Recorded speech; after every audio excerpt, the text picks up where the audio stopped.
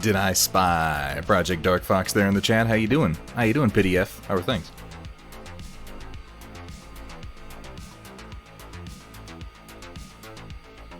Ooh, yeah, that's the good stuff.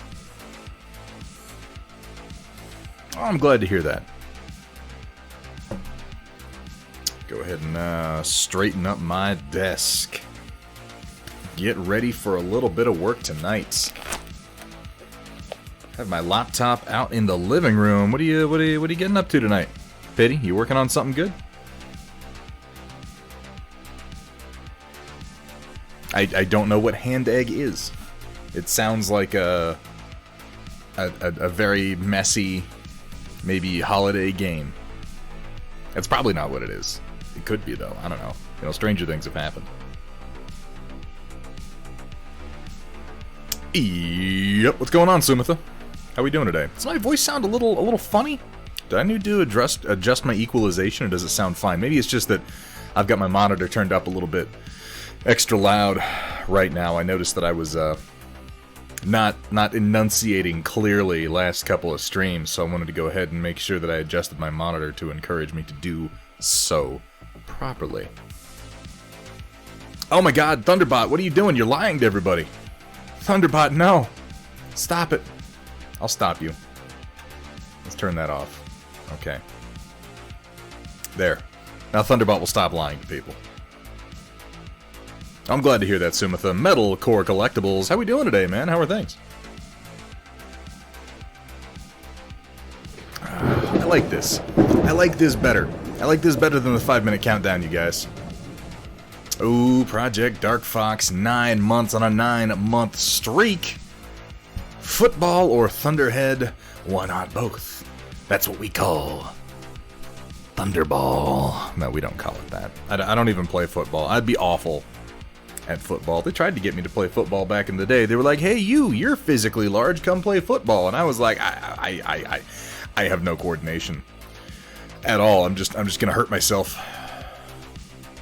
Trying to paint up some of the new Hammerhead parts. Sales coming up. Wink, wink, wink. You get that? You get that, chat? Did you get the wink? It's a good one. That's right. We got Black Friday / Cyber Monday, whatever the hell it is they're calling it these days. Oh, would you look at that? My logo is over, chat. Isn't that funny? I was just messing with my overlay earlier. Some kind of troubleshooting. That is an easy fix, thankfully. Let's go ahead and take that down a little bit. There we go. Now chat is fully visible. Hello, Data Nerd. Good to see ya. Doing some 3D prints. Printed a pair of the Griffins on the... I saw that, Dark Fox. I'm glad to see that the prints came out okay. It definitely was not designed for FDM printing, but the fact that it has come out somewhat decent on it is inspirational. The antennas are almost certainly the part that is never going to print on FDM, but if you drill a couple of holes and run a couple of pins and then clip them, you should be able to get a decent approximation of the antennas.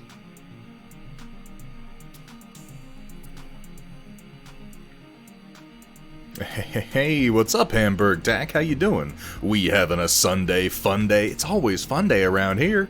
It's always fun day around Thunderhead Studio. Yeah, we're gonna be doing just nothing specific. I got a handful of models, all of which are at a state of near completion that just need some fine work, and I'm just gonna do it because I keep putting it off. Orbital Space Laser Jack, it's always a fun day. It's always a fun day when Jack is in chat. How you doing, buddy? I really like this better than the 5-minute countdown. I like this a whole lot better than the 5-minute countdown. Just a period where I can kind of sit here and drink my coffee and contemplate what I'm about to work on and catch up with chat. I think this is what we're going to do from now on. Maybe someday the countdown will make sense. I don't think it does right now. Check these out. So these are... It's a replica of the Colt... Shit, what year is it? What year is it? Let me check. 1947. Colt Walker. So, I mean, the rest of the weapon is going to be like out to here. It's a big ol' honking thing. It is, they're Roland's guns from the Dark Tower. You can't see it on here. I might be able to show you on the other camera. that it's got the sort of filigree laid in here and then along the barrel. But this is a fully functioning replica of the 1945 Colt Walker. This thing is crazy. Like, it has so many parts. I think each individual gun is like 50 parts to build, and it's all 3D printed. Like, it cycles, it does everything. You could put bullets in it, and if it were made of steel, it would potentially fire them. There's rifling down the barrel that you can't see on this camera, but it's there. Like, this shit is ridiculous. The fidelity is a little obscene. But I'm painting these up right now. I'm going to be doing the graphite powder treatment on these for a friend of mine because he wanted a pair of Roland's guns. The part of this that I'll be doing on stream will be, and I don't have them right next to me, but the grips. I'm going to do the grips. I'm going to hand paint them to be that sandalwood that they describe in the books, in the Dark Tower books.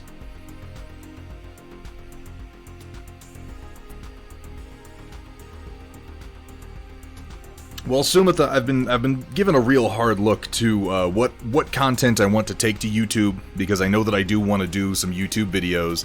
It's a matter of getting over that initial hump. I've been trying to get over that hump like all year. You guys have been here watching me try to do that. We're just going to keep trying until we get over it. But part of that has been sorting out what content I want to bring to YouTube, what content I want to keep here in the stream, how I want to focus myself in each area so that I'm not really wasting time with any of my content. And I have a series of videos planned out for YouTube right now with a good starting point, and I'm hoping to have an initial YouTube paint video, if not releasing next weekend, then at least in the process of editing and ready to go next weekend. I've got the mini that I want to do laid out. I've got my timeline laid out. I've got my editor standing by. Like, it really, it's the anticipation more than anything that is the worst part. But we're gonna get through that, and then we're just gonna try to keep up that momentum, keep at least one, if not two, videos going per month. And in addition to painting, I've got it laid out. I'd like to do some, because I mean, you know, I make products. I should do some product videos. I should do some explanations of the product features, show how they can be used. I'd like to do some painting videos for Trinity City, for Forward Base Delta, for any of the other 3D printable stuff, just so you can be like, do I want to get this? How hard is it to paint? Let's go to the video. Let's check it out. This is the thinking. I'm going to do at least one review video for Talon Games. They sent me a sample of the new material they're printing Cav Strike Ops in. It's very compelling. It's very compelling. They're casting in a resin now, but it is a remarkably flexible resin with a really, really high detail fidelity. I think you guys will like it. They claim it doesn't need to be primed. I'm going to test that theory. Even so, I'm probably going to be like, go ahead and prime it anyway. Like, there's no reason not to prime things. They say it doesn't need it. I feel like I'm going to do it anyway. You can tell me it doesn't need primer all day long. I still want to put down primer. Yeah, right, Steiner. I'm like, I don't know if that's a feature I really want in plastic, you know? Like, I gotta put down a base coat anyway. I'm just more comfortable putting down some black primer. Jack has 48 hours left on his bucket. That's right. Orbital Space Laser Jack is printing out a Mando helmet on his Sunlu S8 right now. How is that S8 working for you, Jack? I've talked it up once or twice here on stream. I know that there are probably a number of people in the Discord who'd be very interested to know your experience with the Sunlu S8. It is a very, very large printer, and from what I gathered, it was very, very easy to assemble, and it's remarkably well priced. Like, I'm kind of looking at that as my next acquisition as far as FDM printers go. Yeah, exactly, Steiner. Like, I've heard that claim many times. I've never found it to be true. The only time I found it to be true is in the case of those WizKids models where they just primed them for you, and even then I was like, yeah, but you put on the primer all thick, and I don't want it. It doesn't seem, don't do that. How you doing today, Steiner? It's good to see you, man. You're streaming tonight, aren't you? Thunderman YouTube tutorials, how to paint dudes. So, Colonel Matthew Steiner, that's one thing I'm actually very specifically going to be avoiding. I'm not much of a teacher, and maybe as I do more videos I'll become more comfortable with it, but I don't want to present my videos as like a here's how to paint. It's more going to be like a walkthrough with me, my thinking as I paint things. If that transitions into a teaching series, you know, so be it, but I'm not going to hold my breath for that one. Data Nerd says Thunderhead Studio merch should be available on the site Tuesday. I'm looking forward to that. I can get some links up. Black primer is a main color for the Battlecore livery. Yeah, I utilize the color of primer right in my paint scheme sometimes. It's not a bad idea. What's up, Puck Duncher? How you doing? Good to see you. I've now put $70 into it with the Micro Swiss and the hot end, and it's working pretty good. That's not bad. You'd wind up putting that much into most of those anyway. Do you know what kind of board it uses? Can it be easily upgraded to use a silent motherboard, or at least something with those silent drivers? Hey, there we got Alaric Kerensky. How's Super Supreme Commander Sunday? How's Soupcom Sunday going for you, Alaric?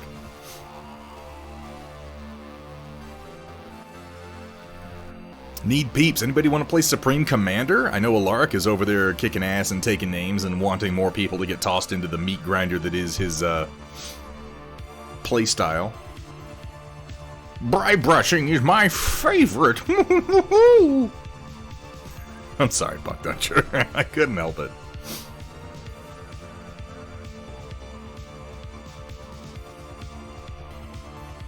Oh, Roland did that for... Oh, God. I made fun of Puck Duncher for the spelling mistake, and it was Roland's spelling mistake. Now I feel bad. I mean, not that bad. Not like bad enough to stop doing it, but a little bad. A little bad.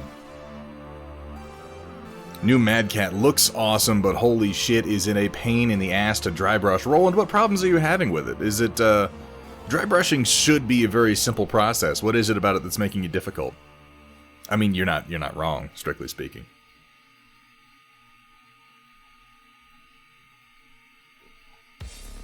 Requires a compiling Marlin. I'm not super comfortable with doing that. There must be somebody out there who could do that relatively cheap. If there was even just some fucking nerd out there who was like, I'm making silent motherboards you can just plug right into your Sunlu S8, I would immediately be more interested. That is one thing that is absolutely required for me. I need those silent motherboards because I run them in my office. Hey, Guy Varese!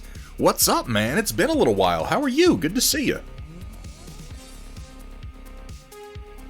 Lots of hard-to-reach spots. So, Roland, consider applying a theory that I apply when I paint, which is, if it's hard for me to reach, you're probably not going to see it all that much in the finished paint job. If it's really, really difficult for you to get a brush in there to paint it, you probably don't have to worry that much about it. Or at worst, reach in there with a fine brush and give it just like one little bright line of high contrast along a panel edge or something like that. But if it's nestled down into the model, you don't necessarily need to paint it. You just leave it really, really dark and say, oh, that's a shadow. Boom, now you're an expert painter. Congratulations.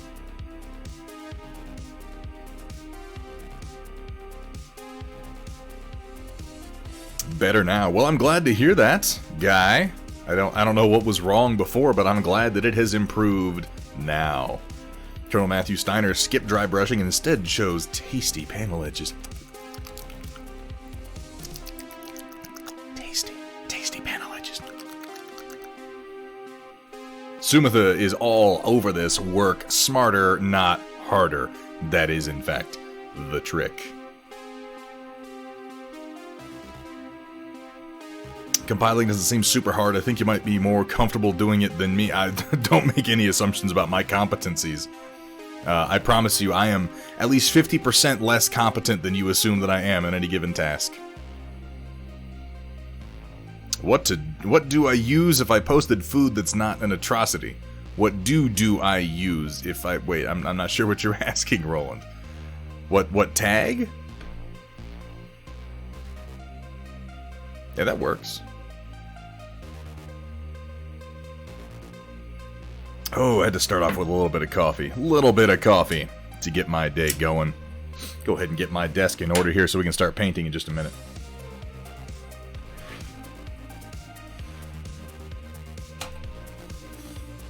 Alright, I got these Soltics I'm working on. I've got White Wolf's Jenner I want to do some hand work on. I've got Captain Marvel, whose face I would like to paint, and then if I can get to it, I've got some detailing to do on Iron Man. We have a real eclectic mix tonight.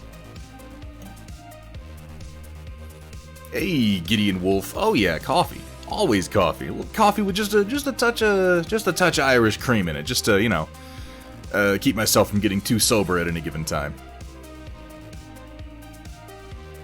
Oh, heart. Yeah, I'm sorry to hear that. I can sympathize. I've got a bit of a bum ticker myself, Guy Varese. Though, you know, there's so many degrees of potential problem with that. I'm glad to hear that you're doing better, though. That is never fun.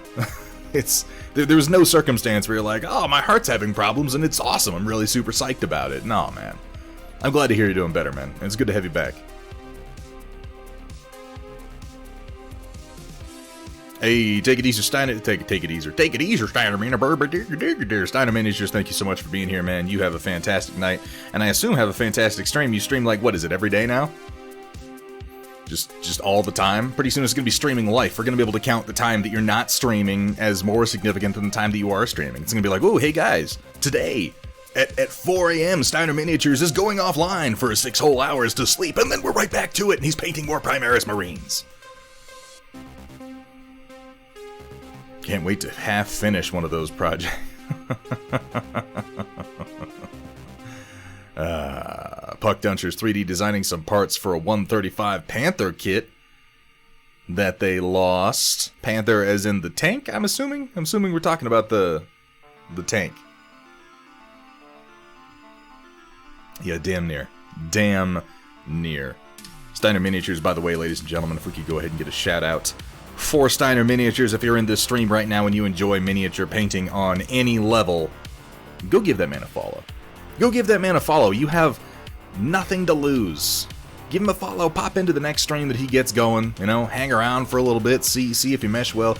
Good guy, great painter, fun community, very, very active.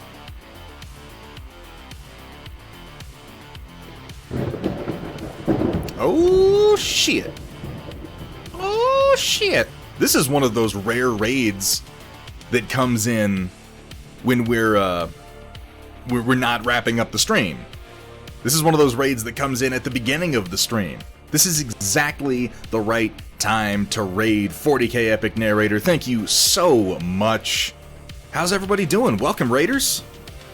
Welcome, Twitch viewers. Welcome, miniature painting enthusiasts. We just got started over here, and we're going to be phasing over into some miniature painting momentarily. Only issue with the Sunlu out of the box is it's an 8-bit board with a ton of features crammed into that can cause issues with the processor. Yeah, I can see that. I can see that being true. Project Dark Fox, thank you so much for that shout out, guys. If you like, if you're a bit of a grognard, which let's face it, hanging around here, there's a very solid chance that you are. I mean, let's all just, you know, let's be honest about who we are. And if being a grog, you enjoy a bit of Old Hammer, a bit of the classic Rogue Trader sculpts for 40k and Warhammer, you're gonna want to give a follow to 40k Epic Narrator. This guy, he's painting your childhood one day at a time. Every time I go in there, he's painting some old orc or a classic Rogue Trader Marine, or recently he's been doing the hero team from Hero Quest. Like, guys, go give him a follow. You won't be sorry. And if you are, you can hold me personally responsible. Not that that means, like, literally anything, but you can do it. Alright. We are just about to get our brushes wet and get started painting. I'm gonna grab a beer right quick. I'll be right back, and we'll get rolling.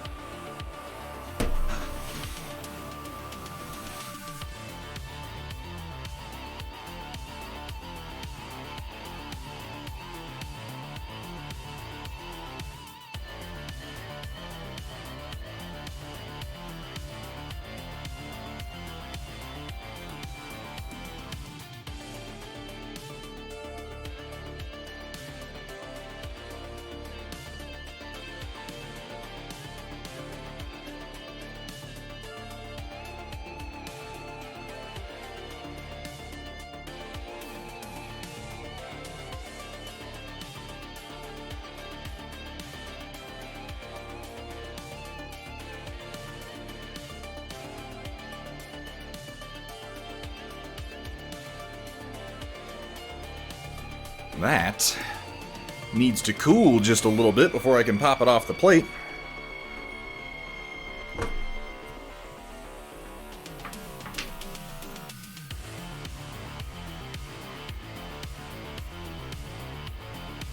Why am I zoomed in so much? Eh, we can come out a little bit. We can come out a little bit. That'll be okay. Hey, cat. If you don't respect the cat, you're gonna get the bat. Hello there. How we doing, cat? How are things? There's Datron Voltari. Good to see you. This has been a good proof of concept for my little warm-up rant there, because just about the time that I was getting tired of listening to myself speak. Yo, I heard you liked battlemechs. That never so happens. I put a battlemech in your battlemech, and now Thunderhead's 3D printer is broken. Tempting fate. Every single time we play that clip, we are tempting fate. Let's paint some Battletech, you guys. So, like I said, I have a number of very, very small, fine things to do across some mostly finished minis, so that's what I'm going to focus on doing tonight. I did want to show off real quick these excellent 3D prints, if we're going to be able to see them. Let's see. This camera actually picks up resin pretty well. Some really, really excellent 3D prints. These are files available from Darkfire Studios. Here we have Cobb Vanth from Star Wars The Mandalorian Season 2, Episode 1, as played by Timothy Oliphant, whose last name I feel sure I'm butchering. That's just always how I've said it. Oh yeah. Now, he has an option for him to have his helmet on, to have Boba Fett's helmet on. But Timothy is just so goddamn handsome, I had to leave the helmet off, and then I've got Boba Fett's helmet here printed that's going to go probably on his base in some sand or something once we get him painted up. So much more Oliphant. Yeah, God, I hope he comes back. I hope he comes back so much. Yeah, that is like one of the coolest things this camera does that my old camera absolutely didn't, was pick up gray resin. Pick up the, like, I don't know what it is about it. It just makes the detail invisible on most other cameras. Oh, there we have another issue with the new overlay, and I'm glad that we noted it now. White Wolf, thank you so much for that Prime sub. 8 months of furious doom. He can just replace Cara Dune. Yeah, between him and Bo-Katan, I'm totally on board. Let me go ahead and put my put my alert box over chat box.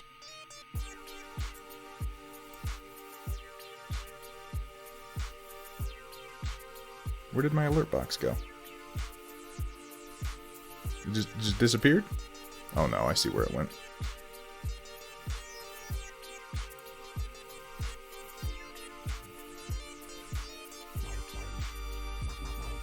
Where did my alert box go? It's like it just vanished when I tried to move it. That's no good. I need my alert box. Come on. There it is.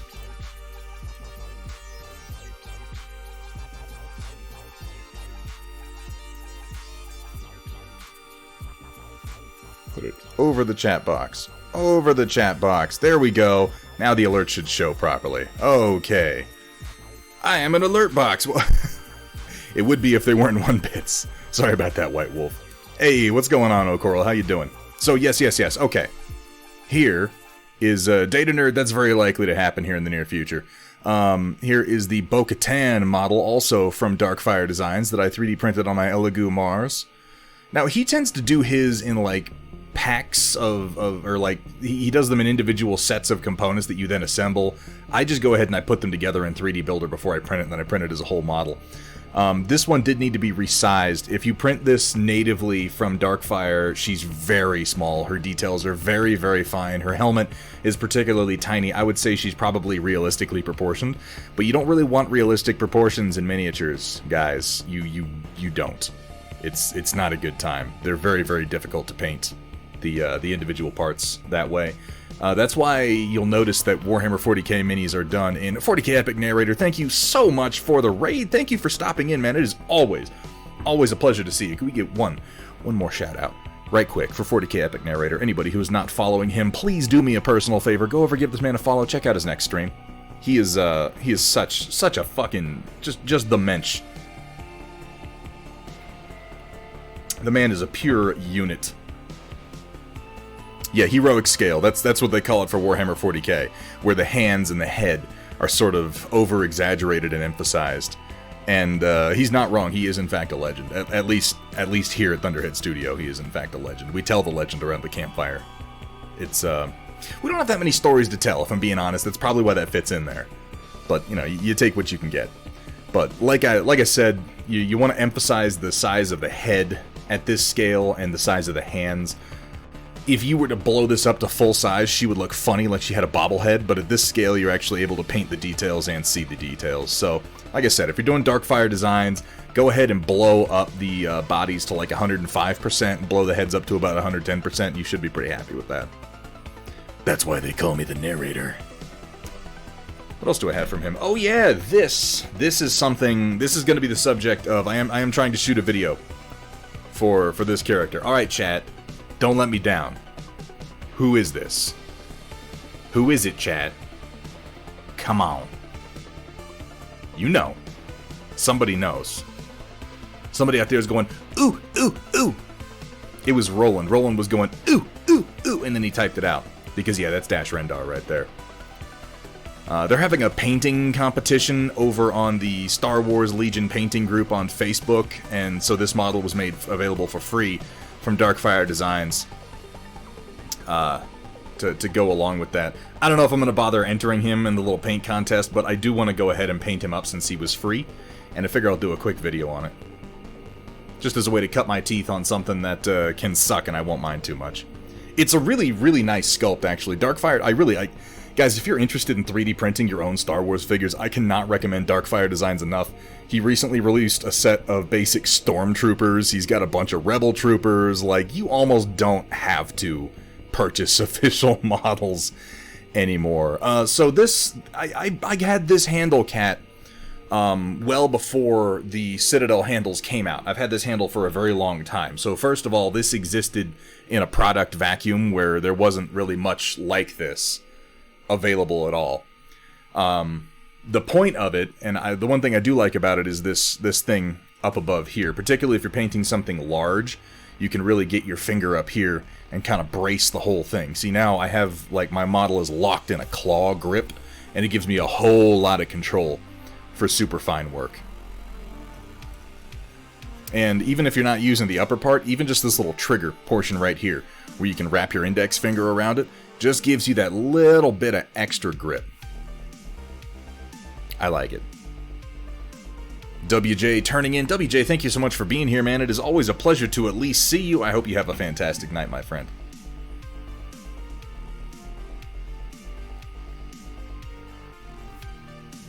Yeah, Datron Voltari, never regret that, dude. Facebook is the devil. Like, it may literally be the devil.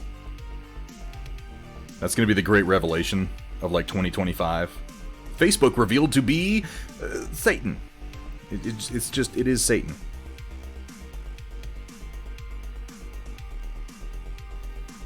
So, let's go ahead and get started, shall we? Day 7 of a 10-day work week. Ouch! Zombie Brush Studios, good to see you, man. Can we get a shout out for Zombie Brush? Another very fine painter you should be following if you are not already. Don't laugh at me as I do this fine work, because I'm not very good at it, and this is me trying to get practice in.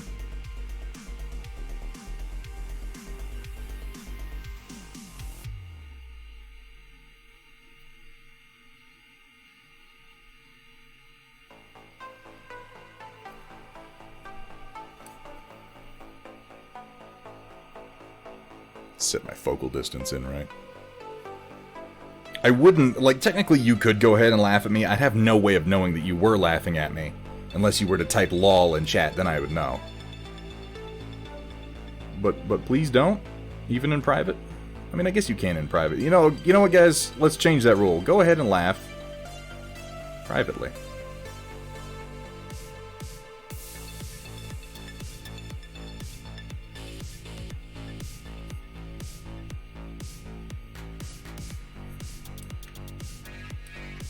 Well, yeah, but I just assume. I just assume that, Puck Duncher.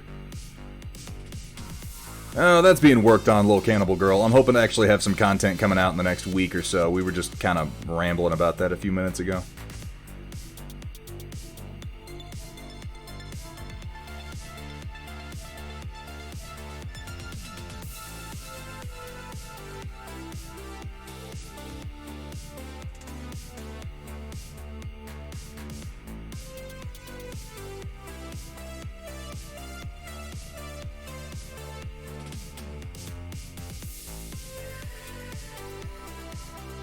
Oof, it's a little rough. Come in and clean up with some green and a few spots here.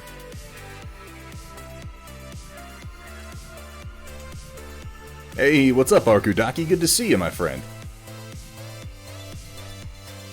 Yeah, I'm feeling a little masochistic tonight, Colonel Matthew Steiner.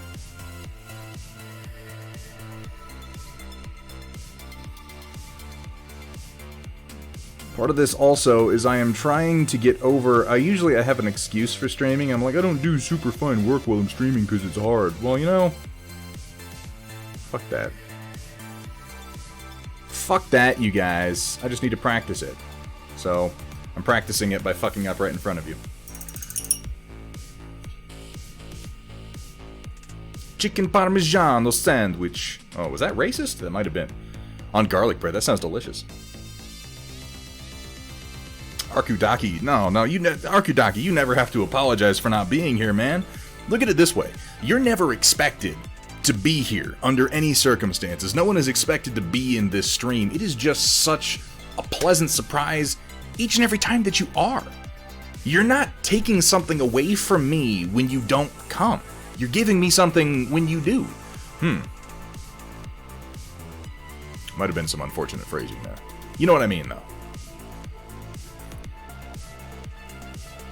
Bust out some of my Model Air green.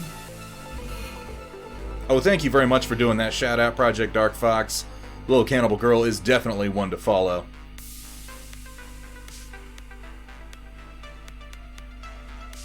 Lurk away. I've got to turn off clips.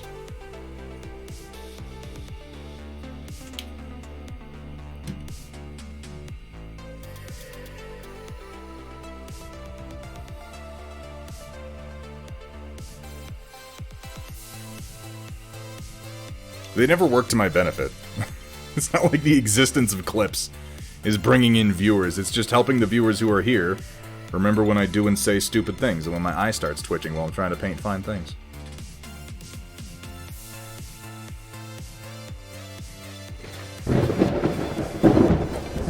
Oh, when watching my Thunderhead's God. stream, you may feel the urge to do the cha-cha, because he likes to slide it to the left, and then slide it to the right, and then hold it off screen entirely. Fair Come on, enough. Thunderhead, put it back on camera. Ooh, I gotta relax my old eyeball, because I'm getting that eyeball twitch. Penis Land Warrior coming in hot. So hot. White hot, one might say, with that 9 months of subscribing. Holy shit, my friend. Can you believe this is going? This has been going on for 9 months. I can barely believe it myself. How you doing today, Penis Land Warrior? It's good to see you, man. Always a pleasure to be visited by one of the noble warriors of the land of Penis. A land with a warrior culture dating back, well, to time immemorial, really.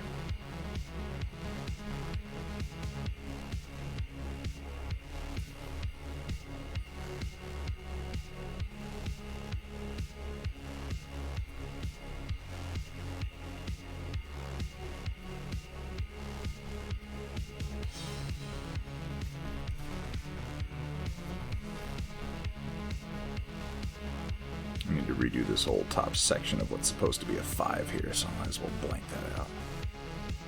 Might as well blank that out. While I define this a little bit better. There we go.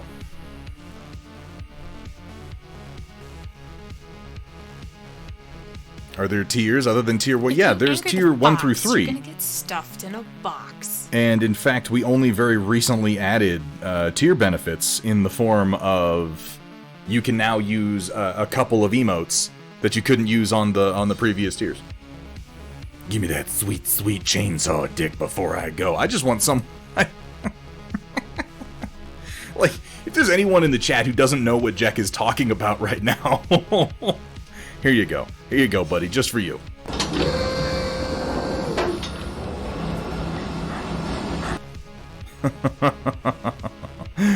Oh, Jack, you have a great night, man. You have fun doing that homework. I'll catch you on Discord a little bit later, my friend. Oh, that's so thoughtful of you, Penis Land. I really appreciate that, man.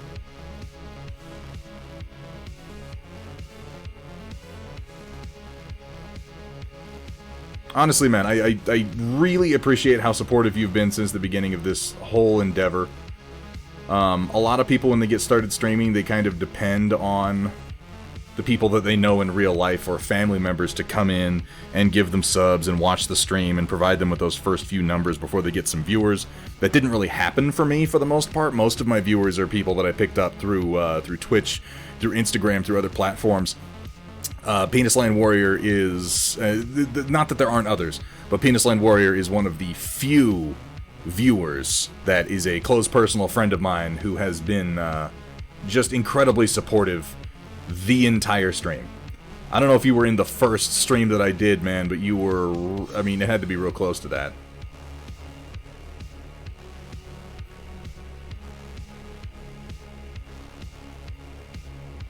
I'm just kind of cleaning up and defining the edges of my numbering here. And then I want to go ahead and put a slash down through the center.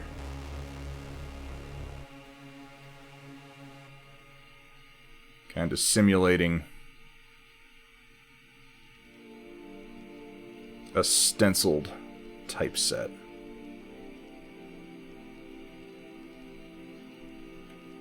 Which is probably unnecessary, but I'm doing it anyway. Oh, you came through Reddit, Pawnburn? Nice. I don't advertise on there as much. Yeah, there's a lot of things you can't do via mobile, unfortunately, through Twitch. Honestly, man, like, if you want to do that, that's awesome, but you don't have to. I mean, you know that. You know you don't have to, but still.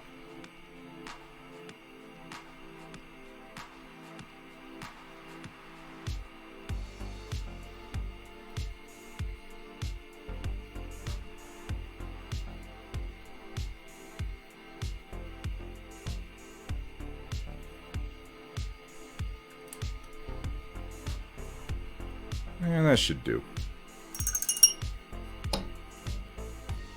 And Kawakudaki's here as part of his court-ordered probation.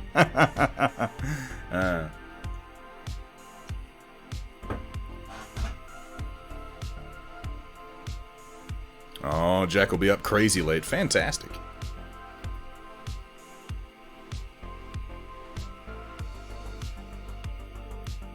Yeah, the first few streams were a little bit rough. White Wolf.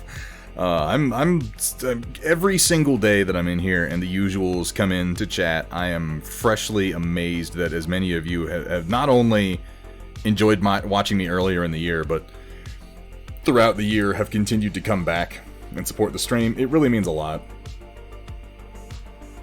This stream has been an immense help for me through the very, very trying times that 2020 has brought on. And I hope that it has done a little bit of that for you as well.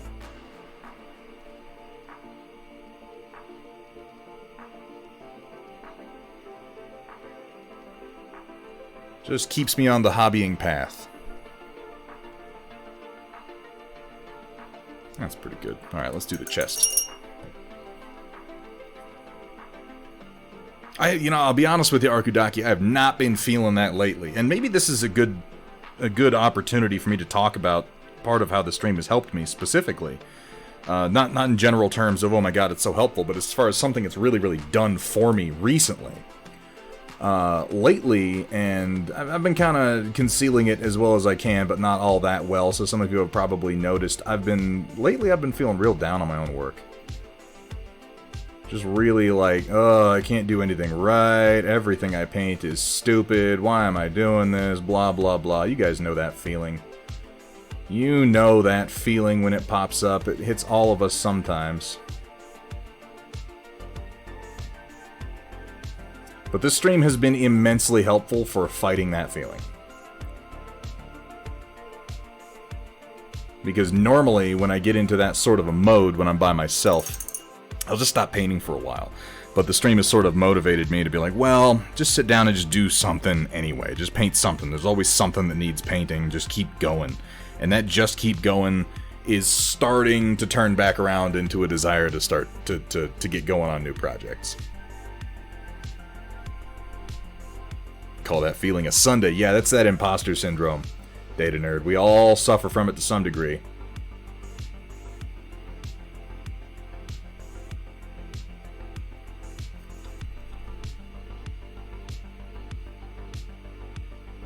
Me more so because I'm genuinely an imposter. Yeah.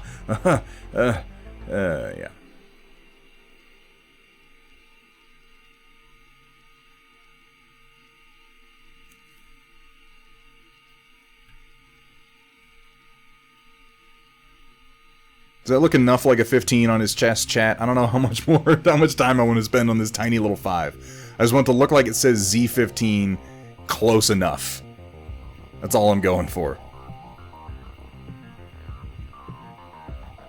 Leave that to us. Okay, Arkudaki, I'll leave all the criticism to you guys. No problem. See, Arkudaki, I could use decals. I even have decals for this. I don't want to. I'm trying to improve my fine work, particularly live on stream. Because I've used that, like I said, I've used that as an excuse a number of times. I'm not going to do this because it's fine work and I don't do fine work on stream. Well, you know what? Bullshit. You know, I suppose you could just go ahead and glorb that paint on anywhere. It's not like we're trying to get inside the lines or anything. We're not trying to get inside the lines. Trying to do crazy other stuff. Alright, let me put a little bit of red on this guy, and then I can finish up these other two I've got going. That is 16 and 18, and then they'll join Mr. Z17 here.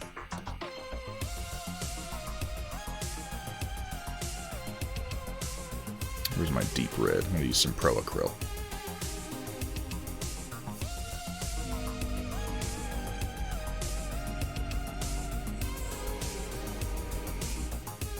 Have that at my real job. I'm afraid someone will actually figure out all I really know how to do is work Excel good. See, the realization you have to come to is that that is, in fact, a skill. And the disappointing... See, there's particularly an imposter syndrome. You get good at something, and it's like you're tempted to forget all the work that went into getting good at the thing. Your brain, like, filters that part out. That's just sort of in the past, and you've done it. And there's this assumption of, like, well, I learned how to do it, therefore anyone could learn how to do it because it's me. And all they have to do, like, all you have to do to get good at this thing that I'm good at, all you gotta do is, you know, devote several years of your life and intense study to getting good at it. And it's like, when you say it out loud, when you put it together like that, the problem should become apparent. Most people aren't gonna do that.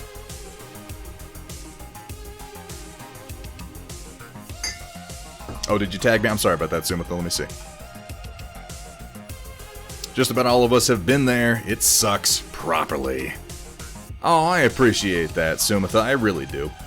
And yeah, like I said, you guys have been instrumental in keeping me motivated. I really do appreciate it.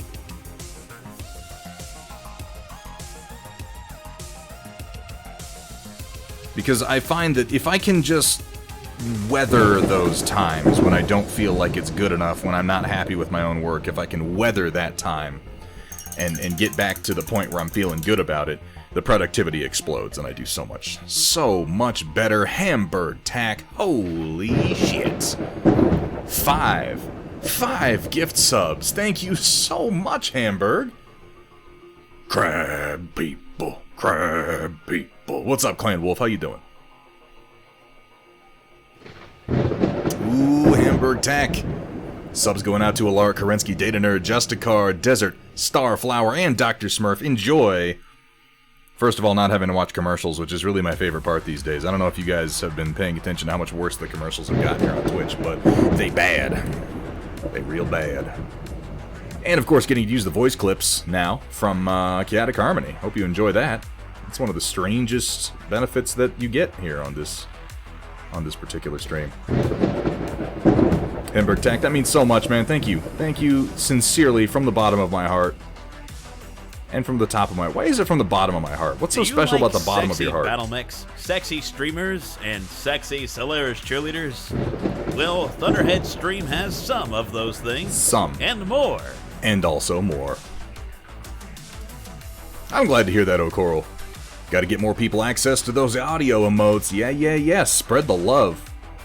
Spread the love and spread the 50 shades of cold gray.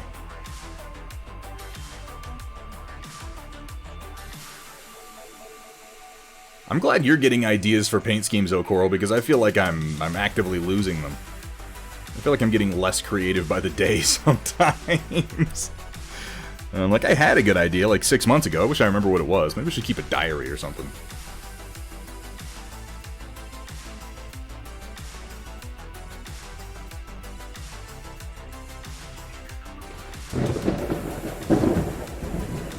Ooh, M. Fontana with the follow. Thank you so much for that follow, my friend. Welcome. Welcome to the stream. Welcome to the Stormchasers. I hope you're having a good day. Oh, that was hideous, what I did there. Implies the feeling being felt deeply, I think. Yeah, but I feel like the best parts of me are at the top of my heart. The bottom of my heart is where all the, like, bile settles. The bottom of my heart is where all my, like, hatred of the Star Wars sequel movies settles. You don't really want anything from there. Because that's just going to be me bitching about, like, subverted expectations and ragging on Daisy Ridley, and that's not even fair. Here at Thunderhead Studios, it's okay to be sloppy.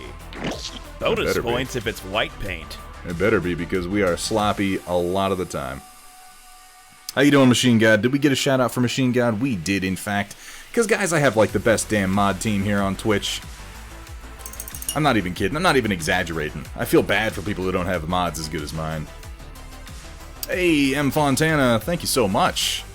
Thank you so much. I'm glad you're enjoying it. Been playing Battletech since the 80s. Oh, then you recognize... You definitely recognize the old classic Griffin, then, huh? I'm a big fan of some of those original Battle Droids designs. Definitely the ones taken from Fang of the Sun Dugram.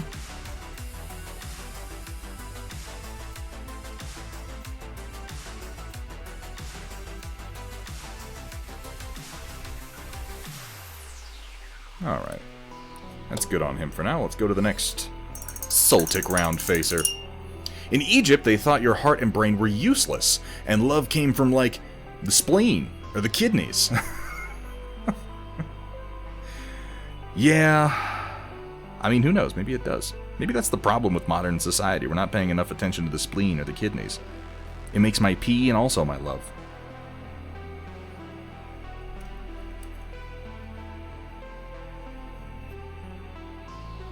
Well, M. Fontana, I'll tell you what, if you had any kind of a break from Battletech since then, 2020, weirdly, is one of the best times to get back into it.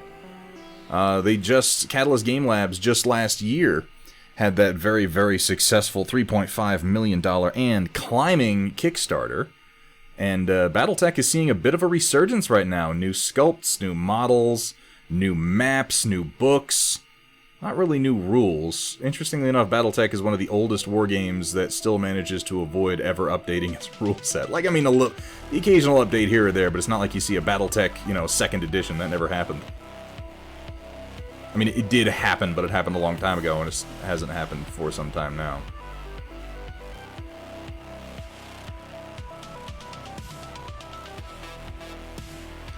Just defining these numerals a little bit, because they got a little sloppy when I was putting them down. And of course I'm doing this by hand like a maniac. Let's talk about Disney trying to ditch Cara Dune, because Gina has an opinion. Arkudaki, I'll put it to you this way. I'll put it to you in the least political way that I possibly can, given the political nature of Cara Dune / Gina Carano's opinions. Disney is effectively apolitical. I know that sounds funny because they seem to stand up for certain politics, but here's the thing. Disney believes in one thing. One thing. Money. Disney believes in money. And the algorithms and the committees have told them that that's where the money is. So that's the direction they're gonna go. It's soulless, but it's at least it's fairly consistent.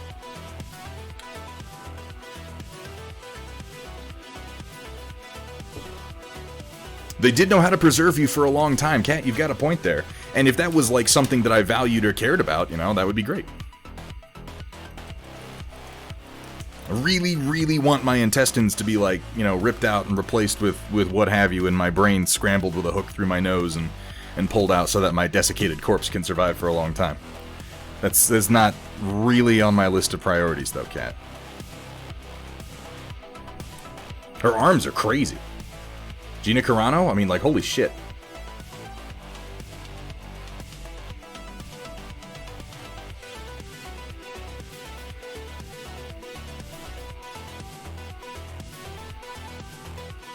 I think that it is well-timed for them in that as far as having a strong female lead on the show, they just introduced Bo-Katan, who, I mean, you know, no offense if you're a big Cara Dune fan, but you could chuck Cara Dune out the fucking airlock as long as you give me more Bo-Katan.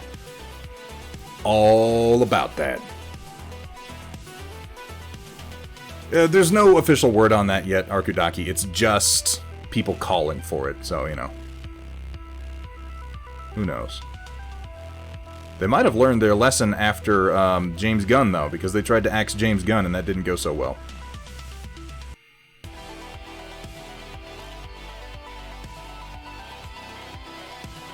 I'm comfortable with Disney doing whatever it is they want to do in their pursuit of the almighty dollar.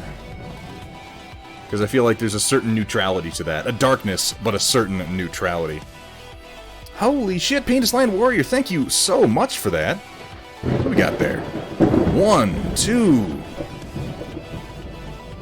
Gift subs going out to M. Fontana and the Dark Artisan. Thank you so much for that, M. Fontana. You can now enjoy this stream without having to watch commercials.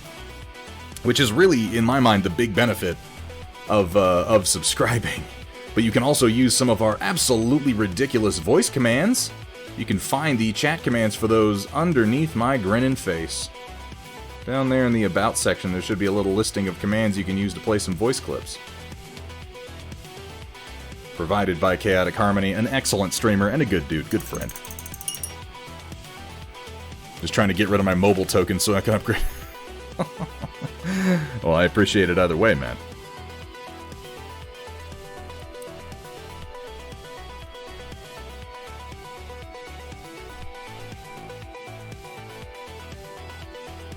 Alright, I just got to do this tiny little corner in green here, and it's going to drive me crazy.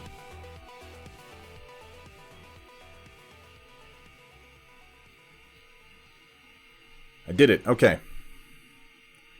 Now stop messing with it before I screw it up.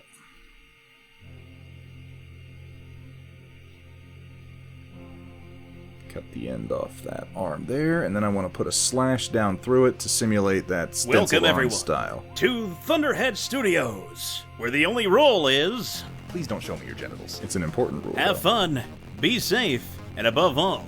Don't show them to me. For the love of God. Don't do it. It may be the only rule, but damn it is it an important rule. I do not want to see your junk. Not even Penis Land Warrior, which is potentially offensive in his culture. Since that's actually how they say hello, but so far he's tolerated it.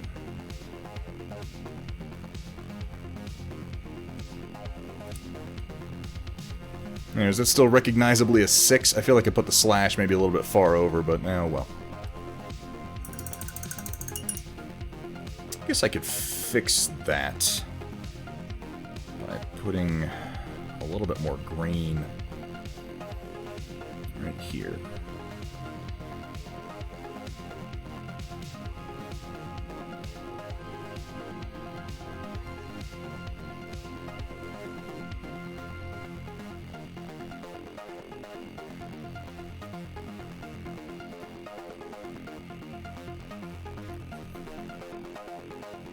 Yeah, that works.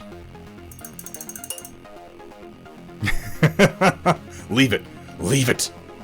Oh, it's blood. It's definitely blood. No, it's paint. It's always paint. I'm gonna fuck with it just a little bit more. Just a little bit more. I'm not gonna mess it up, I swear.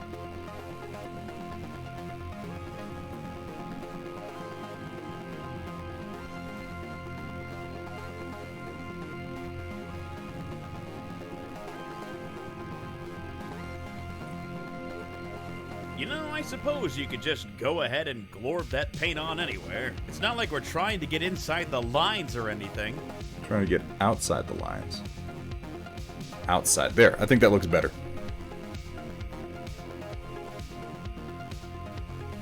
Good enough either way. Hey, what's up, Kursala? Good to see you. And Shock21, always a pleasure. On my right hand, oh, that is also paint. That's not blood, that is paint. It is blood red paint. I think it's actually called that, is it? Burnt red. Okay, not quite blood red, but it is a very dried blood color. Hey, Vergatarung, always a pleasure to see you, my friend. How you doing? Alright, while I'm doing this, I might as well clean up the edges of my chevrons a little bit.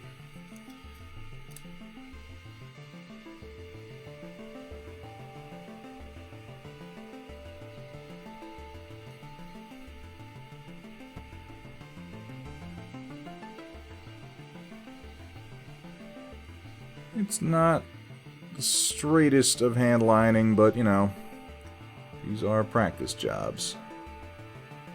That is definitely my excuse.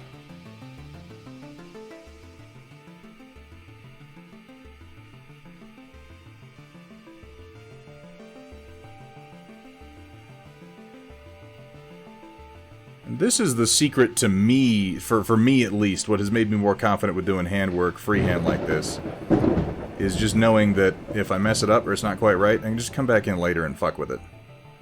Until I get it just where I am happy with it. Oh shit, with the donation. And a very happy Thanksgiving to you and yours, Penisland Warrior. I hope that everybody over there is staying safe and having just as good a time as we can have this holiday season. Thank you so much for that donation. I can't say that you're wrong. We do need to get together and smoke some meats and hang out. It has been way too long, my friend. That, and I need to pick your brother's brain a little bit about his fucking dented helmet build, because I've seen he has gotten really into the Boba Fett thing, and ever since the last couple episodes of The Mandalorian, I've been eyeballing that male Night Owl, the guy with the blue Mando armor, and I'm like, yeah, maybe we need to do that. Data Nerd, I have been letting that cool. It might be done by now, though, so thank you for the reminder.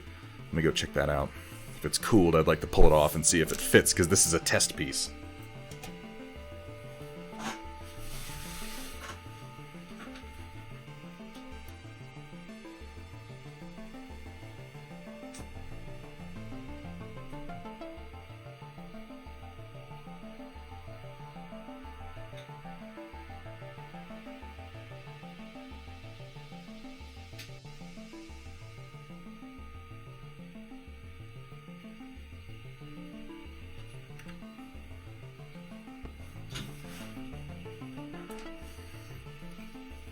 And if it worked, I'm going to go ahead and start printing another, because I need to do a bunch of these. So there was a weakness in my original set of files for the Star Wars Legion Terrain Lothal Moisture Farm, in that the vertical masts on the... They weren't like super duper breakable, but they were kind of breakable, and I fucking hate that in files that I put out. I want my stuff to be just as near indestructible as I can possibly engineer it. Not another helmet stream. You can always do the latest version of Boba Fett. The just kind of the old man in the desert.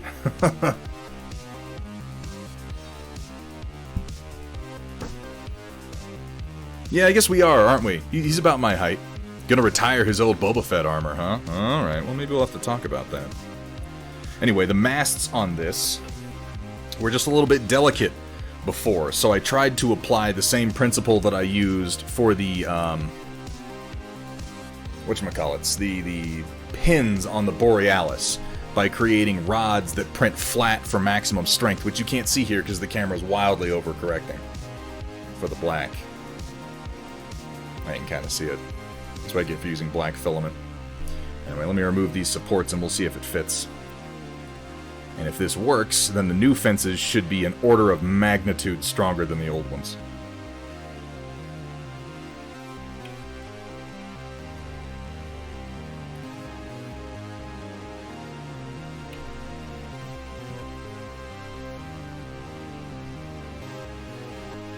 Project Dark Fox has returned.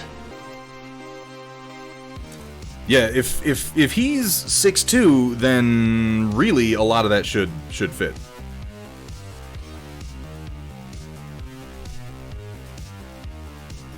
I remember him being about my height.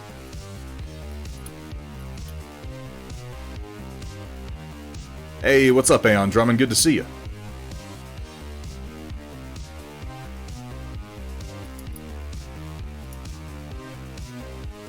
Alright. So let's see if this works. This should go down into here. Without too much difficulty. Oof, it's a tight fit. I might need to change the size of it. My camera does not like all this black on at the same time. It tends to overcorrect for it a little bit. Well, no, that does kind of work. There's definitely a tight fit. I might need to expand the hole a little bit more. But that's okay. I've got plenty of space to work with there. Either way, that should go in there. And then this mast go on, or this mast topper rather.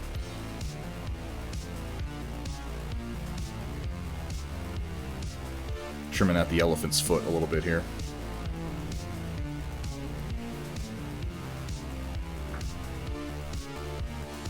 Yeah, please do. Let him know that I'm eyeballing some Mando builds, and whether or not his gear would fit me, I'm certain that I could use some advice from him.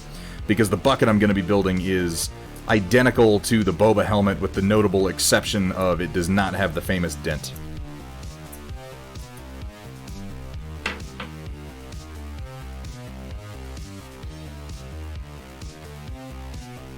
Alright, small adjustments needed for this to fit easily, but it does fit.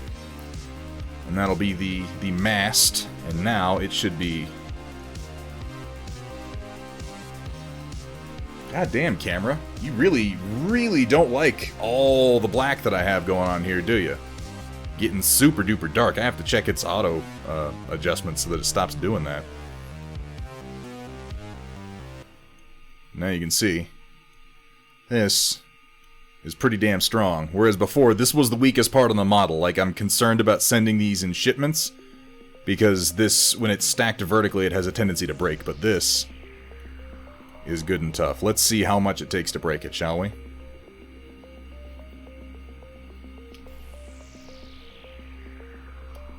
I mean, it's bent, but it's still not... Yeah. That's as bad as it gets. It'll actually bend and deform before it'll snap, and that's ideal. I don't know if you guys have seen these fences that I did for the Lothal moisture farm yet, but they have these print-in-place supports, and these just snap right out. And these are good for other 28mm scale war games as well. These are all, it's a modular fence system that builds with these little hooks. In the end, it has a bunch of different turns that you can do. And then, I mean, these print good and strong. You can strum these like a guitar. They're not gonna break unless you break the end of it like I just did. Which actually, maybe that's something I'll add to the next round, is just a little reinforcement point so that won't happen. That's odd though, I haven't had it break there before. But these don't. That's what matters. Strum them like a terrible guitar. Yeah, more or less. Alright, well, I'll try another prototype for that in a little bit. Until that, the printer's going to be a little bit quiet. It's the white in the background. Oh, is it? I guess that... I was thinking more white would fix it, but you're right. It's exactly the opposite. Less white fixes it. Ha ha ha! I know things about colors and cameras. I don't really. I'm clueless. It is 2+ Setup Sunday, so if you want to get that extra pick and make it of your battle station, workstation, art station, what have you, whatever your setup might be. Streaming stations. I haven't seen enough streaming stations. I love streaming stations. Let's see where you're streaming from, streamers. Shock21 coming in hot with that sub. Thank you so much, my friend.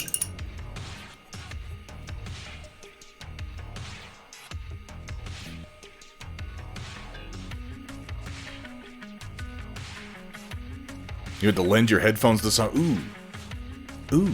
I never want to lend my headphones to anybody. But then I can be a bit of a germaphobe.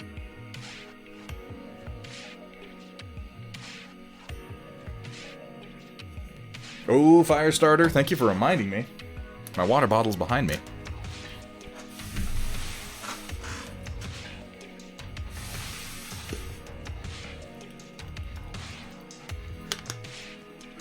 Roland, I leave the definition of setup to you. If you feel like it's your setup, show it to us. Show it to us, baby. Let's get eyes on. I'm gonna clean up these little triangles on his knees while I'm at it.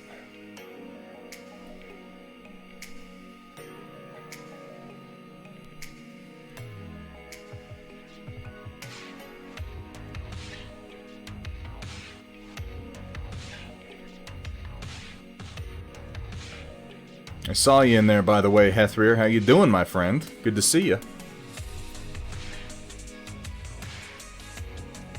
You were thinking, oh, Thunderhead didn't notice me, but I notice everything. Except for all the things I don't notice.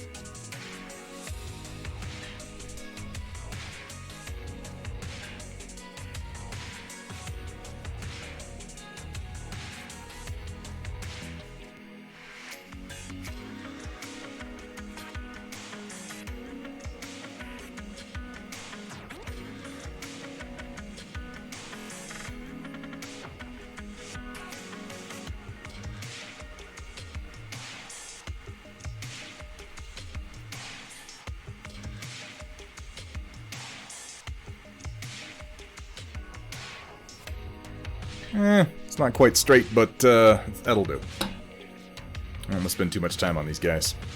Mediocre. So, Cat, I got that new chair, and I built it, and it sucked. It was awful. It was built for someone like half my size. Maybe if my skeleton was smaller, it would have worked. But I turned that right back around and returned that shit almost immediately. What I then invested in are a new lumbar support for the chair I already have, and some new arm pads that just strap onto the arms. It cost me about a quarter of the cost of the chair, and it's actually working pretty well so far. So I think that I was overestimating my need for a new chair. Also, next time I do upgrade my chair, I'm going to go to a warehouse and get one in person, because I really need to sit in them. The world is not designed for people my size, unfortunately.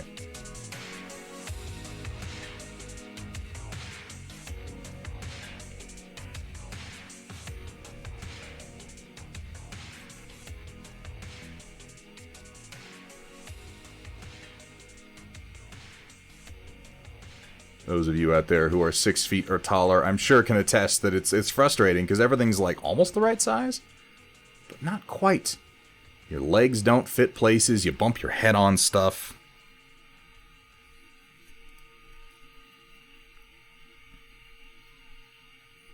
But the new lumbar support and the new armrests are a huge improvement over what I had going on. That was really, that was what I needed.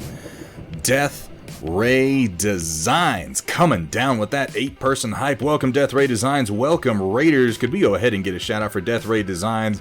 The fine fellas over there have begun streaming recently some of the amazing products that DRD puts out. It is a stream that is well worth checking out. I have rarely seen, like, these guys, they just started doing the streaming, and holy shit, are they putting some effort into it.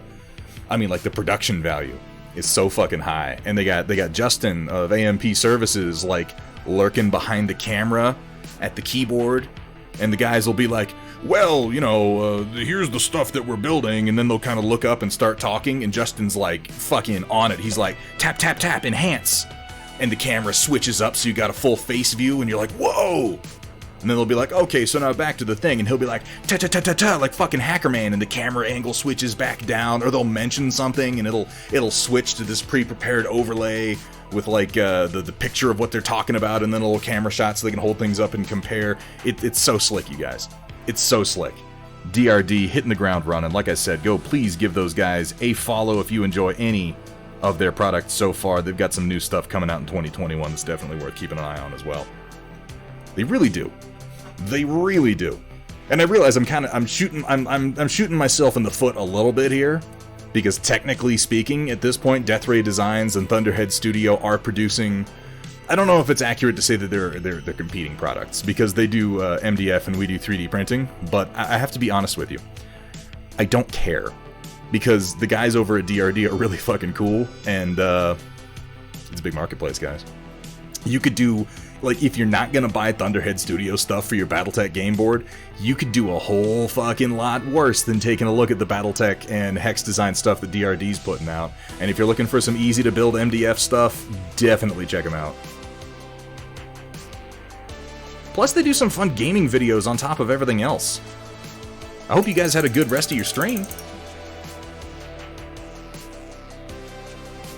Absolutely, Death Ray Designs. I had a good time hanging out. That's just, you know, guys, that's not the kind of guy I am. That's not the sort of person that I am as a human being. It's not the sort of person that I am as a friend. It's not the sort of person that I am as a businessman. I don't believe I believe in good competition. I do. I think that good competition, real competition, is what keeps all of us innovating. And Thunderhead Studio terrain is not going to be any better because I like try to pettily undercut other people who are doing work. It's not like my work's going to improve because I'm like, oh, don't buy from those guys. That's bullshit. They're making good stuff and you should check it out. And frankly and honestly, if they make better stuff than me, that's who you should buy it from. But that's all mostly supposition because we do different stuff. I do 3D printing, they do MDF.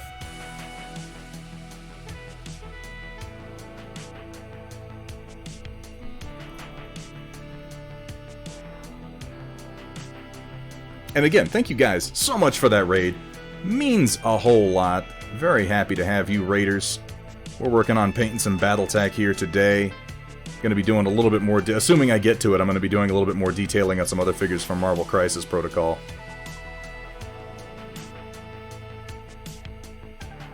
Also, if you're not following, is it AMP Services, I believe he goes by, the armed painter, you really should be.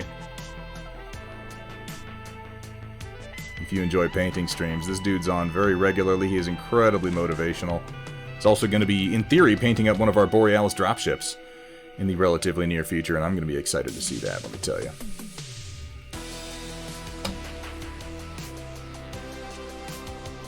Moving on to the next Sultic Ground Facer. Paint is switching between 3 different 3D design programs and all having different camera controls. God, Puck Duncher, I feel that so much. I feel that so much and so personally. What's up, Malev, Flo, Shinobi? I just followed you earlier, man. I saw you over in the DRD stream, and I was like, I'm always, like, anytime I'm in a chat and I see people talking about painting stuff, I always click over, like, I wonder what this guy does. Let me just check out his profile. And some of the painting I saw you doing, Malev, really nice stuff. Very, very cool. I'm gonna have to pop into your next stream, man.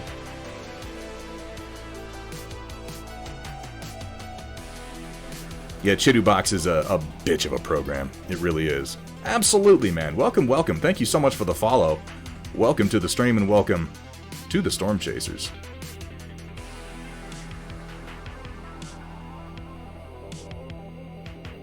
This is going to be a fun one because the numbering... I did 8 on this one because I didn't feel like painting the number 8. Like, I was like, which numbers am I doing? Which one do I not want to paint? I don't want to do 8. So I did 8 on here, so it's just all cut off. Do some battle damage on top of that. Oh, thank you so much for that, man. I really appreciate it.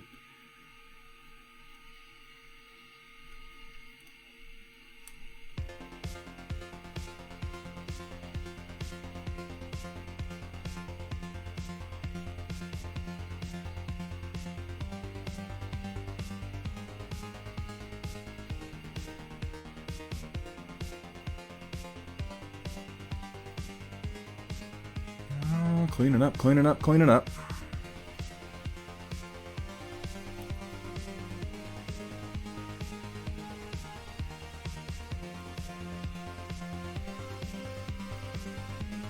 You have a fun idea, but you're not sure how to execute it. Lay it on us. Lay it on us, Puck Duncher. Let's hear what it is. Maybe somebody can help you out.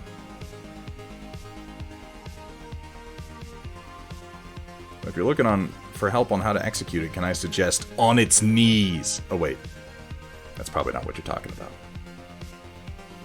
It's probably not what you're talking about.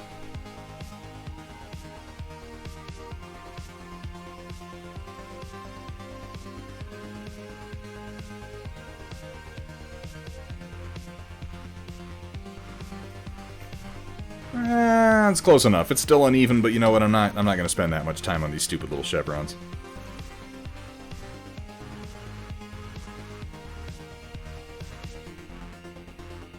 A little extra lining around these yellow parts just to help them kind of pop out.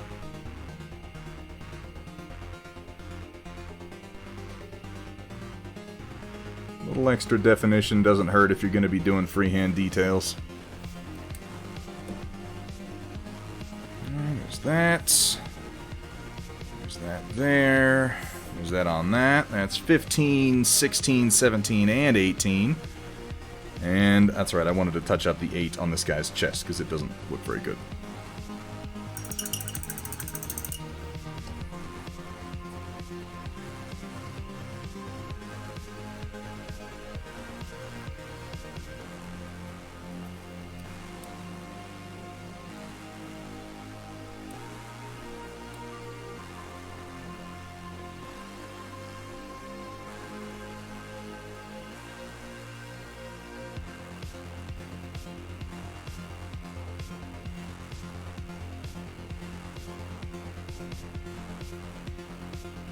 Right now I'm printing out a crab for my Tyrell's Terrors group, you know, the red and dark gray. Yeah, we've seen a few of those now. Have this idea.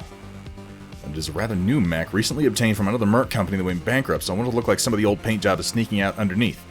The first thing that I think of when you say that, Puckduncher, is the salt technique. I don't know if you've seen that. You can do it with salt, you can do it with just plain masking. But you could sort of do the original paint scheme and then put some masking over it where you want it to show through, and then do the new paint scheme over top of it and wipe the masking away. And it'll just look like the old paint's kind of worn through. People do that a lot for just general rust and weathering effects. It would probably work better with some liquid masking on a model. The salt technique is more for like terrain, where you kind of crust salt on top of the original paint job, then do the new paint job, then break the salt off.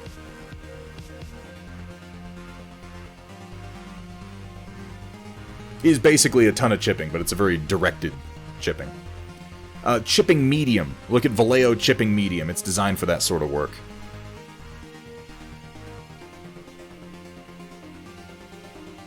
Oh, I'm gonna go cross-eyed.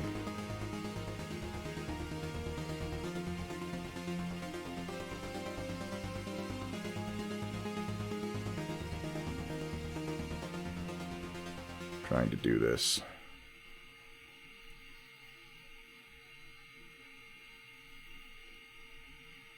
Oh, okay.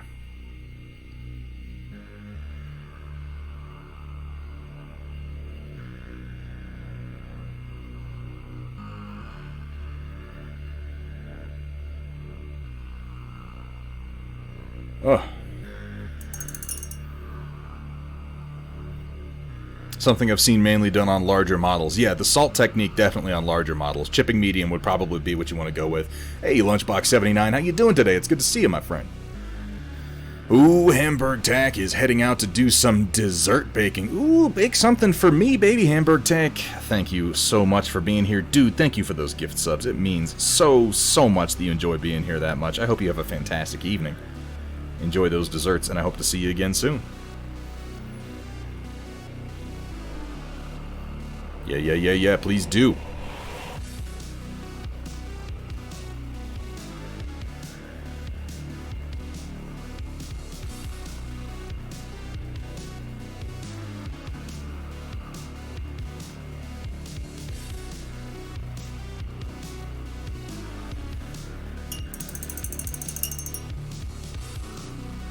Oh, yeah, Sumitha.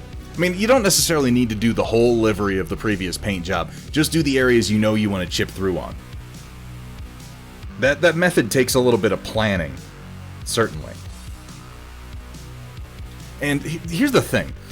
The thing about painting battle mechs in particular, Puckduncher, is just that they're so small.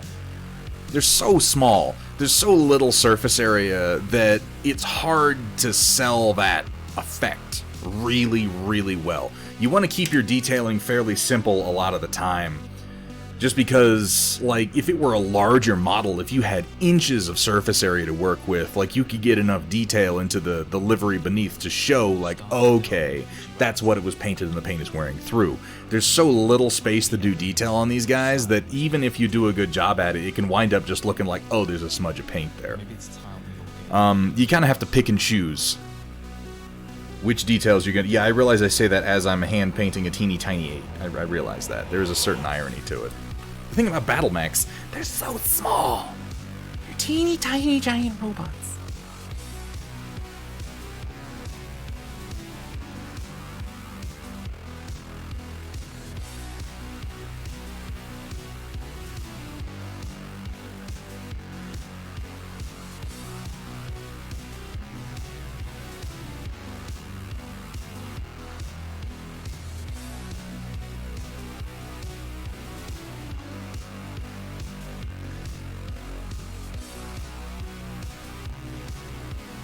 It's the kind of thing that if you were to print out a mech at, like, a larger scale, even as large as, like, 10mm, 15mm scale, I think you'd have a better time trying to do a strategy like that. I'm not saying you can't do it, Puckduncher. Don't take my words as a discouragement. I'm just letting you know it is going to be tricky. And it might not wind up looking exactly the way you're seeing it in your head.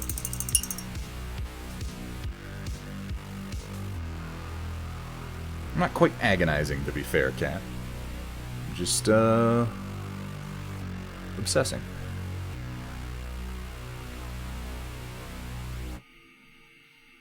You know what I'm doing, Cat? You know what this is? What you're seeing right now, chat, stream? I'm practicing. I'm practicing teeny tiny little things.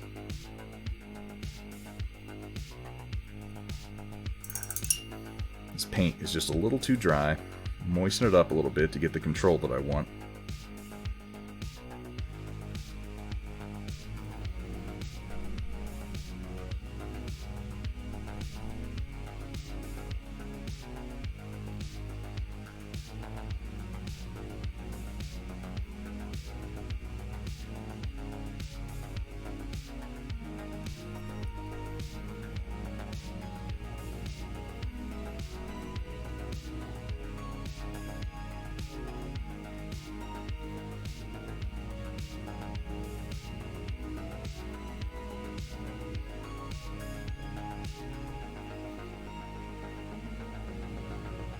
There.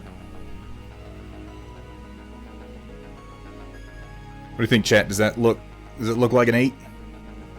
Z18 it's supposed to say?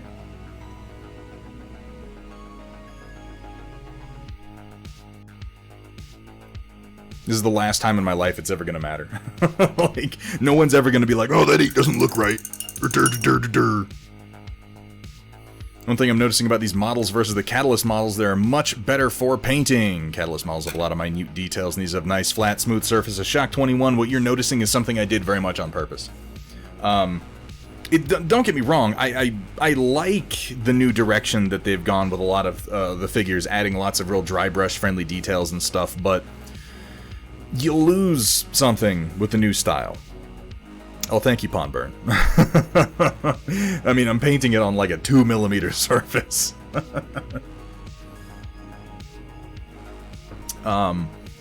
You lose something, like, I get that it's sort of the modern aesthetic to have lots of panel lines and lots of little greeblies and handholds and you know, what have you. But you lose flat spaces to do things like decals, to do things like hand detailing, like the symbols and the numbers and all that stuff.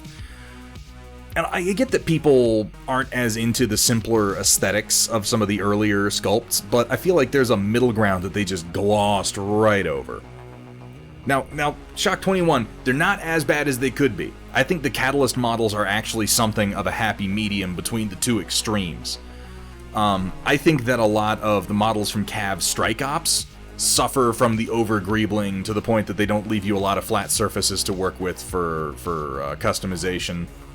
I think that a lot of the Mech Warrior Online figures suffer from that. Mech Warrior Online figures are like wildly overcomplicated.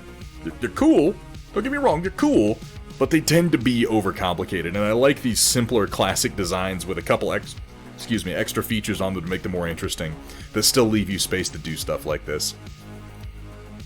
Same thing for this Unseen Classic Shadowhawk that I still need to finish. Like, it has enough details, but then it has enough broad places. Hey, Mr. Redbird, how you doing, my friend? I think Adam Savage talked about finding a balance with that too. Yeah, I'm pretty sure that he has. He is certainly a student of aesthetics, that man. and a giant fucking nerd on top of everything else. This is also true, Datron Voltari, and this is something to consider. Like, if you took the Catalyst mechs and you made them a foot tall, you would have lots of extra space to do detailing on. But they're not a foot tall, they're like an inch and a half tall. And it's something that, for instance, the, do I have it here? Well, I don't have the one I was thinking of, but I have another example. It's something that the Awesome from Catalyst suffers from, for instance. Teeny tiny little cockpit glass.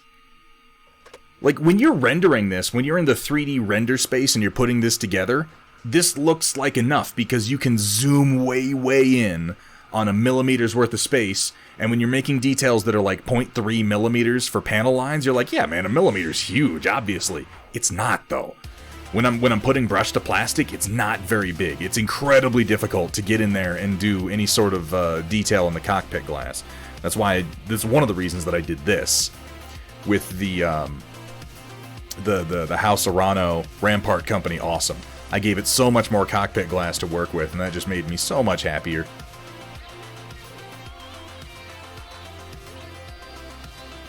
Yeah, and Vergaderung, I'd imagine you're definitely feeling it, well, with all the Merrick militia that you do, and as much freehanding as you do. Off to bed, thanks for sharing your work.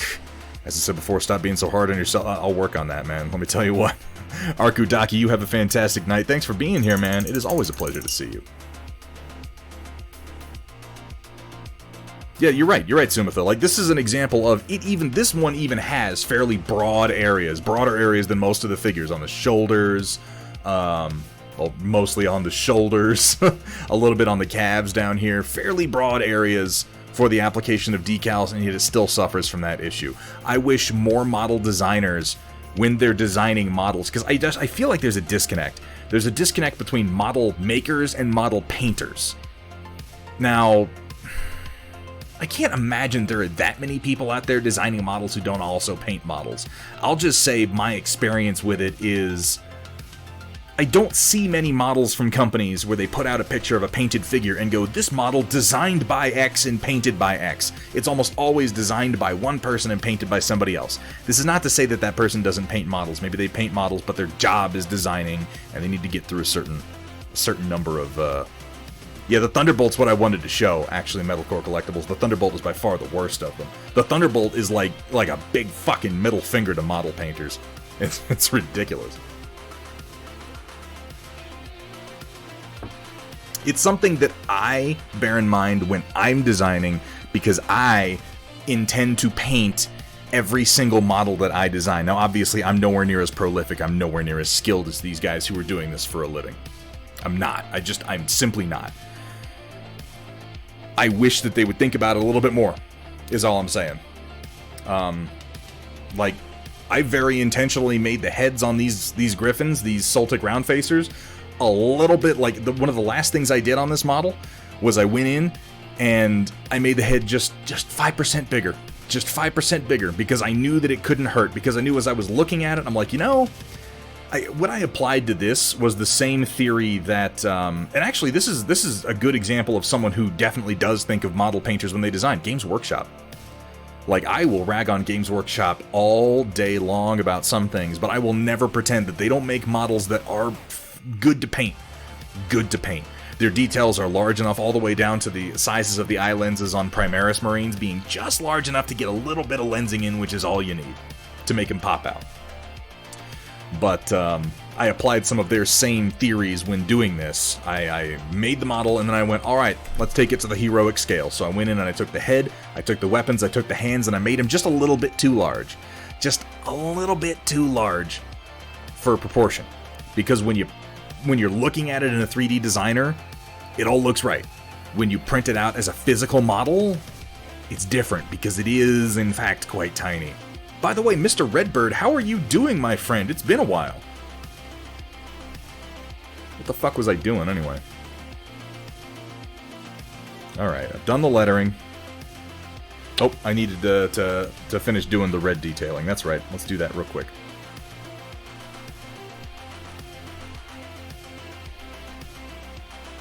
I'm not the Sumitha, like, this isn't even me being hard on myself. I'm saying the guys out there who are designing models for a living, for Catalyst Game Labs and other companies, they're better at it than I am, man. And I won't even be hard on myself and be like, they're just better people than me. No, they're better at it because they've been doing it longer. I am a dabbler. Hey, what's up, man, Rofasol? Good to see you, my friend.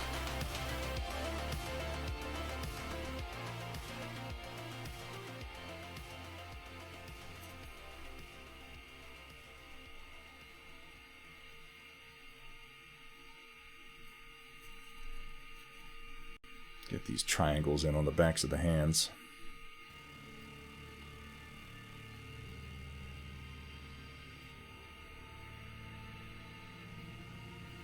And this is the sort of detail where I'm not worried about getting it precise on both sides, because there's like no way you're going to see the model from both sides at once. They're facing opposite directions. So your eyes will never tell you that the chevrons don't match, because you can't see them at the same time.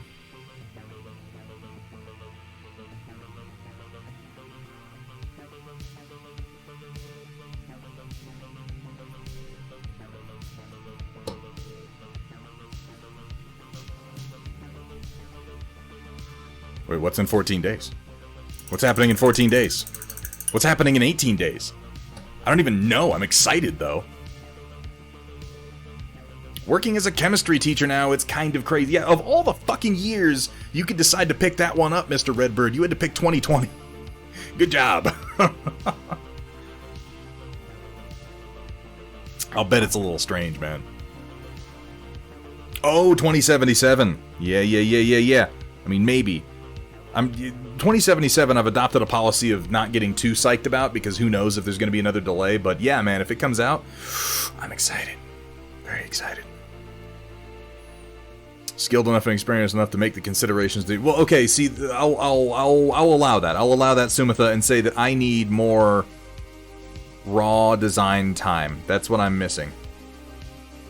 I'm missing experience. They are vastly more experienced than I am. But I'll be honest and just say that having experience in a software or in an industry doesn't mean that you are thinking innovatively. In fact, oftentimes it can mean that you're sort of locked into the ways of the old guard. Wow, that's a bad one. I guess it's not too bad. I try to think of new ways to do things. I try to look at what people aren't doing and do that. I definitely try to think of... It's what I feel like sets the Hextech terrain line from Thunderhead and Steel Warrior apart from most of the terrain lines is I am a gamer. Steel Warrior Studio, Alex, is a gamer. We think about what gamers actually need. And there are a lot of companies out there that, despite making things for gamers, aren't really putting in the consideration. A lot of terrain that comes out that has confusing features on it. Things that look good but don't really make any sense for the game that they're designed to be played with. And I wish that paradigm would change.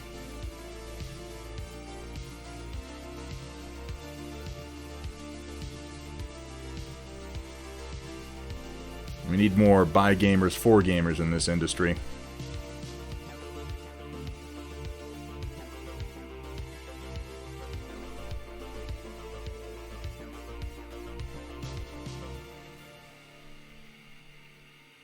That's just my opinion, though.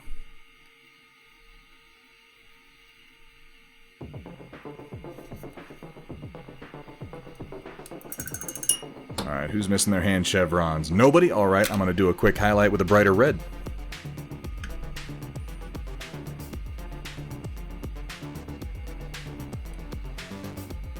Hey, Iberben, good to see you, man. How are you? Didn't think I was going to get a job. The alternative was either feeling like a degenerate for working or working for nothing. You don't have to feel like a Jesus, that's incredibly harsh, Mr. Redbird. I should use my paint mixer.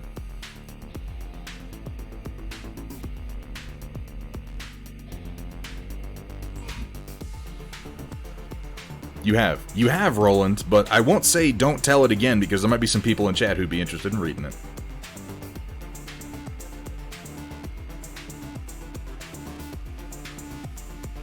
It's a good story.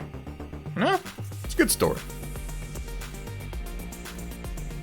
I can't, wait, with the way my desk is connected to my wall, if I had my Vortex mixer on my desk, everything would, like, I don't want to do that. That's a bad idea. It has to be, excuse me, on the floor.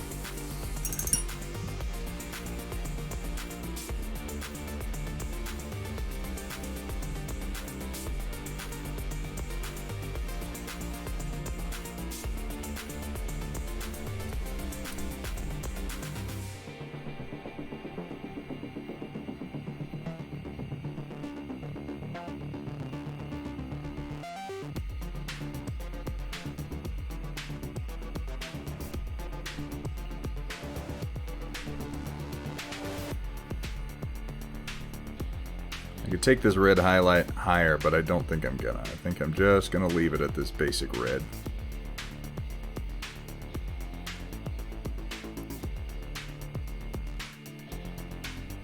There. So once this guy is based and a little bit of weathering done, he will be done. Let's go ahead and pop him off the painting handle and congratulate ourselves on completing something that we said we were going to do when the stream started. How about that?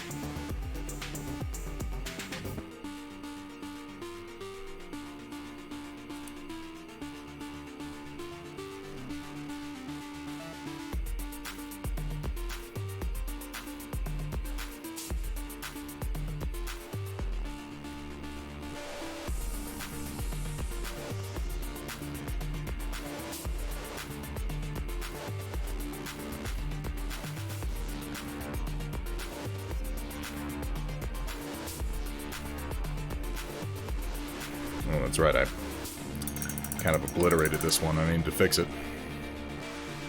Suspect we'll see an exodus of early retirees of the winter break and teachers leaving for other positions. It's a tough year. Yeah, I can imagine. I'm just on the outside looking in on that one, but I can't imagine that it's all... I have a lot of friends who are teachers, weirdly. I guess maybe not weirdly, but I've wound up with a whole lot of friends who teach high school, interestingly enough.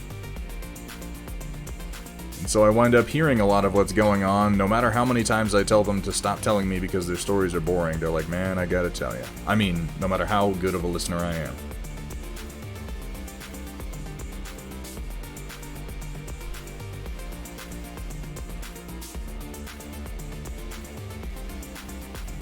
But really, the stories coming out of teachers this year are kind of horror stories.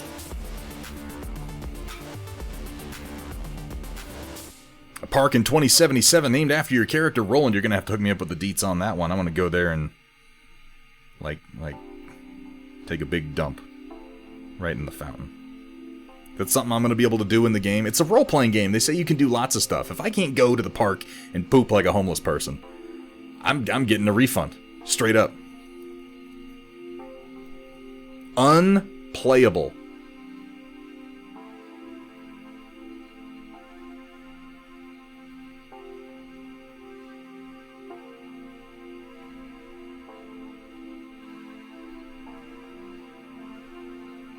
That was probably a bit off color, a little gauche. Alright, I feel pretty good about this one.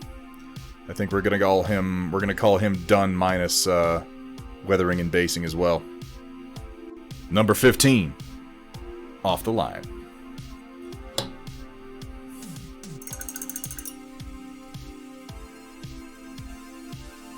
Don't get us started on the job. Yeah, I've been the receiving end of a number of those rants this year, Mr. Redbird. I feel for you, really, I do.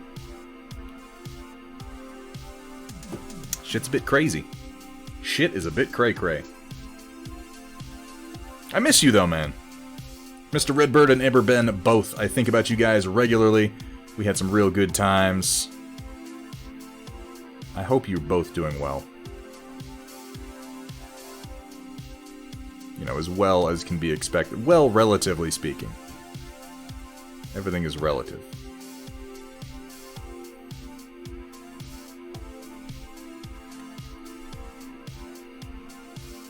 Yeah, I subscribe to the Reddit Tales from Retail.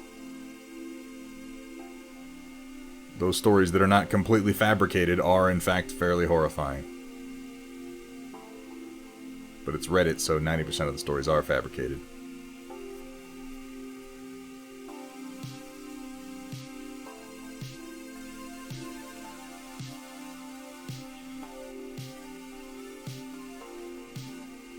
I get my news from reliable sources, like Reddit. Malicious compliance, that is another good one. SP Firestarter can hear the stream now. Should I have like a sign language translator? Is that something we should look into funding? You know, like in the corner opposite me, we could have somebody who's translating my profanities into hand signals.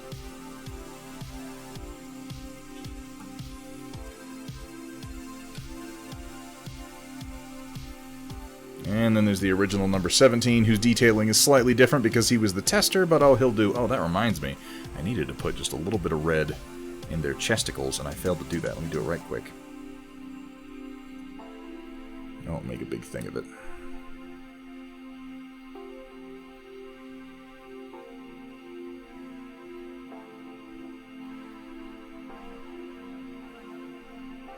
You can barely even see it, but I do want the red in there.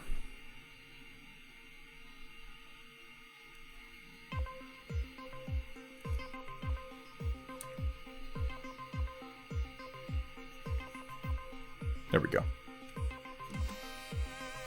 1 and 2.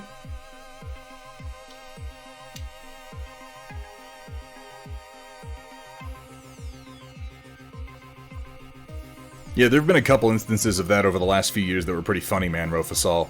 People who applied for ASL positions and, like, had no idea what they were doing. I just don't know, like, I'm a big proponent of faking it till you make it. I really am. But I don't understand that one. Like, you have to know as soon as you start doing it, someone's going to be like, oh, that motherfucker doesn't know what they're talking about. Like, there's imposter syndrome, and then there's just being an imposter. And when I say fake it till you make it, know that I am never talking about applying to be an American Sign Language translator. That's not what I'm talking about. That's 3.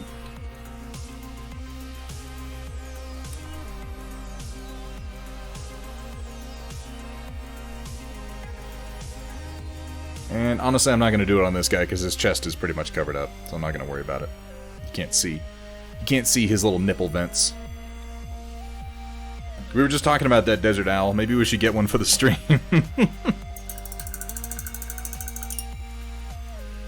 That is in fact what we do to imposters, Roland. Does about the airlock.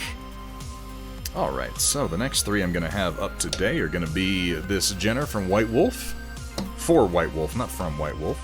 I have some more work to do on Iron Man, though he's going to come up last.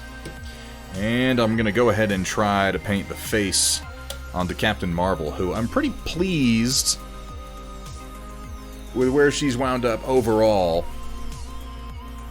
But I've been putting off painting her face and hair.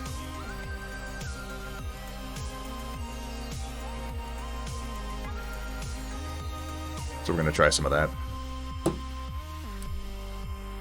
First, though. First.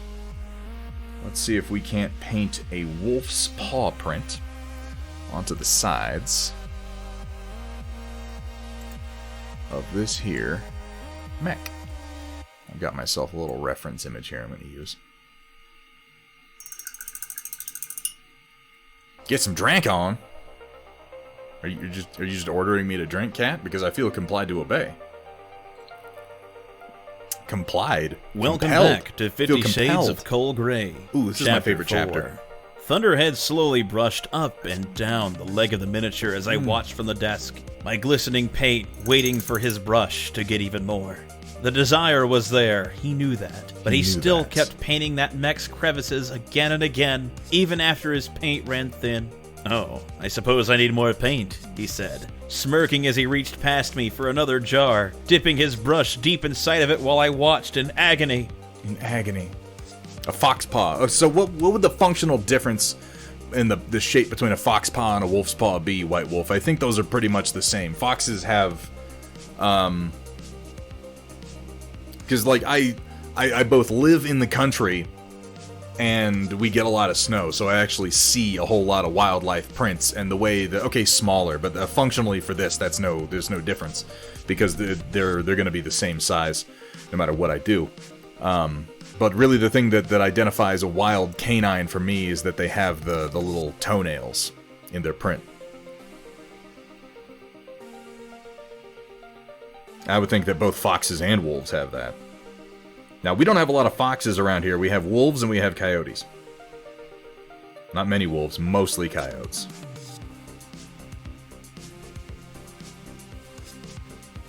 I heard compelled if it makes you feel any better. That's good. Curvature of the toes. I'm doing this small enough, I don't think it's going to matter. I'll tell you what I'm going to do at White Wolf, and if you're like, that is obviously not a fox's print, then, you know, you can yell at me then. I'm going to do it. I'm going to start on this side and then decide if we want to do the other side at all.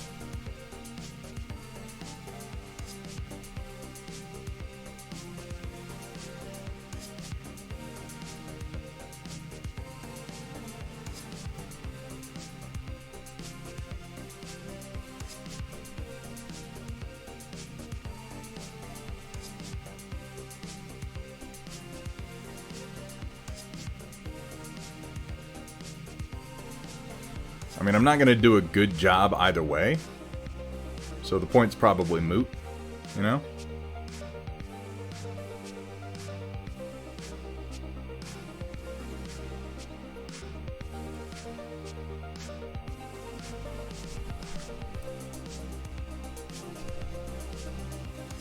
Foxes, what happens when nature tries to run cat software? Dog hardware with dolphin sounds emulation. They do sound crazy.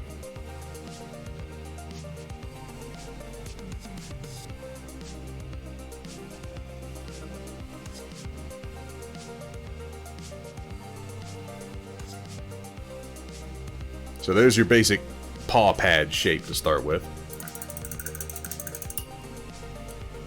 Found some scat up north from a hybrid wolf. Oh my. How have you been, Mr. Redbird? You been getting any good games in lately? I know that Play and Win has been very busy lately with... He just bought a house. That absolute maniac.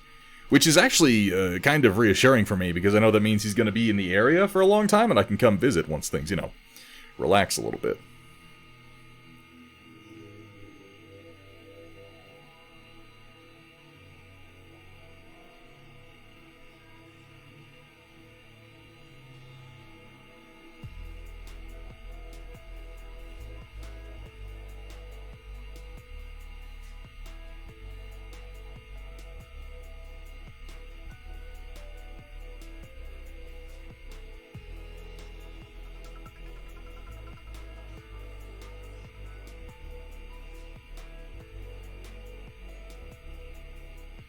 Oof, that's a bit rough.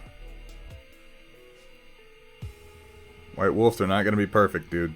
Painting things symmetrically is apparently the bane of my existence, and I apologize.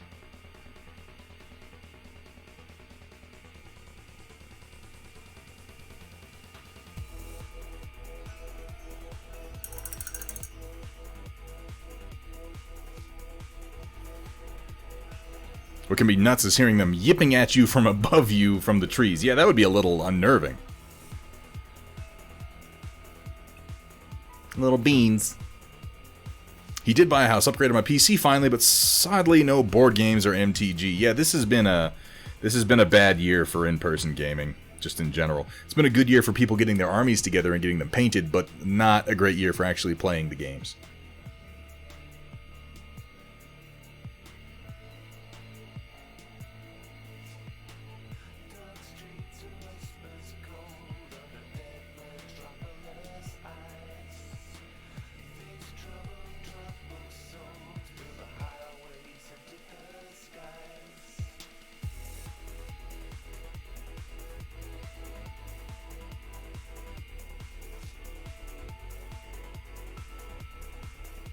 Little toe beans.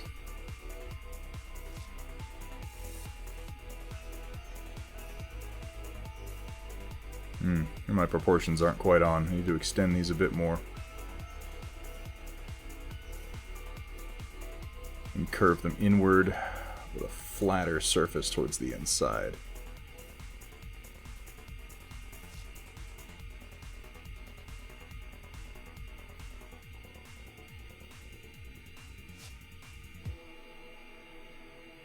Yeah, there we go.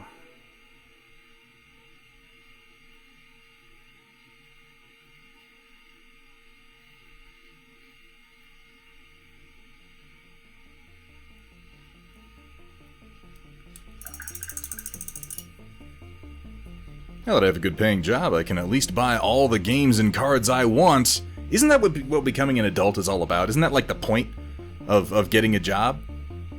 Is to buy video games? Oh, I probably missed the link. Let me take a look, Simotha.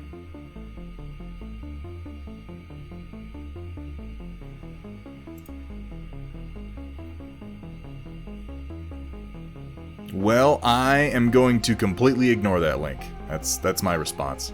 I see what you mean, though. The fox is just a little bit daintier. I might clean up the edges a little bit. As long as it looks generally canine, I'm gonna be happy with it, because I don't generally paint teeny tiny paw prints on anything. I'll use a little bit of purple to clean it up, though. Cat Ion has job, but no games. All work and no play makes Cat a dull lady.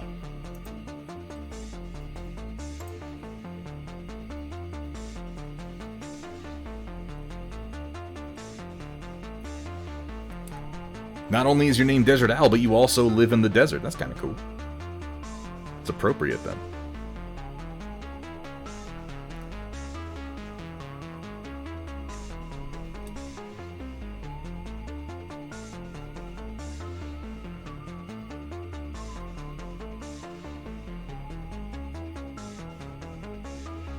Oop, I need to thin this gray just a little bit before I keep going. Needs to flow a little easier. There we go. Running its first tournament for the year in 3 weeks. Very exciting. How you doing, Nanotanks? Good to see you.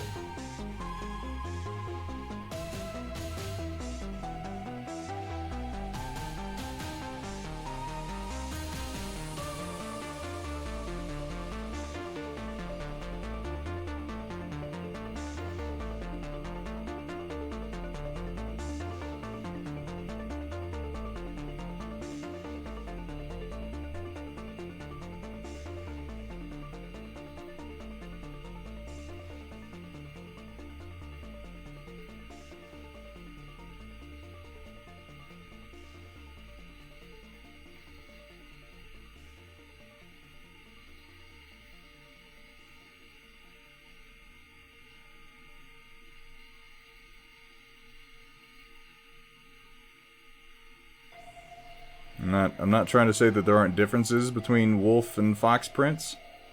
All I'm saying is this shit's small, yo. This shit's real small. I'm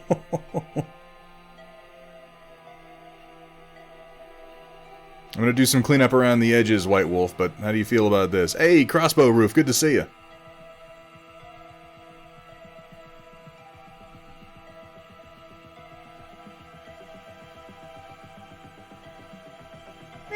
Needs a little bit of work.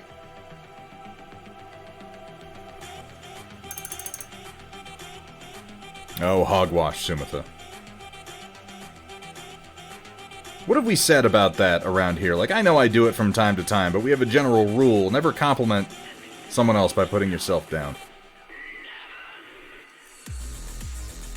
Needs less blur. Ha ha ha.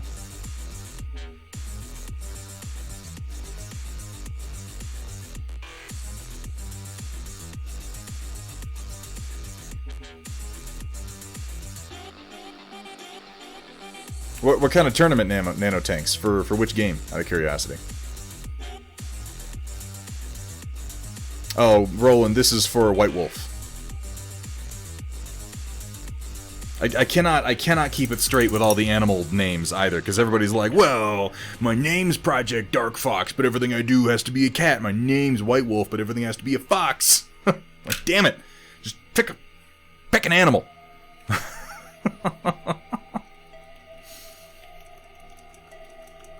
Oh, thank you so much. You know what? I'll take good enough. It's not quite done yet, anyway. Need a little bit of white and a little bit of purple to clean it up. And then there's Cat, whose name is Cat, and she's just a person, just a regular old human being. Oh, Battletech turning. Nice, nice, nice. What purple is this? Sunset purple. Interesting. I haven't actually used this one.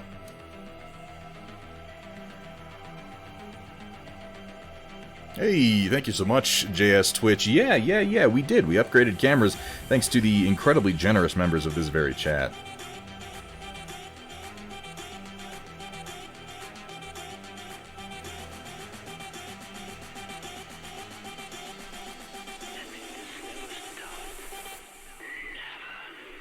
You kidding me, man? Some of my best friends are furries.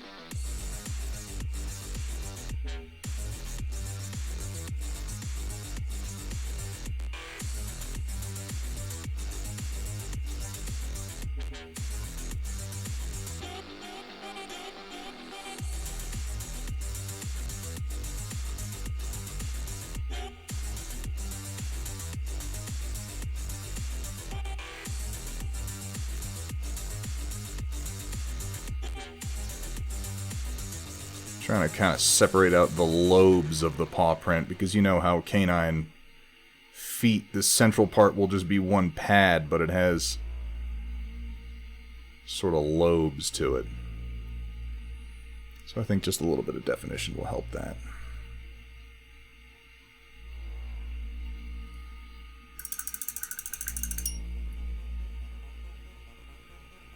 Come back in with some gray.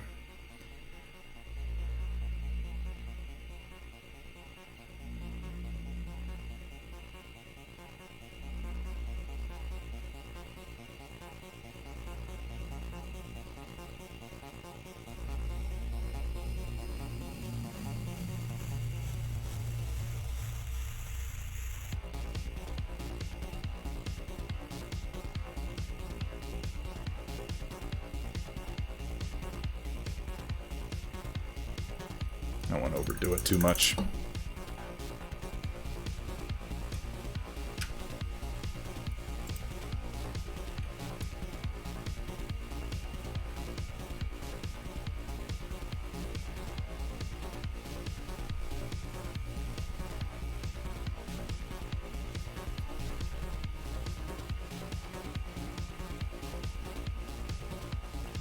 Touch more white, properly thinned.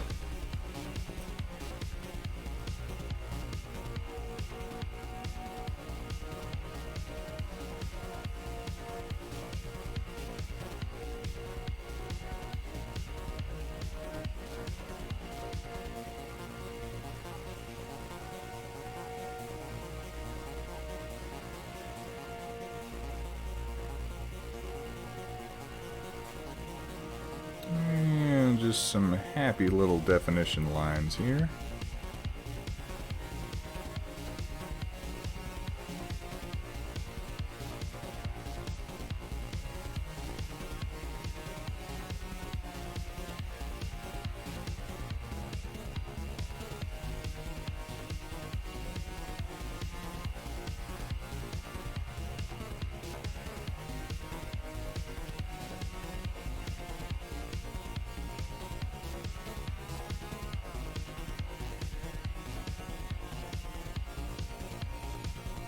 Go.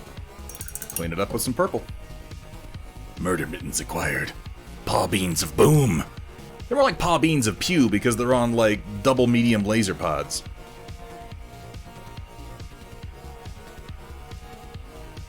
Pew, pew, pew, pew. This is a weird purple. I haven't actually used this purple before. I probably should have chosen one. In fact, I am going to choose one that's a bit less vivid. That is way more vivid than I realized. I need, like, Styx purple or something. Yeah, Styx purple. It's exactly what I was going for.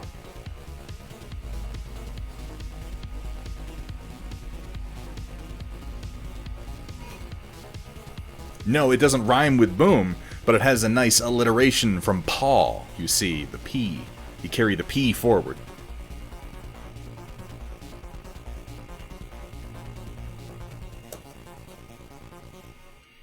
You have to choose your literary devices wisely.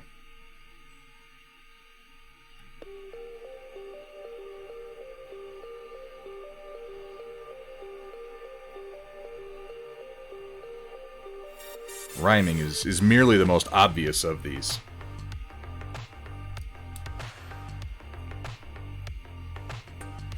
So purple that even Prince is like, damn. Damn.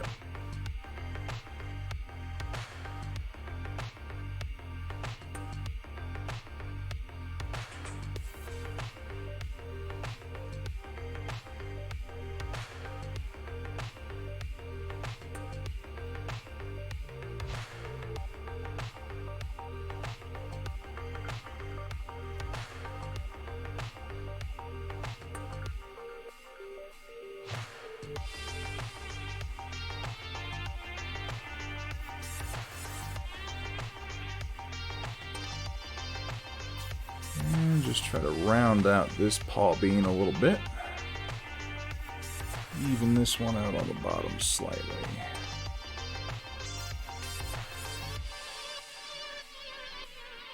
Define between these two ever so gently. Clean up the bottom of the primary pad.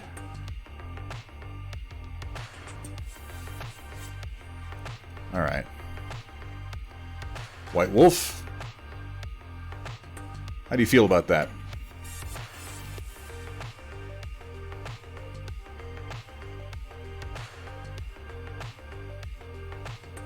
Hang on.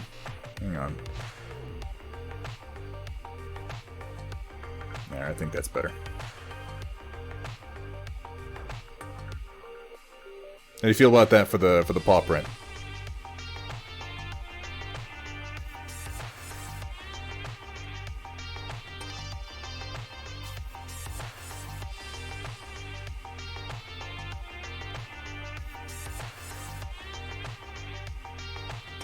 Yeah, I think this is what we're calling it. Hey, Chaotic Harmony. What's up, my man? How you doing today? Hey, Lunchbox79, thank you so much for saying so. Thank you for that shout-out, Cat Isle. Guys, if you're not following Chaotic Harmony already, like, I find myself questioning what you're even doing in the stream at this point. Oh, not really, but you should go give him a follow. You won't regret it. Or you might, okay, I should be honest, you might regret it. But, you'll have fun before you do. I can promise you that. Alright, this is where I'm gonna call it for the paw print White Wolf. I'm pretty pleased with how this came together for the size that we're doing it at. I might do a little bit of cleanup later, but for the most part I think that's the size and the style that I want to go with. Then we get the 3/4 view of the Jenner. You can kind of get all the hand-done details right there. You got the paw print, the lightning bolt, his dusty-ass legs. I confess I might have gone a little heavy on the leg dust, but I was trying a new method of application, so I'll go easier next time.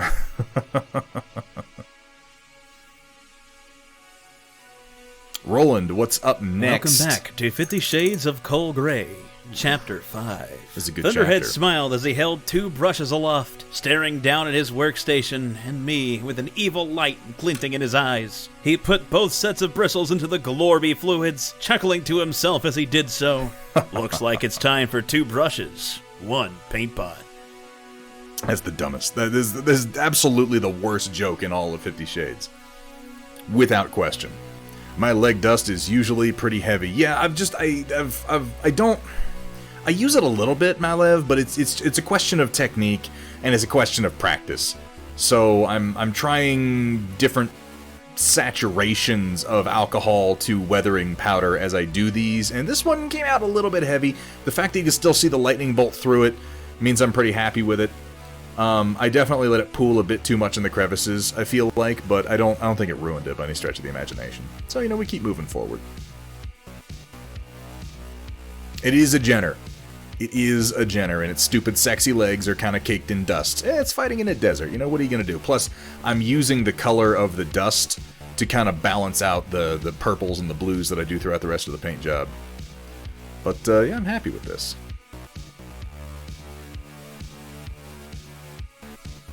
Hey, what's up, Downslide? How you doing? What's gonna be next for the mech paint jobs, by the way, Roland, is gonna be this Atlas being done for Papa Bear. We'll probably be getting to this sometime this week or next week. And as soon as this Atlas is done, we are going to be reopening our mech paint job redemptions for at least 4 slots. Downslide, a Twitch baby already. 9 months. What are we going to name him? What are we going to name him, Downslide? And see, that's something that, like, it's important to find a balance, Desert Owl, between realism and just what looks good. I tend to err heavier when it comes to the application of dust. And one of the reasons I do that is because I have existed around a military motor pool in a desert environment, and I can absolutely promise that the second a tank drives out of the motor pool and into the desert, it's not clean anymore. There is dust. There's dust and dirt and sand caked fucking everywhere. Faster than you would believe. Give it 2 minutes. Kicking up dust, and that dust clinging to machine oil, and it is just caked in there. It's unfucking believable until you really see it.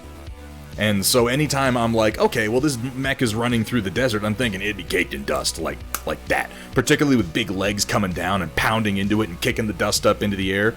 Like, it's clean for precisely the moment that you finish cleaning it. And Headshot07, thank you so much. 1, 2, 3, 4, 500 biddies coming in hot. How you doing, Headshot? It's been a little bit. Yeah, you know, Desert Owl. You know. Yeah, Redemptions... the Redemptions will be open for about 4 seconds. Yeah, there might be a little bit of a run on those 4 slots when we get them open. That may happen. Alright, so one final look at our Jenner here, and I'm going to move over and start trying to do some work on some Marvel figures. All in all, I'm happy with how this Jenner came out.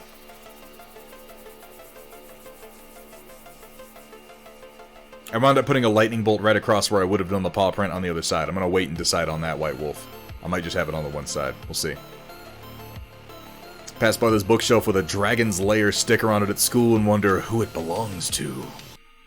Some masked gamer who so pricks your pomposity. Where does this green go? Oh, I put purple up in the green section. What's wrong with me? Need to rip off the Thunder Kit. So we have one of those. We have one of those, Soulsworn. We've got a, I'll bet I could just play it. Hang on.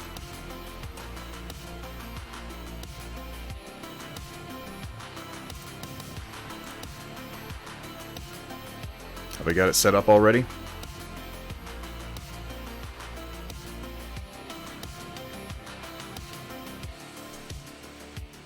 Hang on. This is where the fun begins. Nope, that's not it. No. That was something completely different. And it was huge. Remove. Go away. Alright. Give me a second. Add source. Let me pull it up.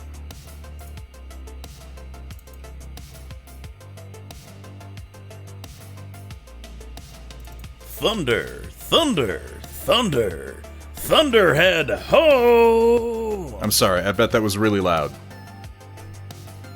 Yeah, I'll bet that was real loud. I'm sorry about that. But it does exist.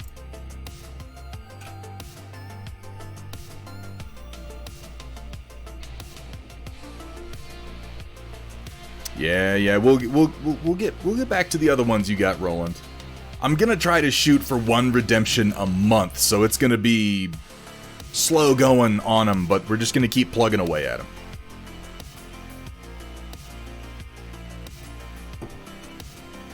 Oh god, I totally missed an opportunity. I missed the opportunity as we were painting this one, because man, we definitely hit a point where I could have been like, oh, and I gotta script these things better. I need to script my live candid show better, you guys. So that when we get to the point where I'm like, oh yeah, that freehand just hit the threshold. We get a fun like that. I keep forgetting to use my damn clips. I get so focused on painting. I'm a bad presenter. Damn it, take two. You know, fuck it. Fuck it, we'll do it live.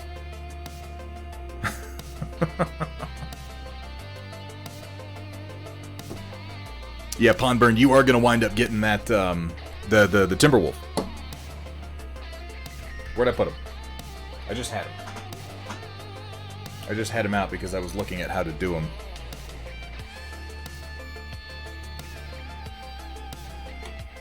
God, I got so much shit on my desk, you guys. It's out of control. No, my clan mechs aren't in here.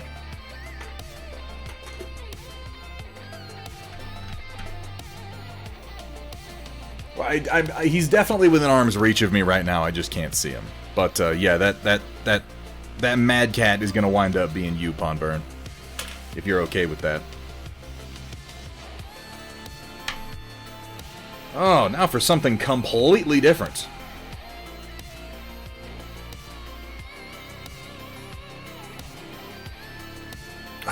not wrong, Sumitha. Okay, all right, fine.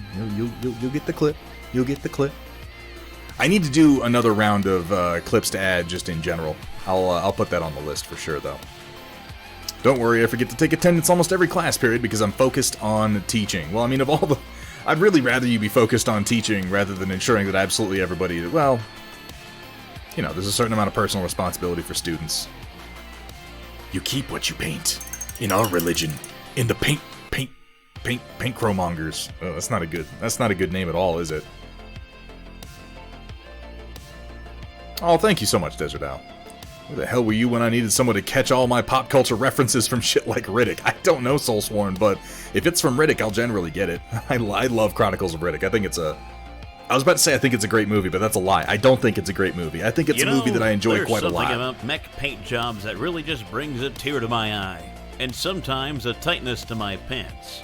This stream has a lot of the latter. So much of it. So much of it. The active camo letting it hide. Yeah, it just blends in too damn well. Yeah, the next 4 are going to be people who haven't had them yet, and then I'll probably do 2 of the people who have double redemptions, and then we'll open up another round of at least 4. That and the double fist pound clip. You know, I've got a list. I've got a list of clips I really do need to add. Ever since I've started using the Stream Deck, I have so much more room. So many of my buttons are blank right now, but the ones I have at least work pretty well. As Crackling Thunder Spunk. Yeehaw! With the whip. Right there. Where's our butt command? Oh, God, chaotic. Alright, I gotta paint a face. I gotta paint a face here. I need something ruddy as a base, and I think heavy sienna might be a bit too ruddy. Might be a bit too ruddy.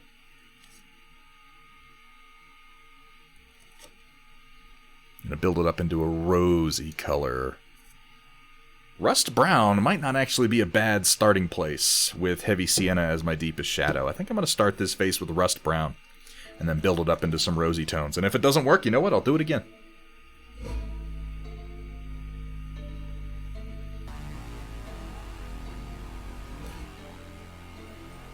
Oh, big man Chaotic is going to go kick Chaotic Fiance's ass in Alpha Strike. You let us know how that goes, man.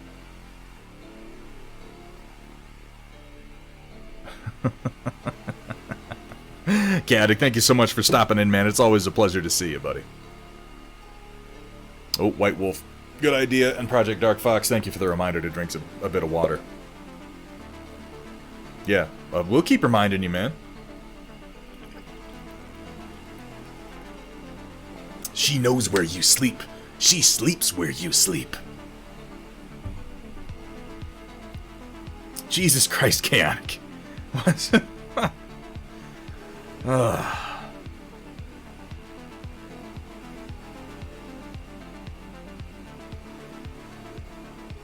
going to put a little bit of a light flesh tone.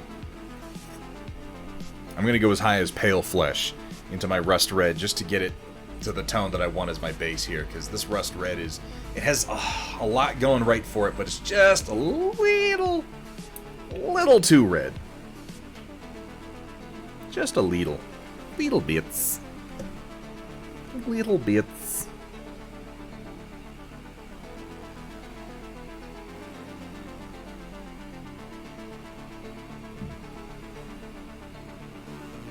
I'm trying to achieve something very similar to Bugman's Glow from Citadel.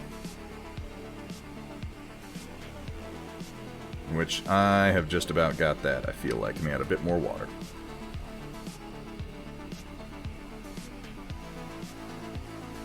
That might almost be too light. I'll end up using a wash, but that's okay.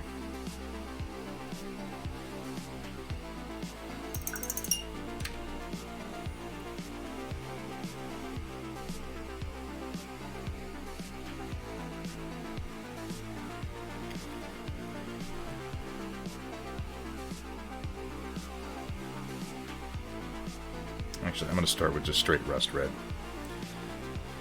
I don't feel like it's too orange at all, considering I'm going to build up a face on top of it. and then I'm going to do blonde hair, so I'm going to need to use another brown anyway.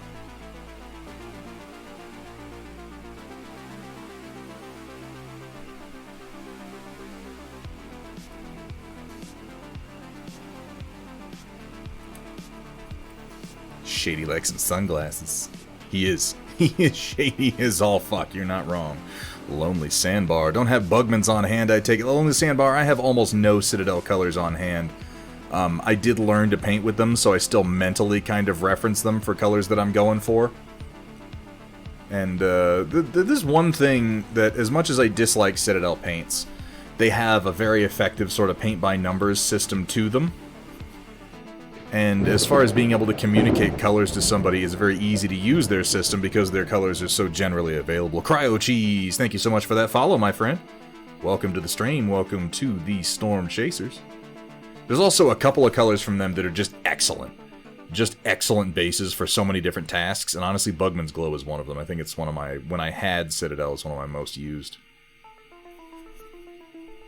While I'm doing this, I might as well base coat the hair, for which I'm going to use a deep ochre.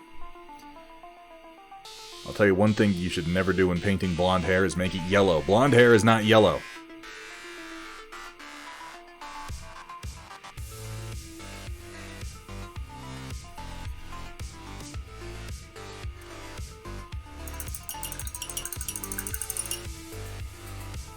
Yeah, exactly it, Sandbar. There are definitely some paints they have that are worthwhile despite being in the silly pots. I think Bugman's Glow is one of them. I also like their dry compounds in the pots. Some of them, not all of them, some of them. I'm gonna go with heavy ochre as my base here.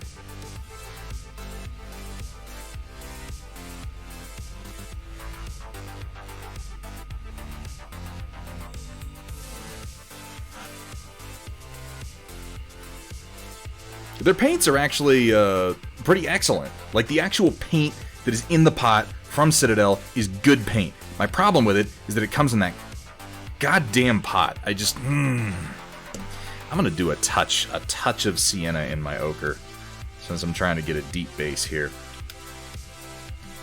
I hope I don't regret it. That's a silly thing to say, isn't it? I hope I don't regret it. Don't you always hope you don't regret anything that you do? I hope I don't regret many things. Yeah, that's actually a good deep brown base. Good deep brown base for a blonde. I like that. I might have put too much paint down, but I do that all the time. Let me find 30 other models to paint blonde while I'm at it.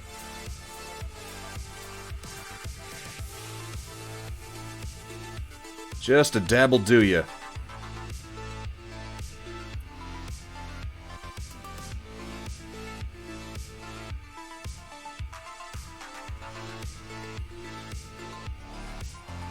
Feel good about that as a base, so let's put it down.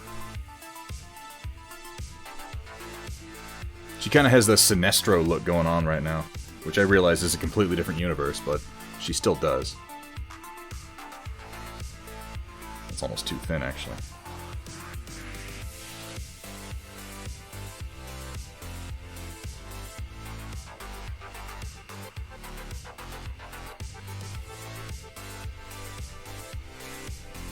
I've seen the GW paint toppers. They're kind of interesting, Spaztech.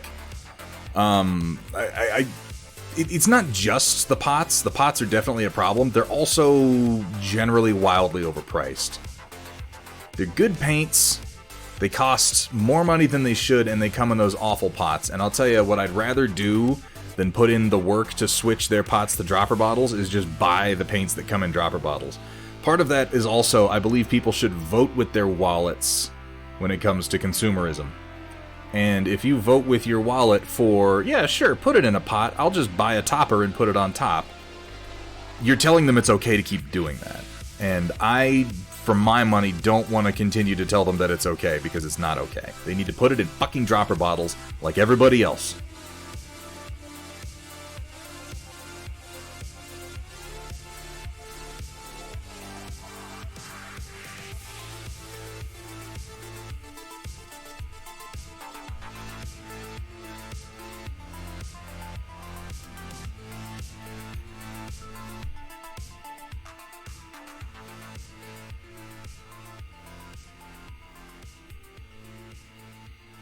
And the only thing that Citadel, the Games Workshop, is going to respond to ever, under any circumstances, is money.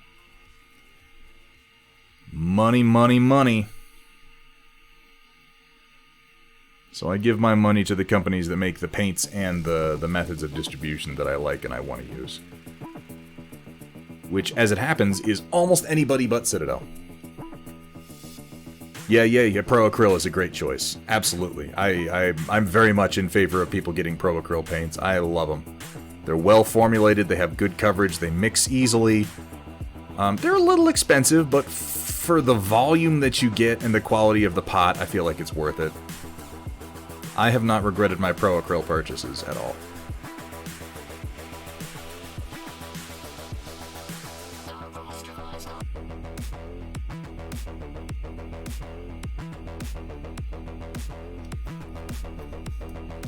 Gonna work on getting all the HMG paint brands to use dropper bottles too. P3 paint I want so bad, but yeah, I only buy one P3 paint.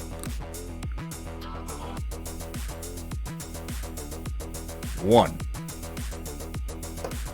And that's because coal black is a fantastic color that as many times as I have found loose analogs for it or mixed my own, I use it so much, it's just worth it for me to buy the pot and deal with it. I can deal with one pot.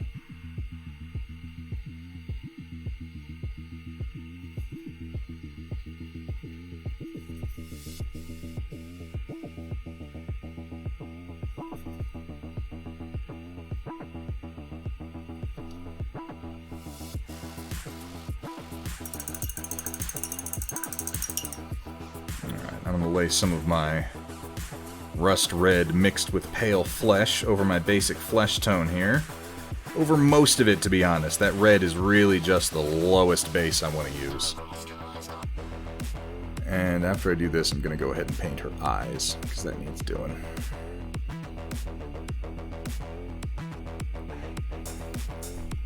I often try to paint eyes before I paint the rest of the face. It just works out easier.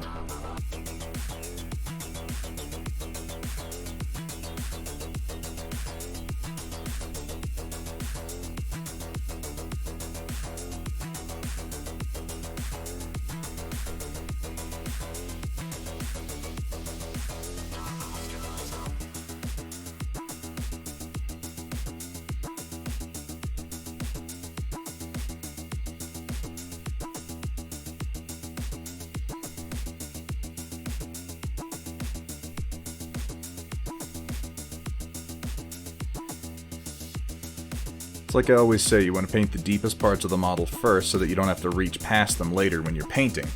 And with faces, that translates to painting the eyes first because they're much easier to clean up when you don't have a bunch of complex work on top of them. It seems backwards. You always feel like you want to paint the eyes last because they're the teeniest, tiniest little centerpieces. But they're the easiest part of the face to avoid, too. Whereas if you're painting the eyes when the cheeks are already done, you're liable to get white paint all over your stupid cheeks.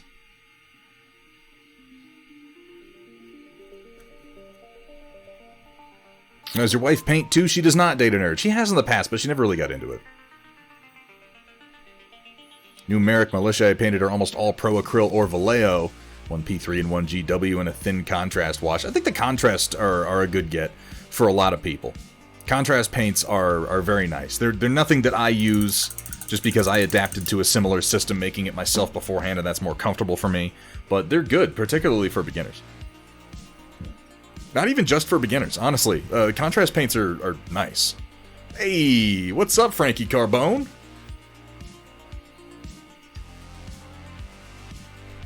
How you doing? How are things, man?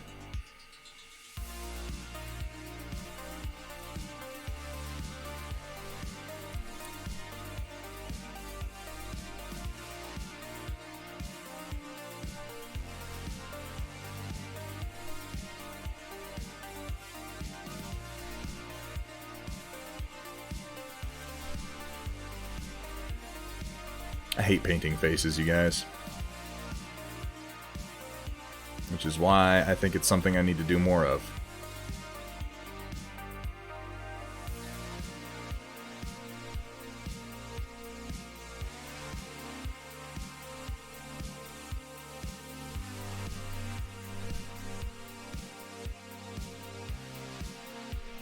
just means I lack practice. Because with practice, I know they're not so bad. There are people out there who just knock out faces. Left, right, and center, no problemo.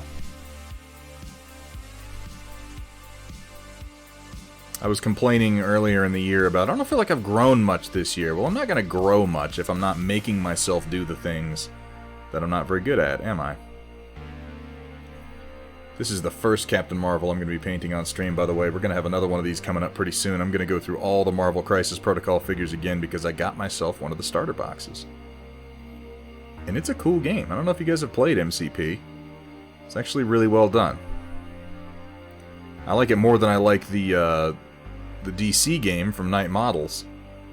It plays very similarly, but without the whole, oh, I brought a billion Riddler goons, or Two-Face goons, or robots, or whatever, and therefore I'm able to beat the crap out of Batman because I just roll more dice than he does. I hate that.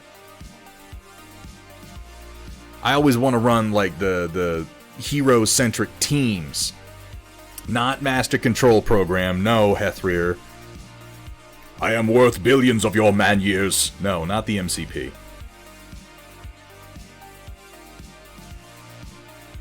Marvel Crisis Protocol. You obtuse nerd.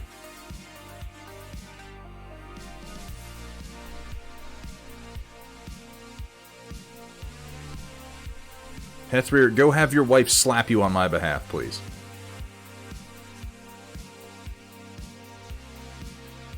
I need to work out like a code word with her where I can just be like, Hethrir, go tell your wife watermelons. And she'll be like, oh, I know what that means. And just pow, just right across the cheek.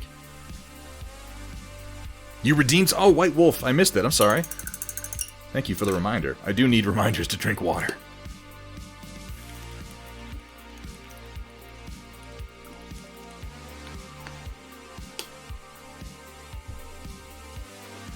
Good. Just farting around. You know, that's one of my favorite phrases, just in the English language. Just farting around. You know. I can't really explain why, but I like it. Part of it is because every time I read it or hear it, I hear Danny DeVito saying it.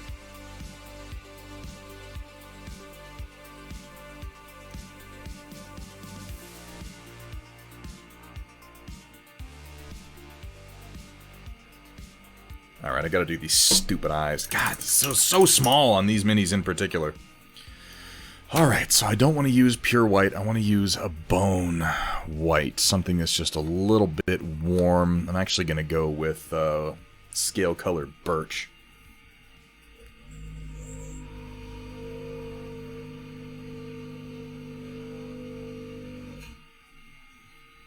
Fucking Navi.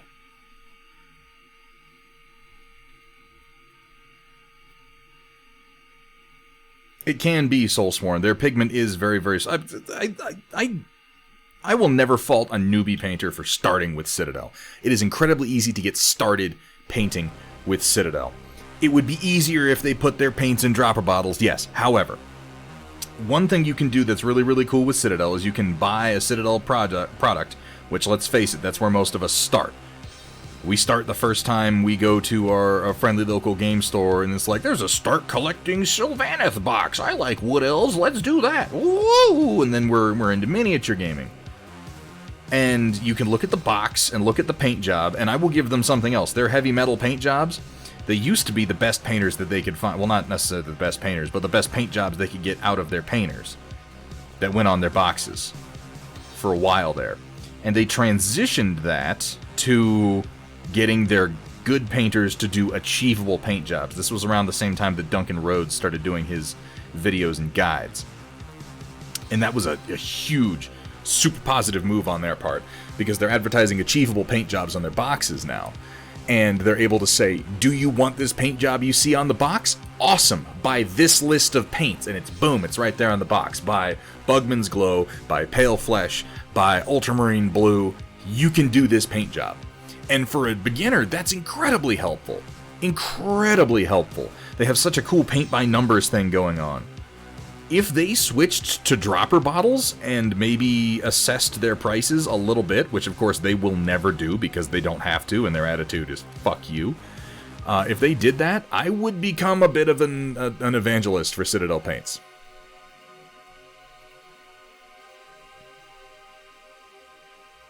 Oh yeah, that's my complaints about paint drying out are hardly the only problems that those paint pots have, let me tell you.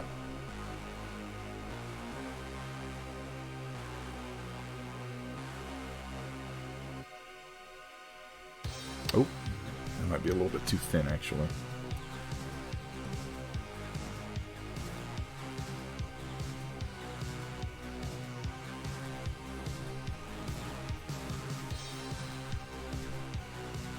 But as far as the quality of their paints themselves and the accessibility of their paint system, they're doing a great job with that.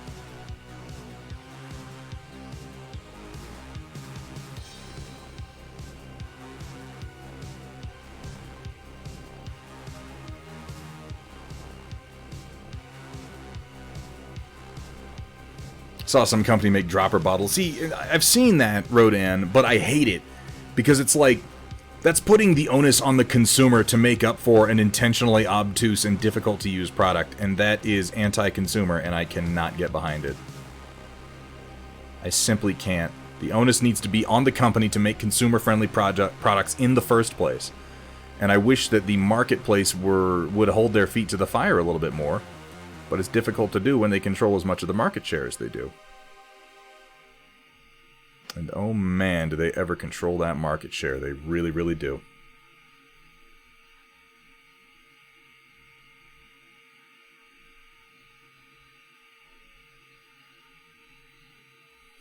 Now see, I can afford to be kind of sloppy when I'm doing these eyes, because I haven't done the rest of the face yet. And I'll be able to clean them up.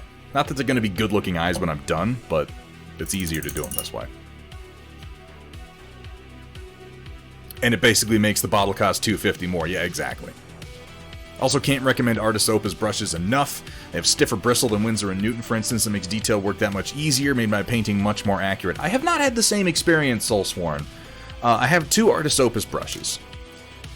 You're not wrong. They do have a slightly stiffer bristle than what I'm used to from Winsor & Newton, and they're excellent. Oh, excuse me. They are excellent for accuracy. They're expensive as all fuck, though. They're more expensive than the Winsor & Newtons that I've got.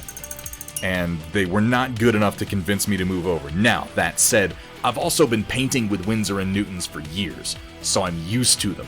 For a new painter, that might not be true. For a new painter, it might make more sense to start with Artis Opus. I cannot recommend their dry brushes, though. They're good dry brushes, but holy shit, $40? No. No, thank you. Is there any regulation in the UK that is against GW from doing it? I know there are a lot of strange laws there. I mean, no. There's nothing. There are other paint companies in the UK that produce paints and dropper bottles. It is not a regulatory thing.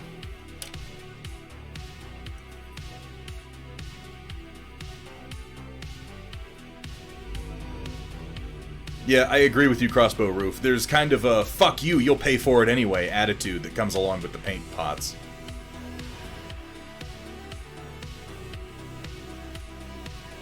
And like I said, they control so much of the market share, they can afford to do things like tell a friendly local games company, yeah, you can carry our paints, but you're going to put them in their own rack, you're going to put them in front of everything else, and you're not allowed to care. Like, this has to be 50% of your paint stock. They can make those stipulations, and paint stores kind of like have to go along with them.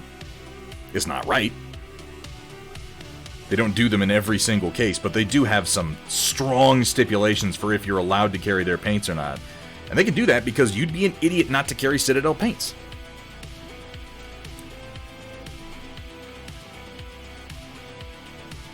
I haven't used Game Envy brushes yet. I've heard good things, but I have not used them yet.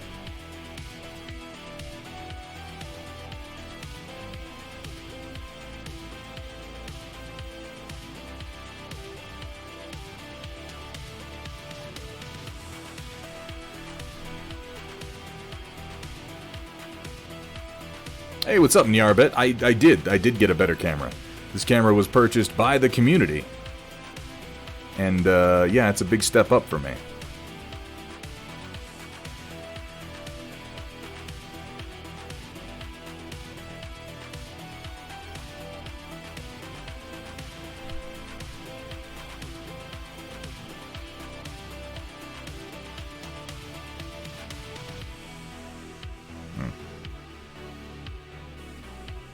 It's my least favorite part of painting any given eyeball.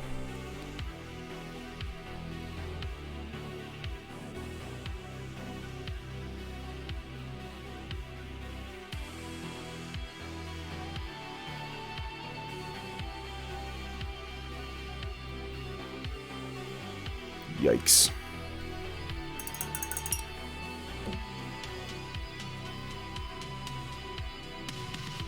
Oh, thank you for saying so, Nyarbet. Yeah, it's a fucking lovely camera. We use it for the paint camera when we're painting, and then it's my face cam when I'm doing gaming streams.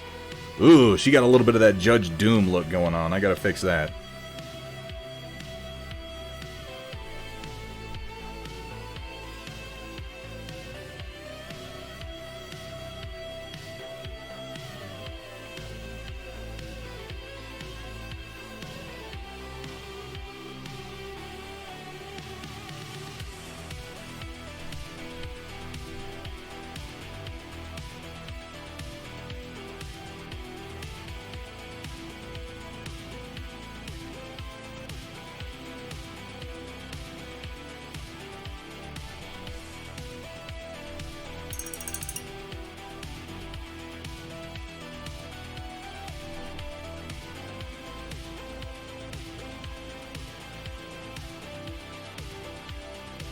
I gotta redo that one entirely. No worries, Kat. Thank you so much for letting me know. If you anger the fox, you're gonna get stuffed in a box. See, that is just it, Redbird. If there is not a significant economic downside to doing the bottles that they... Well, bear in mind, too, Redbird, they've changed their bottles a number of times over the years. It's not a matter of they can't afford to do it. But people haven't responded negatively enough to it, so, you know, the bean counters are not giving them the numbers they need to change it. For whatever reason, people keep buying it. That reason has a lot to do with availability.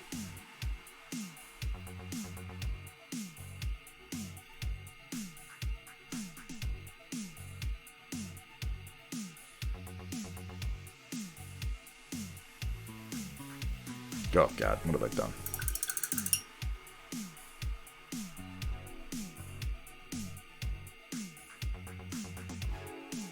This glorbing and general incompetence is precisely why I try to do my eyes before the face. Because this is going to be me fucking with these eyes for a while before I get them to look right. I'm always jealous of the people who can just go in and be like, boop, boop, there I painted some eyes. Like, ah, fuck you. That's ridiculous. You know, I suppose you could just go ahead and glorb that paint on anywhere. It's not like I we're will. trying to get inside the lines or anything. I will. That's pretty cool, actually, Soulsworn. Reaper Master Series is a great line of paints.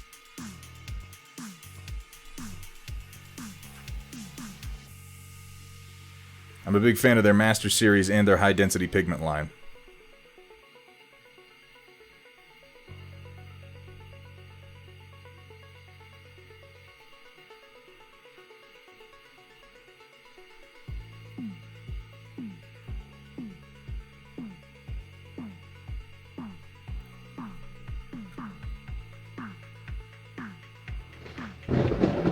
Looking a little cross-eyed. A little bit cross-eyed. Grory159, thank you so much for that follow.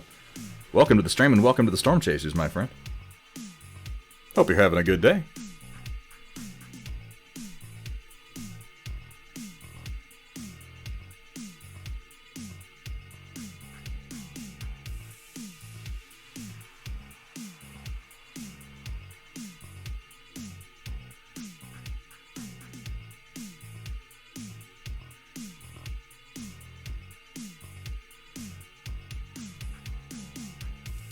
It's not bad.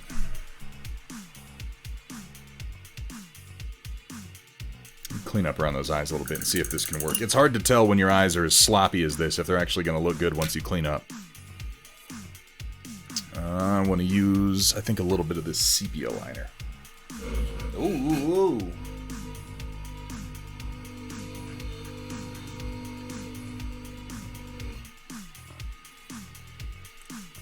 Some people can do it, I just can't. Yeah, it's practice, practice, practice. Same way you get to Carnegie Hall.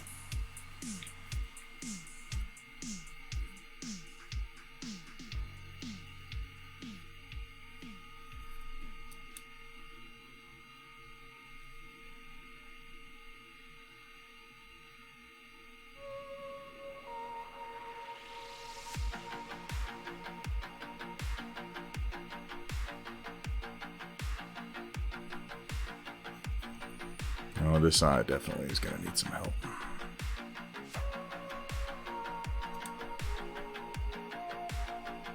I realize her face looks just bizarre now because it's so red and her eyes are bugging out so much. But, you know, these are steps in the process.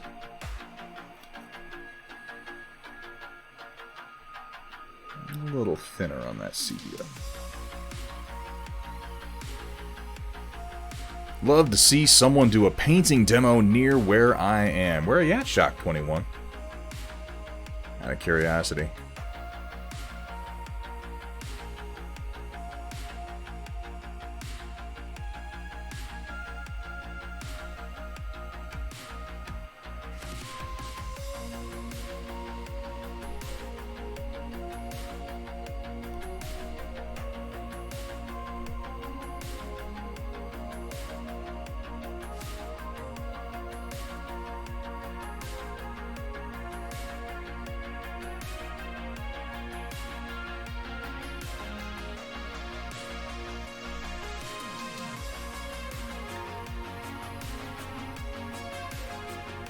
It's not bad, I just gotta bring this other eye in line with it.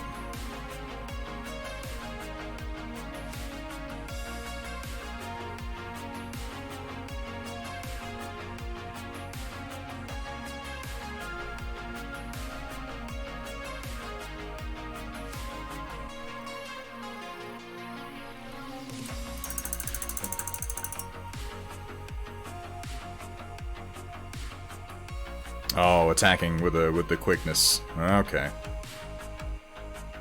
In Connecticut. I don't know of anyone offhand in that region who would be good for that sort of thing. If you said Texas, I was going to be like, yeah, to Harmony, I got somebody. But, yeah.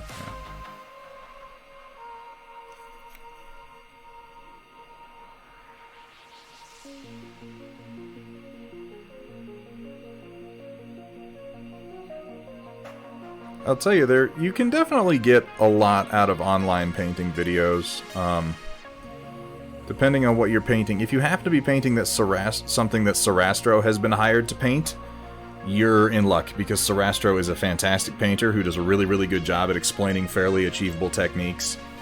And I always recommend him to people, because if you happen to be painting like Marvel or Star Wars or something like that, you can just sort of follow along with his paint-by-numbers approach. And generally speaking, if you just do what he does, you will become a better painter gradually.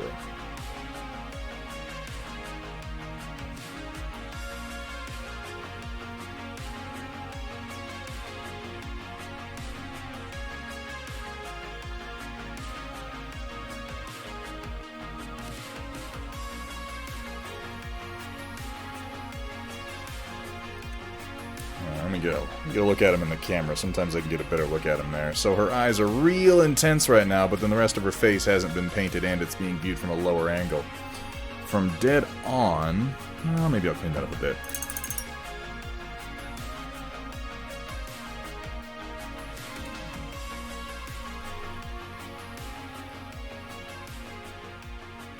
A little bit more.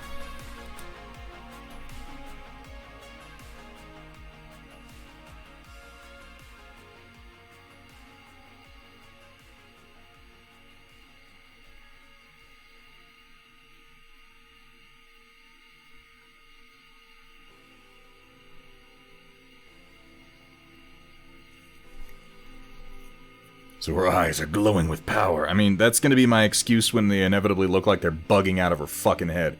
Like they're bugging out of her head with power. With the power of the sun. With the power of the singularity.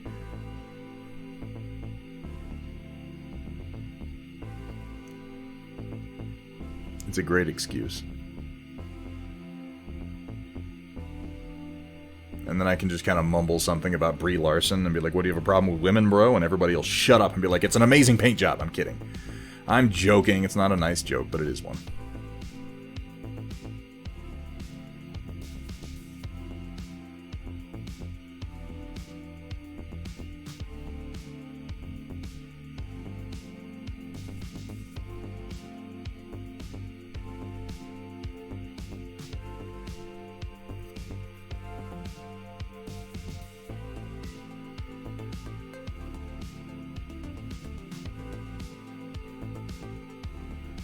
Alright, I'm gonna try doing the rest of her face, and if I don't like how it's coming together, I might revisit them. I was wondering about the glowing eyes thing. I imagine that would make it difficult to see if light is being pushed out of your eyes. Light is actually being pushed out of your eyes right now. Ooh, we're getting scientific in here.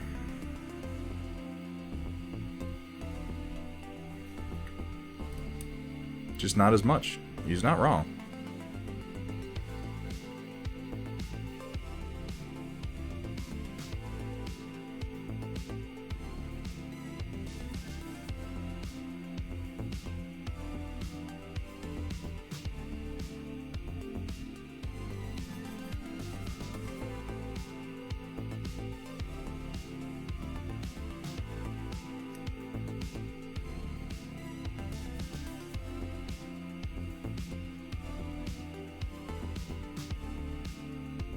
You see what I mean? It's much easier to come in and clean up around the eyes once you've done some other work. And I think that these eyes actually look pretty decent considering the sculpt now.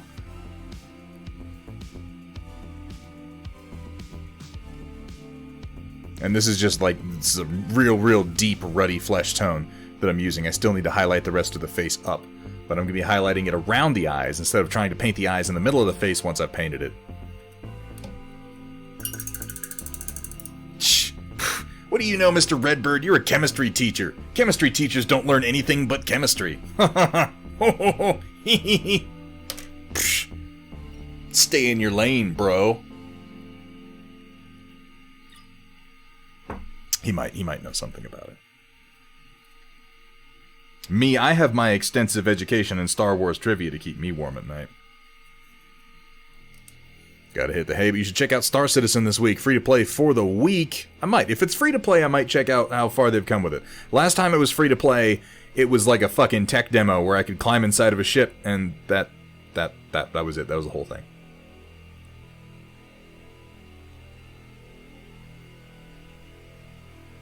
I'm starting to think Star Citizen is a myth. It's right up there with, like, Star Citizen is going to come out right after Half-Life 3.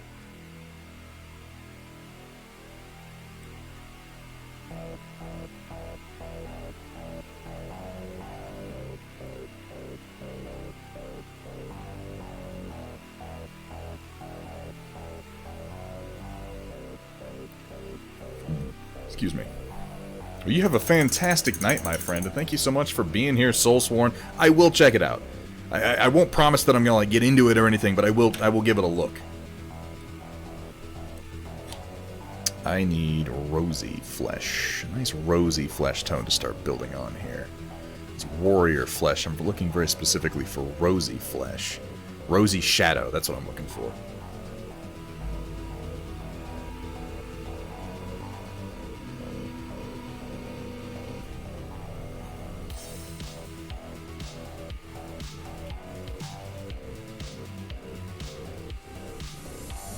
That is going to be quite the jump, so I'm going to mix a 50-50 of that and the Bugman's Glow alike that I've been working with here.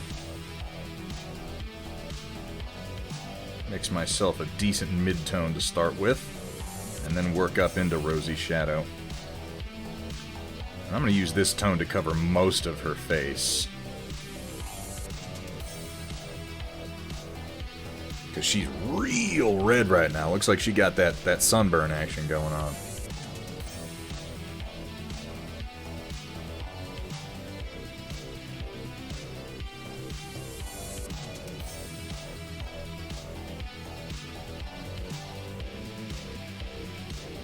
Spent a little bit too much time on the photon beam, you know what I mean?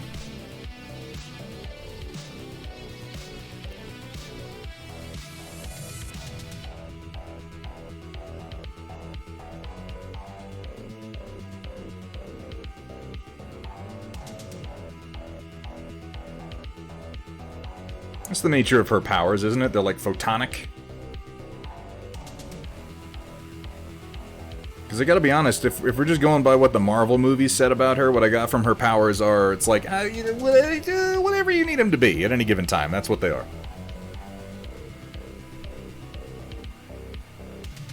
Ooh. Using big words like spectroscopy, which is how I'm gonna say it. I don't care if that's how it's said or not. I've got 2 teachers. Technically, we have, at any given time, if Mr. Redbird is here and you're here and Iberben is here, we've got 3 teachers at least.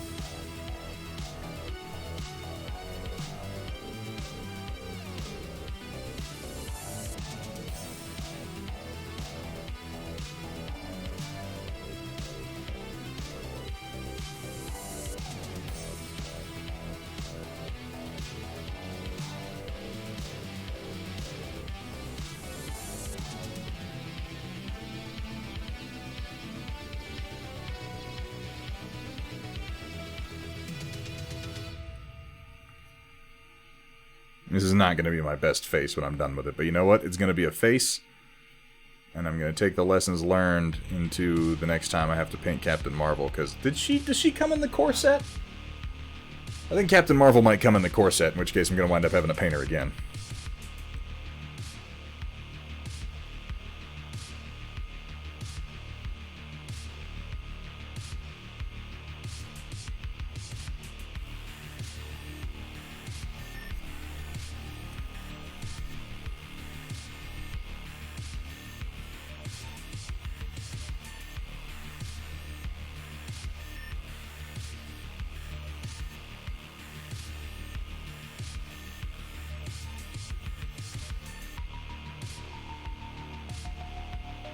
Now, one thing I'm definitely not going to do to Captain Marvel is paint her with makeup on. I've seen that, and I know it's a popular thing to do to female faces on models, and a lot of the time it makes sense, but I'm just like, would she, though, wear makeup? That doesn't make much sense to me. Yeah, she has the power of plot. She has the power of show up at the last second and just kind of beat everybody. It's the same power that Superman had in Justice League.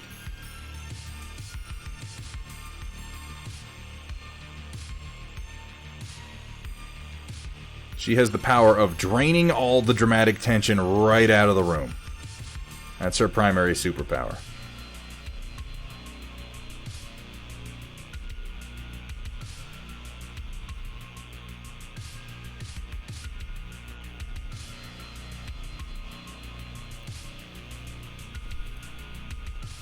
Hey, what's up, Walter's Workshop? How you doing, man?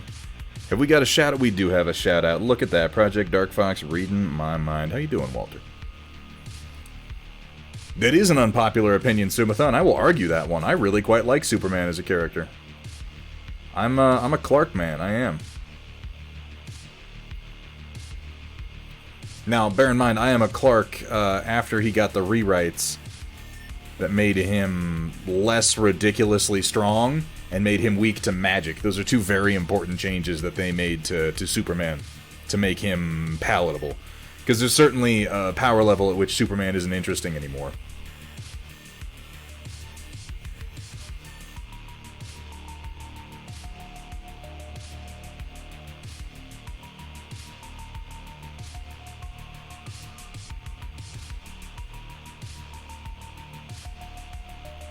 And when his only weakness is kryptonite, that's also kind of lame.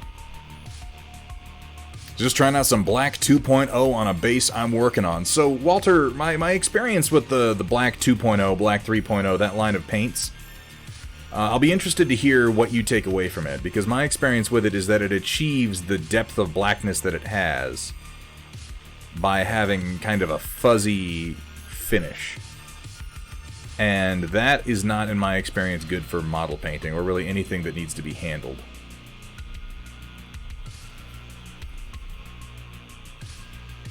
Like, it's an interesting product, and I appreciate what they're trying to do with it, but I don't think it's actually very good for the purposes of model painting.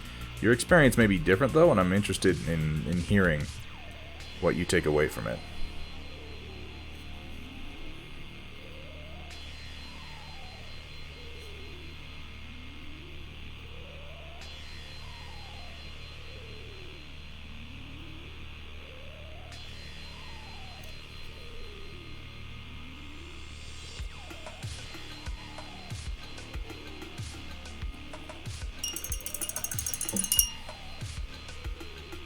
Oh, Caius. You know what, Caius? I'm gonna throw away that sticker you gave me for saying that. That's what I'm gonna do. I'm gonna take that sticker of that Pokemon that you gave me, and I'm gonna throw it in the trash. So there. That's what you get, Caius. That's what you get for not liking Superman. Yeah, I don't have anything going right now. Headshot, we had a print that finished just a little while ago. I need to make some modifications to it before I run another one. So the printer's going to be a little quiet for the first time in a long time until I'm able to get into Fusion and make the adjustments that I need.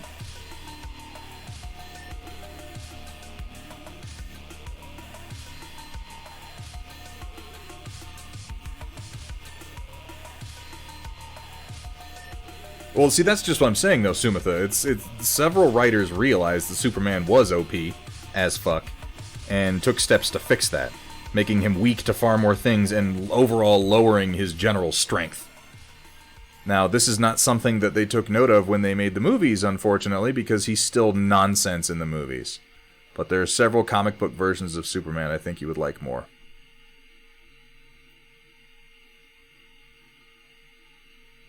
Also, the version of Superman that is in Justice League Unlimited has that reduced power level and extra magic weakness that makes him far easier to write for. I also really found how they wrote for him in Justice League Unlimited compelling. They have a bit in there where they talk about how he has a sort of a super masochism. It's difficult for him to work in a team because he's invulnerable and because he cares about people as much as he does. As a result, even if a team member can take a hit from an enemy in the middle of a fight, that team member is perfectly capable of taking that hit and Superman is needed elsewhere, Superman will sometimes break the plan to throw himself in the way of the blow because he knows that he's invulnerable, he knows that they're not. And he doesn't want them to get hurt if he can get hurt instead. But as a result, it makes planning and teamwork very difficult. And that's something that Clark had to get over in Justice League Unlimited before he could start working with the rest of the team. He had to acknowledge their abilities, he had to acknowledge that they were also members of the team, that he couldn't just shoulder absolutely everything, no matter how much he wanted to.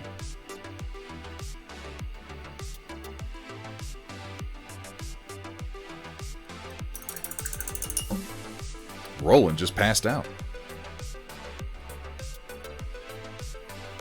On a Black 2.0, using it for the plinth, which I think it's great for. It does have a fuzzy looking map, but it does a good job of blanking out stuff I don't need focused on, like the plinth. So that's probably a good use for it right there, Walter's Workshop. And yeah, like, as long as you know that's gonna be something. If you just need something to fade into the background, it's probably perfect for that. But I don't know about using it on actual models, you know?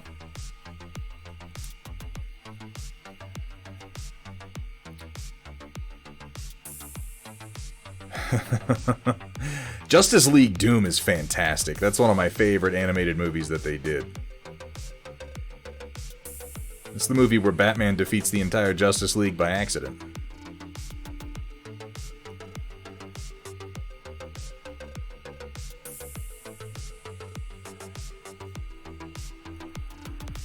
Now we're moving on to the actual unmixed rosy shadow here.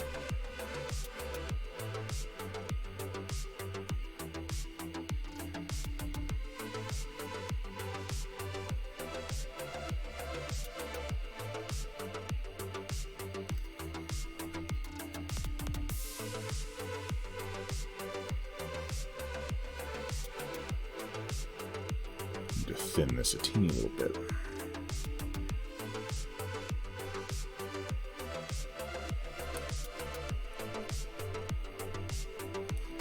Yeah. Yeah, what happens if you turn? What's the contingency for that? Well, you are. Justice League Doom is a great movie. Honestly, it's a funny thing to me that I don't have any love for the Marvel animated productions that they've put out, like, at all. They really do nothing for me. But I love the Marvel movies. I mean, everybody loves the Marvel movies. That's like saying, hey, I sure like breathing oxygen.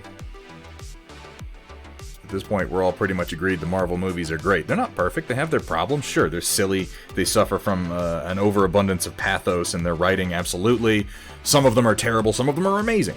But the DC animated movies are fan-freaking-tastic, and their live-action movies are bad. Like, real bad. I am not at all a fan of Batman vs. Superman. I'm not at all a fan of Justice League. I am not at all a fan of really any of Henry Cavill's Supermans. They're all missing what are vital components for me to enjoy those characters.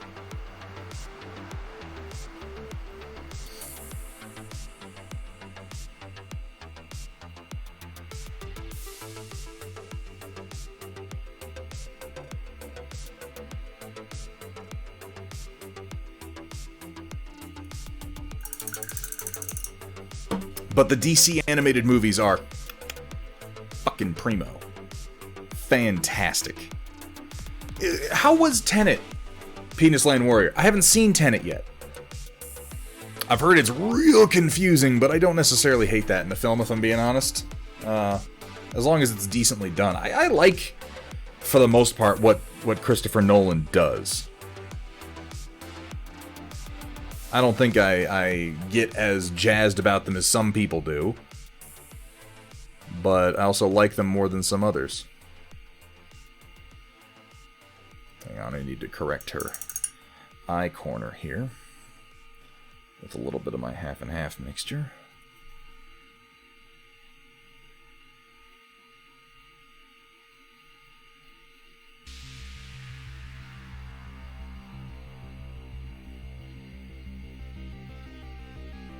There we go. People like Heath Ledger, but I'm just like, what about Hamill? Dude, Mark Hamill's the best Joker we ever had. Fucking hands down. Hands down. Now, that's not to say that Heath Ledger wasn't great for what he did, but Mark Hamill is the Joker as far as I'm concerned. Didn't find it too confusing. My wife did. There were some parts that was like, well, that seems real important, and you just glossed over it. Oh, well, I'm definitely going to watch it. I'm glad to hear something good about it. Because what I've heard so far has been a lot of criticism. I think Robert Pattinson is a fantastic actor, though. Like a real good actor. He's got some serious chops, and I'm excited for any chance that he gets to stretch his legs on a role. I feel like working for Nolan is going to give you that a lot of the time.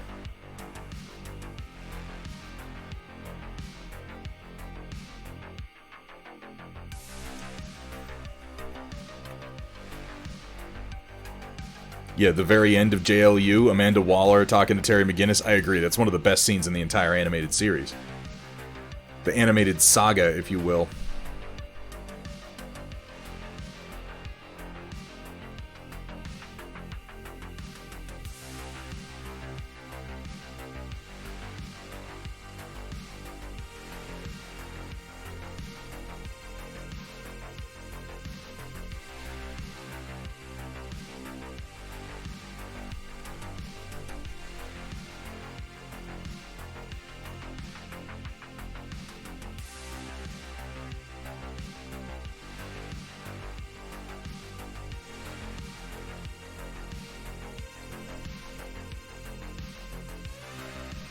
Real close to the eye here. Now, you should be able to see what I mean about painting the eyes first at this point. You see how I am able to build the face around them, as opposed to going past the face and trying to define them after the fact.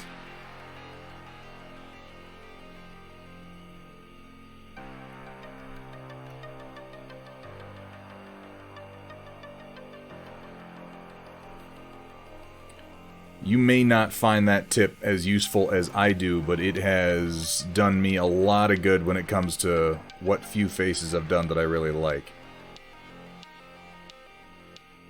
Oop, I just fucked up there.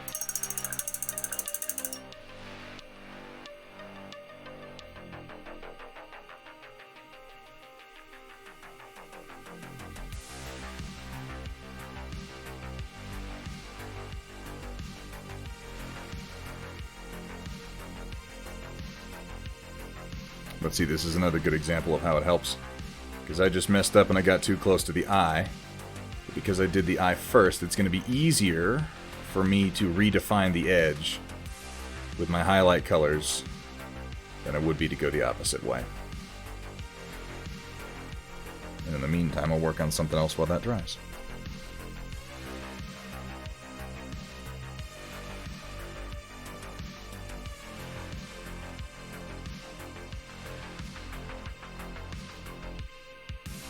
Really just leaving those starter colors, my Bugman's Glow analog, in the deepest parts of the face.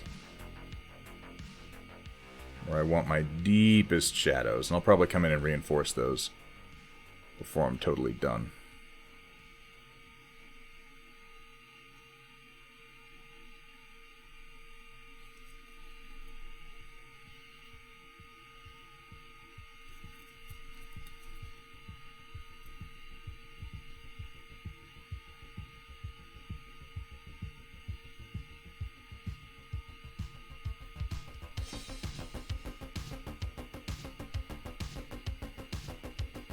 Whoopsies. Holy shit, Ground Affected coming in hot with that raid. How you doing, Ground Affected? Welcome, Raiders. Welcome to Thunderhead Studio. We've been working on a lot of different stuff today. We've been working on some battle mechs for Battletech, and we just switched over to trying to paint a face on Ms. Danvers here, which so far I'm making decent progress, I feel like. Haven't quite got the shape of her lips figured out yet. We'll work on that. How you doing, Ground Effect? Did you have a good stream?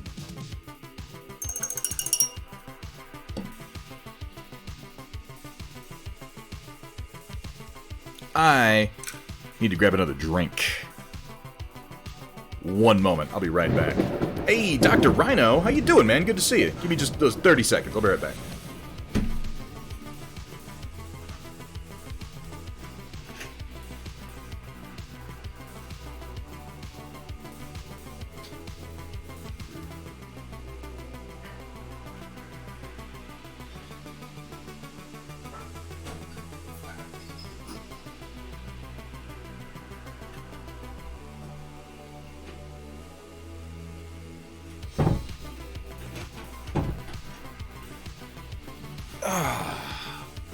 Okie dokie dokily doo.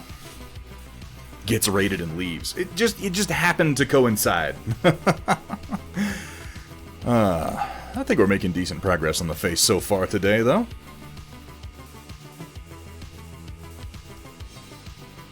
It was chill, just stuffing around. Just stuffing around. What were you working on, out of curiosity?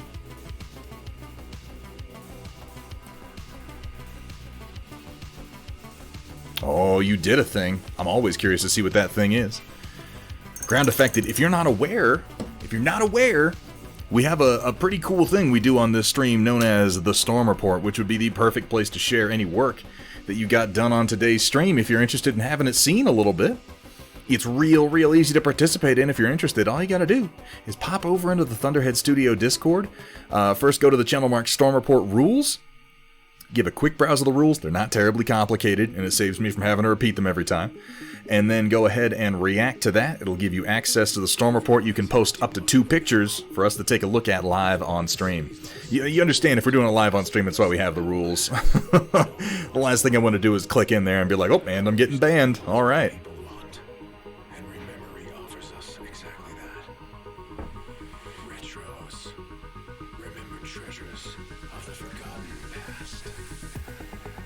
You just changed your printer's LCD. You got a, what kind of printer you got? I mean, a resin one if you're changing LCDs. I'm sorry that my FDM printer is... You know what? Hang on. I'm going to switch my FDM camera.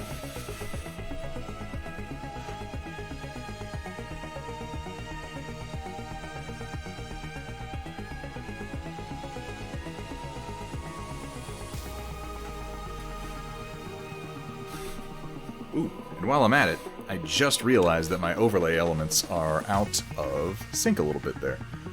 Retros, remembered treasures of the forgotten past.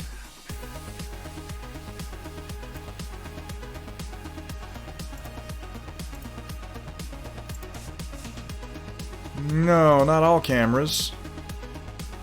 No, my stream is broken, oh god. Fixing it.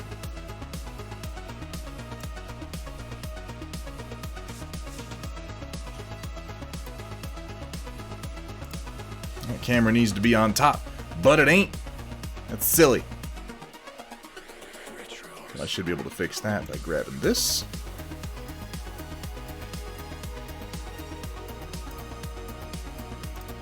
There we go. Now my printer cam actually shows up. Sorry about that, guys. It's not printing anything so interesting now, just some bases for some moisture evaporators, but at least it's moving. That's something. Oh, it's no problem. It's real easy. Once you're in the Discord, all you got to do is you should get updated. Your role should be updated. You just go ahead and go into the Storm Report rules channel, read the rules, confirm that by reacting to the post there, and then you can go ahead and post away. And Project Dark Fox, I know the bot can be a little bit slow. Would you just go ahead and make sure that he gets his role updated to Stratus? I'd appreciate that.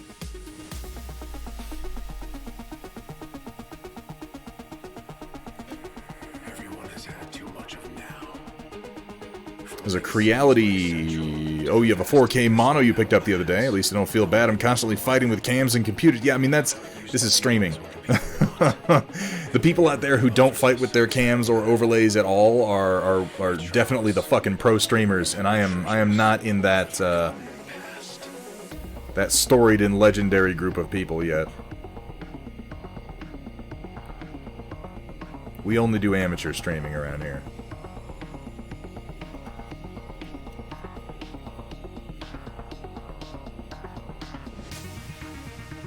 Mr. Redbird, thank you so much for being here, man. It is always a pleasure to see you. I hope you have a fantastic evening.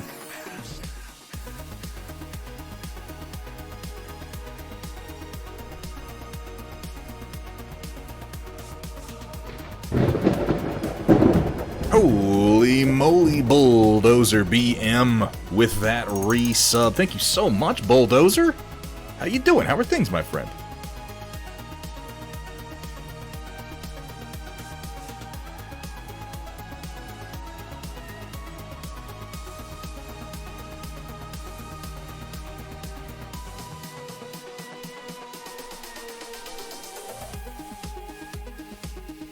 I haven't seen you in a little while, Bulldozer. Or at least you've been lurking, maybe. That's possible.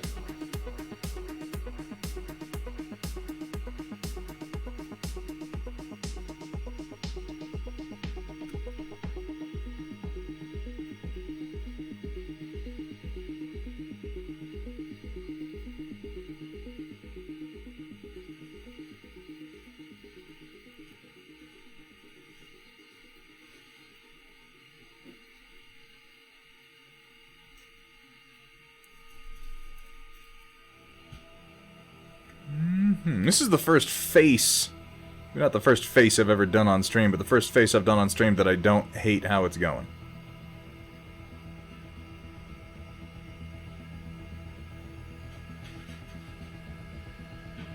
It's tough for me because I generally loathe doing faces and hate how they turn out, but this is coming together okay.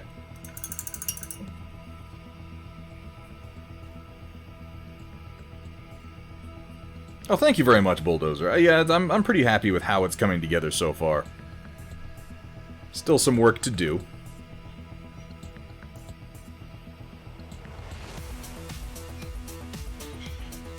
But then when isn't there? Now here's a good example of precisely why I recommend doing the eyes before the rest of the face.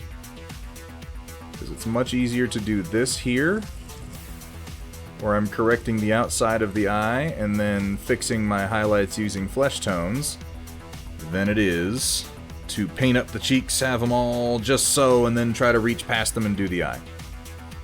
Much, much easier to do corrections this way, at least in my experience.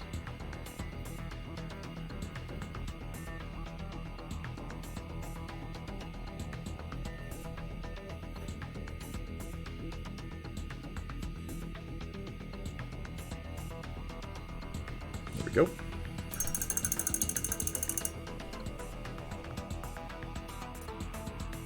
What you been up to, Bulldozer? Anything good? Anything fun?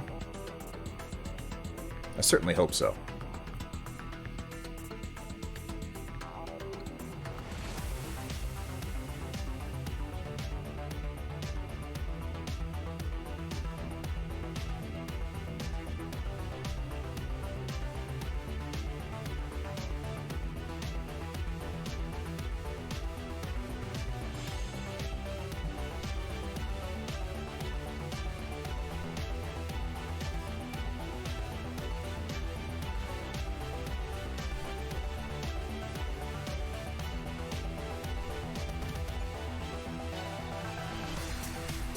I'm still in what I would call shading colors at this point. I haven't really moved on to my light highlights.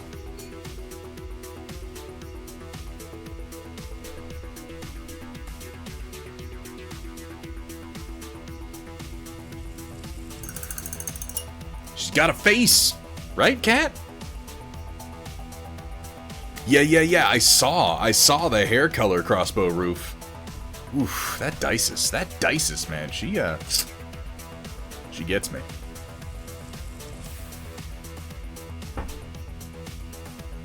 Still so new to all this, I don't have a clue where to post. I'd rather not do something dumb. Dude, Ground Effect, do something dumb. What? Ground Effect, let me ask you a question. What's the worst thing that's going to happen? You're going to post a picture in the wrong place, and what am I going to do? I'm going to be like, that ground affected, that fucking guy, he posted a picture in the wrong part of my Discord. You know what? He's banned. Cat, ban ground affected for not knowing where to post pictures. Do it now. No, don't actually. I shouldn't make that joke. She's done that before. That's, yeah, no, that's... ground affected. Just take your pictures, pop into the storm report, and post them, baby. Do it. Make it happen. The worst thing you can do is get it wrong, and that's really not a problem for anybody.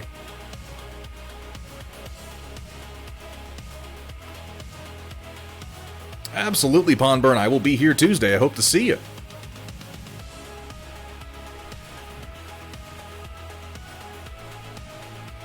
Yeah, she does a lot of busts. Dices does... I go to Dices for advice when I'm looking for tips on, like, flesh tones.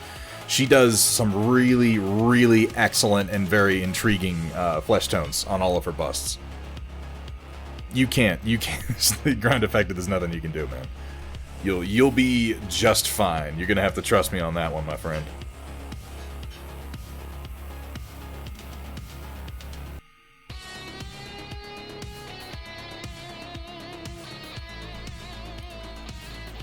But ground affected again. Thank you so much for the raid, man. And I hope that you I hope you come around more. I always love when paint streamers like to come in and share their work. You know? I think this could be truly the beginning of just a beautiful friendship. This is where the fun begins.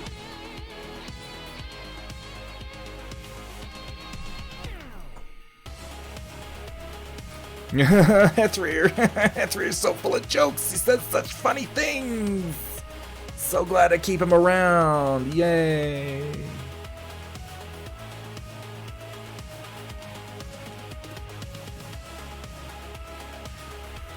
Alright, I think I can afford to move up from Rosie's Shadow. If you don't respect the cat, you're gonna get the bat. From Rosie's Shadow, I'm gonna move into... Pale Flesh? That's a bit aggressive. That's a bit aggressive. I don't want Pale Flesh. I think Warrior Flesh, and then into Pale Flesh.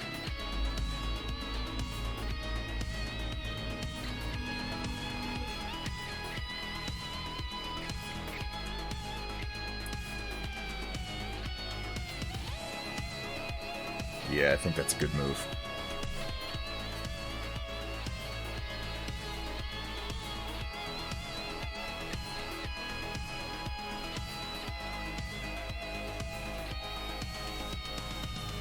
She's a warrior. Rah, rah, rah.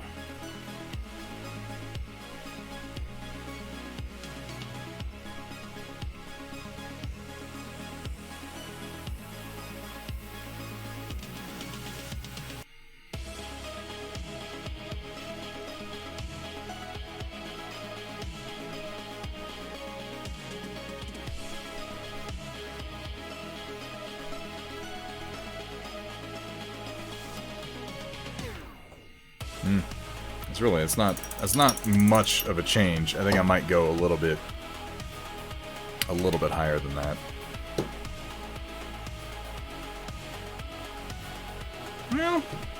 No. I'll try it a little bit more. It really looks like it should be a higher tone. It's just not coming across very well. Hey, what's up, Zara? How you doing? Could we get a shout out for Zara, she who paints? Another fantastic paint streamer that y'all should go ahead and just toss a follow her way. Check out her next stream next time she's on. I think you'll enjoy it. Very friendly, very welcoming, very talented, and a lot of fun to watch.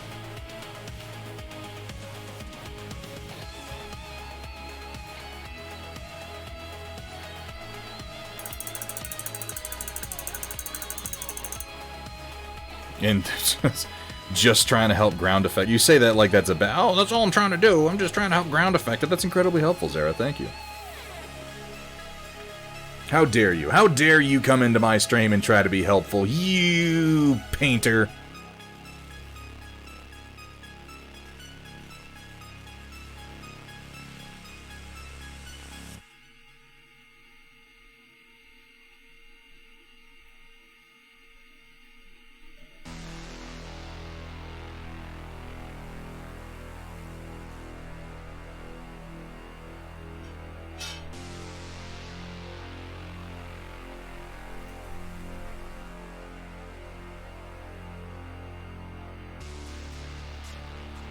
Getting close here. Next round's going to be some actual highlights.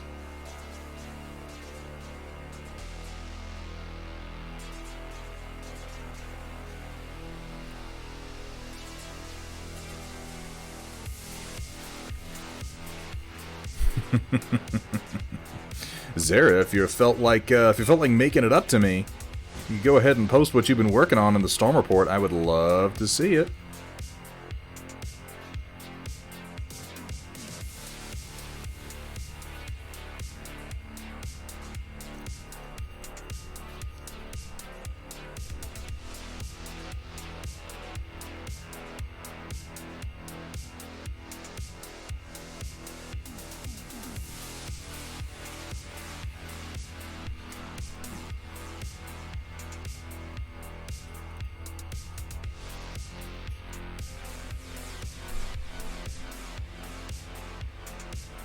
I think I'm gonna mix this with this warrior flesh with a bit of pale flesh, because it's just not quite enough of a shift for me right now. I want more contrast. It's a very small face, and if I don't start leaning into the contrast now, I'm gonna regret it later.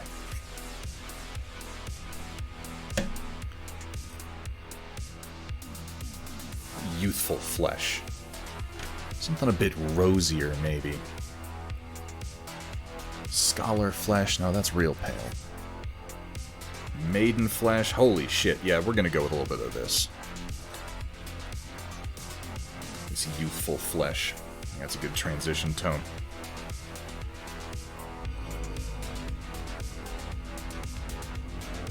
Yeah, Zara, that has been something that I've tried to avoid, is the channel bloat. I only add channels as they actually get used, and I try to remove them if they sink into disuse. Channel bloat is something that I fear in a Discord server, and I fear it because I know that if I'm in a Discord server that somebody else has made, and it's bloated with channels, I'm not gonna use it very much. I don't go to most of them, so what the hell's the point?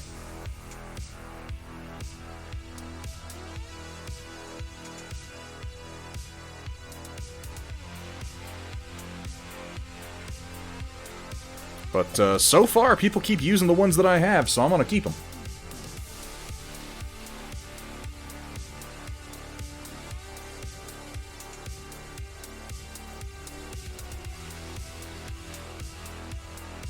It's tempting when you start a Discord server to just add a bunch of channels for everything you can possibly think of. But it's not a good idea, I don't think.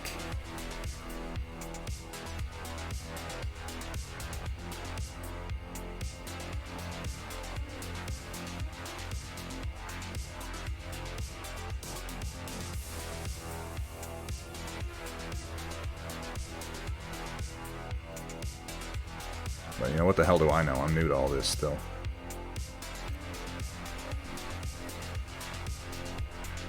Yeah, you should see the Battletech Discord servers. Holy shit.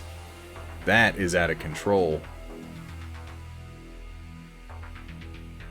And as noted, I don't use many of those servers. Like, I have my own little channel inside the Battletech servers. I go in there, I post what I've been working on, and I get the fuck out. For the most part. It depends on the server.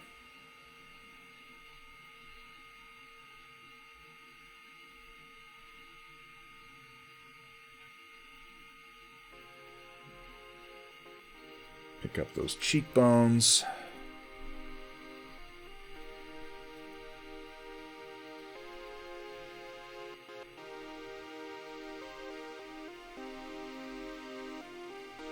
That was almost a whoopsie. I'll give myself time. It could still turn into a whoopsie.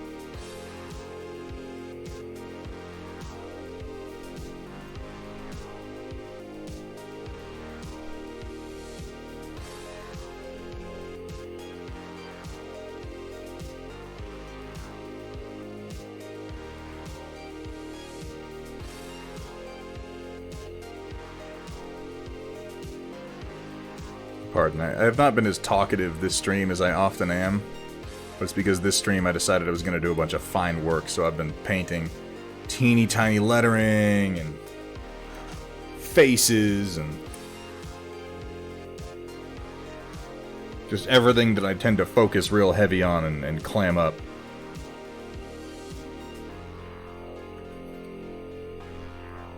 Battletech is the server that's going to eat Discord. Yeah. They have, like, hardcore channel bloat on a lot of those servers. I'm not a huge fan myself.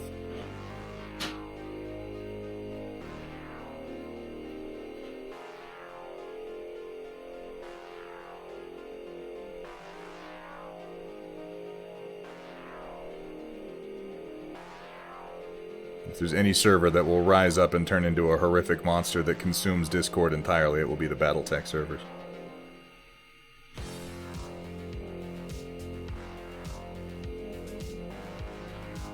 Though admittedly, some of the 3D printing hobby servers are pretty bad when it comes to that sort of thing.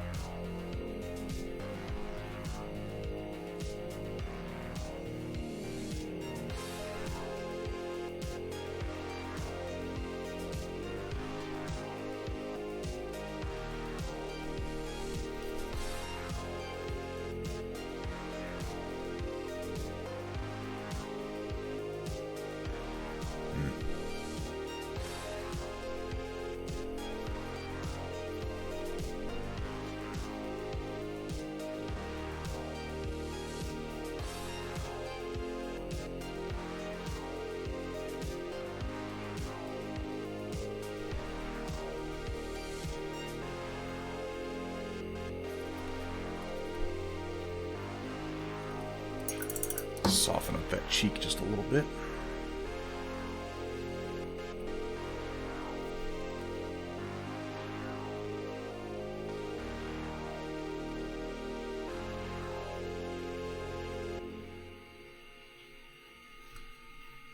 Make her look a little bit less like a clown.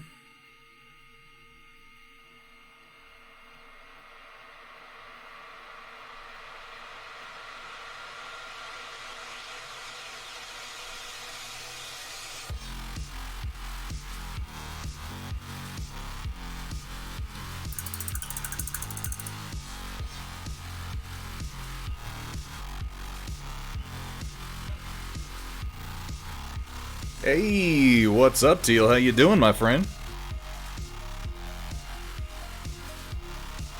Bing, bang, boom. We got that double shout-out going on. That's just how excited people are.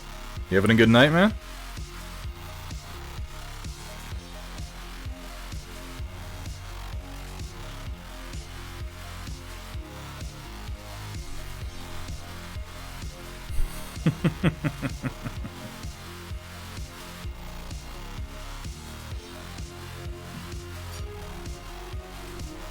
Off to a good start. I am glad to hear that.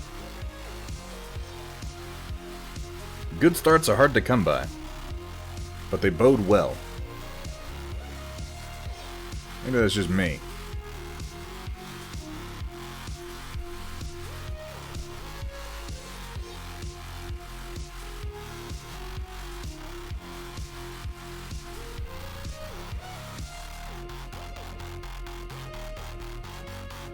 If you anchor the fox, you're gonna get stuffed in a box. You don't want to get stuffed in that box. I've been in the box. It's not as fun as you might think.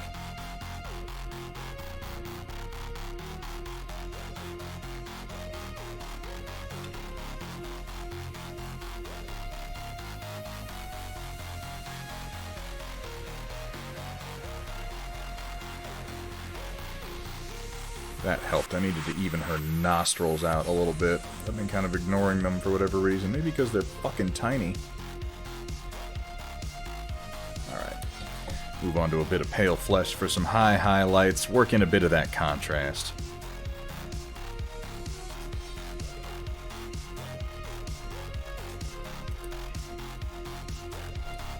Oh, is it time? My god, it is time for the Storm Report. Ooh. Alright, give me just one moment. Let me do one quick round of highlights and then we'll move on to the Storm Report and see what y'all have been posting. Had to stop our game because she couldn't brain. Just don't let her play classic Battletech then, man. Because holy shit, man. If Alpha Strike overheats the old engine. Got a question. I have a buddy who just got a resin printer. We're going to work out a trade, but I want to have him print up a Battletech Mini for me. Which one should it be? So, if you're asking me, and I might be a little bit biased, might I recommend either? I mean, first of all, it should be more than one. It should be like at least 4 so you could build a lance out of them, but it depends on what you want to do. I would recommend this very fine classic unseen Griffin / Soltic round facer that is available in a variety of poses and sculpts that I may or may not have modeled myself. It's entirely possible. I'm a pretty big fan of this one. It has that classic Battletech look. A lot of the newer stuff is... It has a more modern aesthetic to it. If that's what you prefer, some of the MechWarrior Online ones, but they have a lot of panel lines and a lot of greeblies on them. I like this sort of more retro look. But I have available that one in, again, a variety of poses and weapons loadouts, as well as the Shadowhawk, also in the more classic unseen style, also available in a variety of poses and weapons loadouts. Now, both of these files are available on Thingiverse. I'm definitely biased because I love these figures and sculpted them myself. But, man, I'd love to see you paint one of them, let me tell you. And if you want to do one just for fun, I do have one sculpt that I haven't painted my own yet. But I have this version of the Shadowhawk that is in a derelict, abandoned sort of pose, which I think is pretty damn cool. It is based on the first episode of Fang of the Sun Dugram. That this Shadowhawk is actually, this design is actually from Fang of the Sun Dugram. In the very first episode, you see the Dugram that this mech is slumped over like this, and then the story starts to tell you how it wound up there. And if you look inside there, you can see there's a little pilot seat, and there's a little control console. I'm pretty happy with how this print actually came out. And I'd love to see you paint any of them. I have not yet done the Meme Locust past the initial sticking the gun on the side of it harmony. But, you know, if you felt like printing any of these out, the files are freely available on Thingiverse, and I'd be more than happy to hook you up with the links for those. It's kind of what it's intended to be. Crossbow Roof is just used as an objective marker or a piece of random, like, level 1 blocking terrain.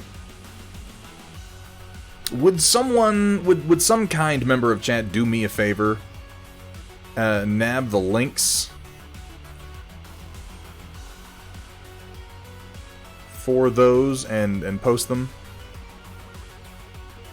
Or if people don't want to jump to my whim and do my work for me, that's fine too. I will post them in my Discord after the stream, and you'll be able to find them there.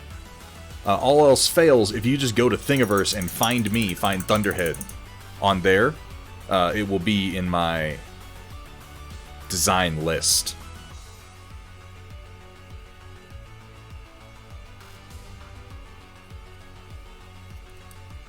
It's a long story, Sumitha. It's not really that long a story. It's just a very stupid story. But yes, there is a meme locust that I did promise a better model for. The one that I made is very rudimentary.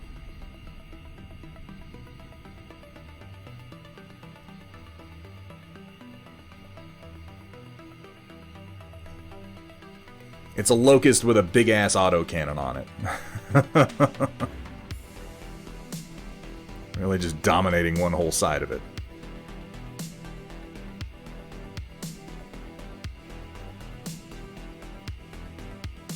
Put it another way, it's on the list along with the Thunder Chicken at this point. Cluck, cluck, boom, baby.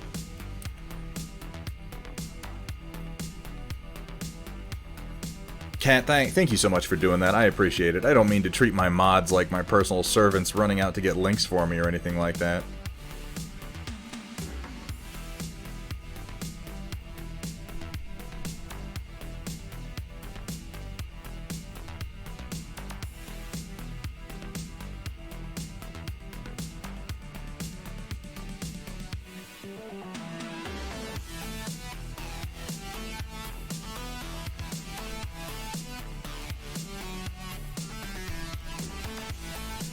Alright, we are going to transition over to the Storm Report. I am going to call this good for right now. Yeah, smaller Thunder Chicken. It's a Thunder Bug, if you will. They really do, Rio. Rio is absolutely on point with that. I am one spoiled fucking streamer. I have one of the best communities on Twitch. I have one of the best communities on Discord. I have some of the best damn chat I've ever seen on this platform. I am spoiled. I am lucky, and it is a lot of you that keep spoiling me. And I am thankful for it every single day that we're here. So let's take a moment and let's review what we've done before we transition over and take a look at what you have done. We started on Captain Marvel's face today, which is, it's coming together decently. The shape isn't quite there yet. The lips look a little funny yet. They need to be addressed. They're just really, really dark, and they haven't been blended into the rest of the face, so she winds up looking a little bit clowny. But, all the face tones are coming together reasonably around the eyes. It's a good face for me. Over here in particular, you can see she got the resting bitch face, and that's just because I haven't shaded her cheek properly. And then once once her hair isn't just a big block of brown, that's also going to help quite a bit. We got Captain Marvel coming together. And we worked on White Wolf's Channel Point redeemed Stormchaser Jenner in this blue and purple scheme with the yellow lightning bolt coming down across it. We went ahead and added White Wolf's signature paw print to the one free weapons pod over there. Completing this paint job, I'm going to go ahead and get this guy sealed up and get some photographs taken later. White Wolf, I think this came out pretty nice, man.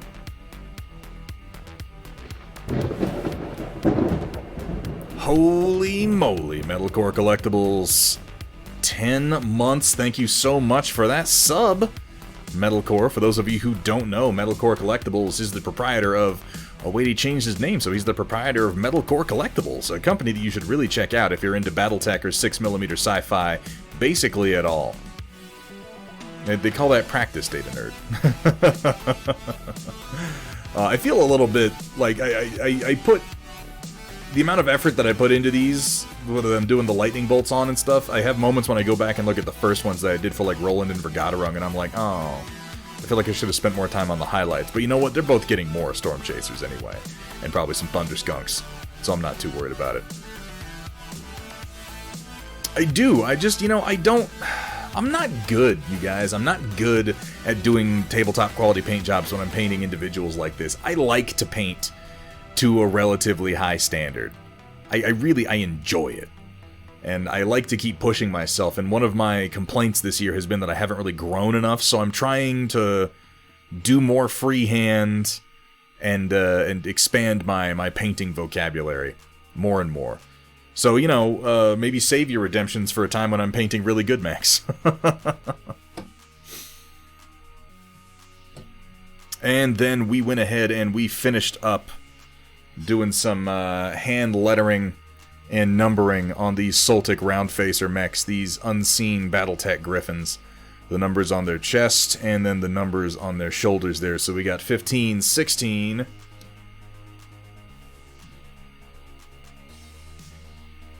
17, and 18. Of course, 18 has a big chunk missing out of his shoulder. I'm going to do some battle damage around that.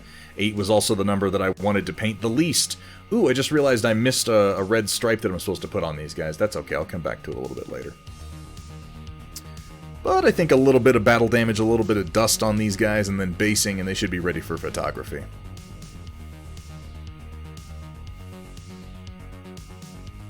At 8. That 8 gave me trouble. I still don't think it's exactly legible, but it's also like 2 millimeters tall, and I'm just not going to beat myself up about it all that much, you know?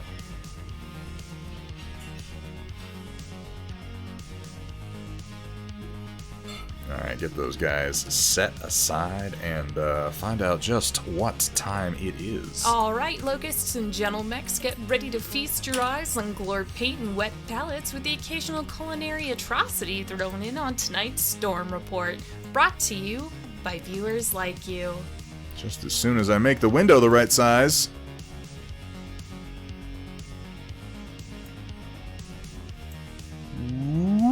Like so.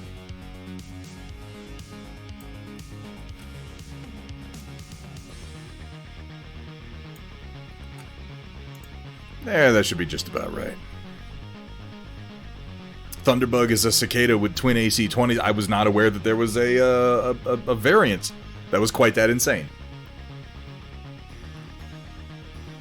Always time for tacos. Manro Fasal painting the Candored Overlords? Candored? What is that from? Are you talking about the Caradon Overlords? Is that what we're trying to write? Painting the Dozers from Fraggle Rock. They do kind of look like the Dozers, don't they? They got their little helmets, and little mustaches and beards. That's fucking brilliant. That's good stuff. I like that. Dozers. It's been a long goddamn time. That's... wow.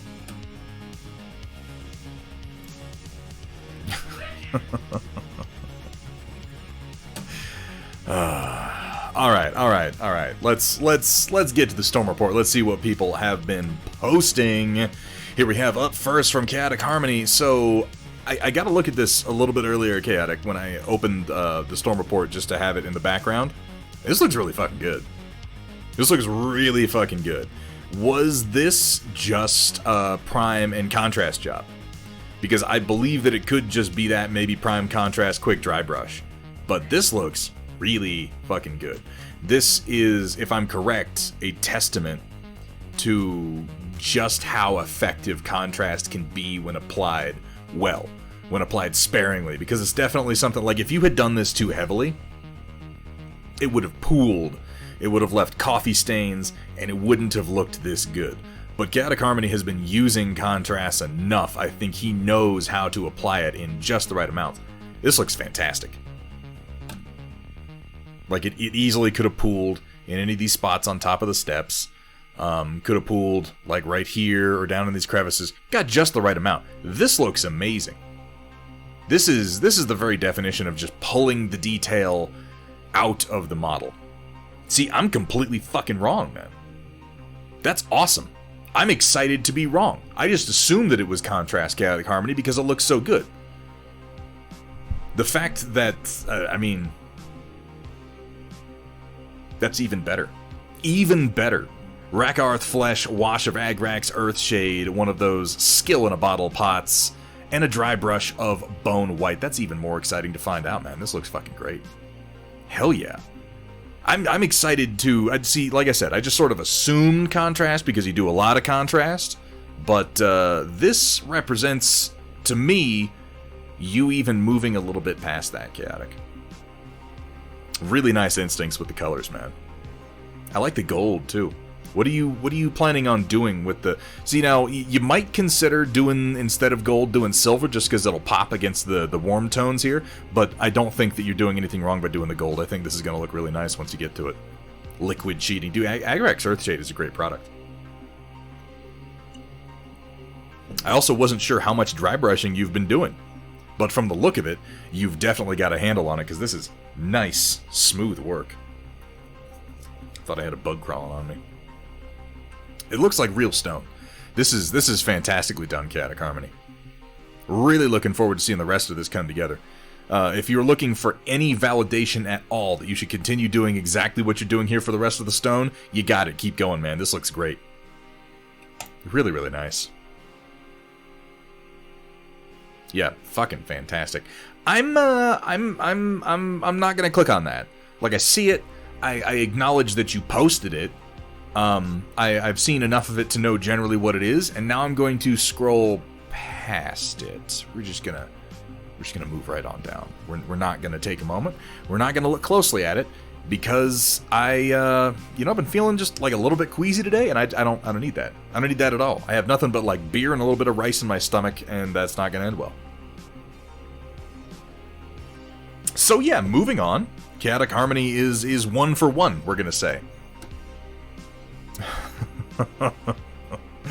Ooh, here we have from Alaric Kerensky. Reinforcements have arrived for the Imperial fleet. This fucking thing is crazy.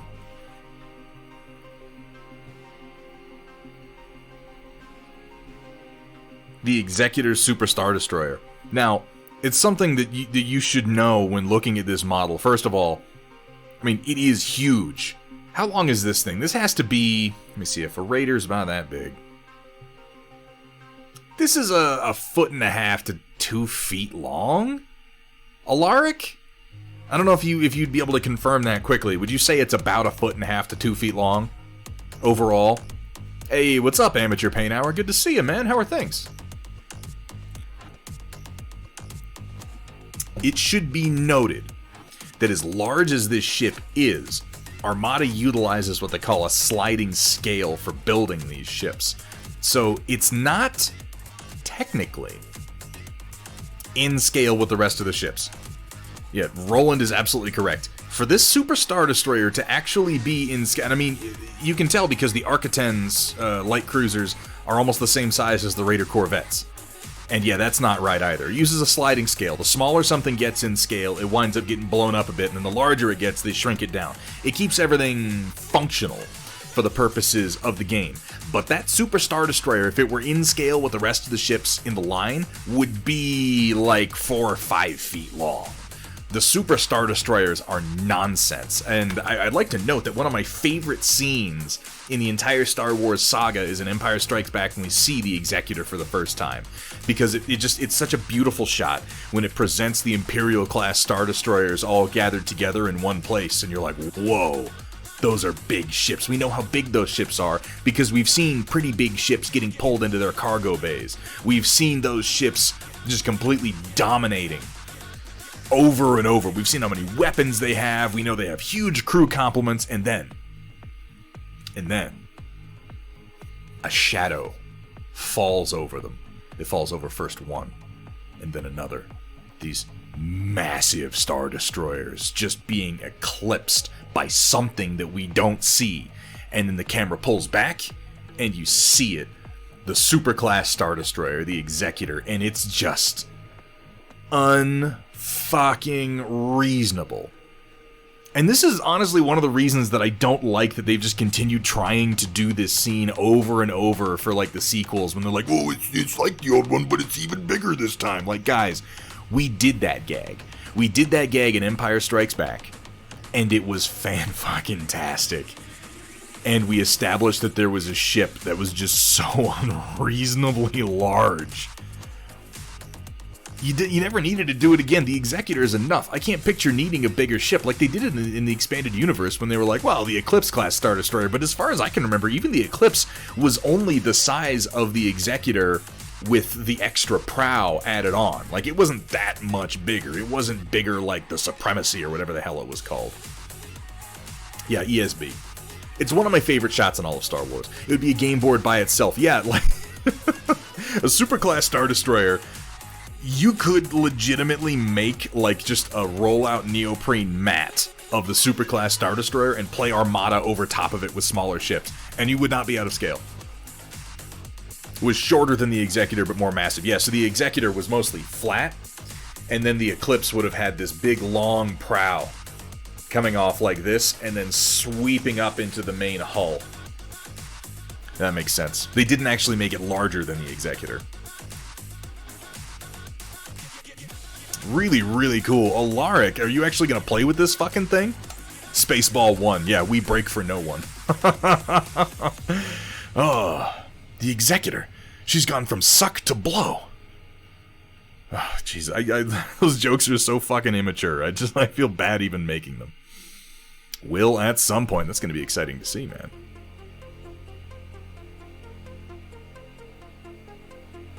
Gonna do a light paint on it. I'm very curious to see what you do. They've done a good job with the general pre-paint schemes on all these Armada ships, but I'm curious to see what you want to do with it.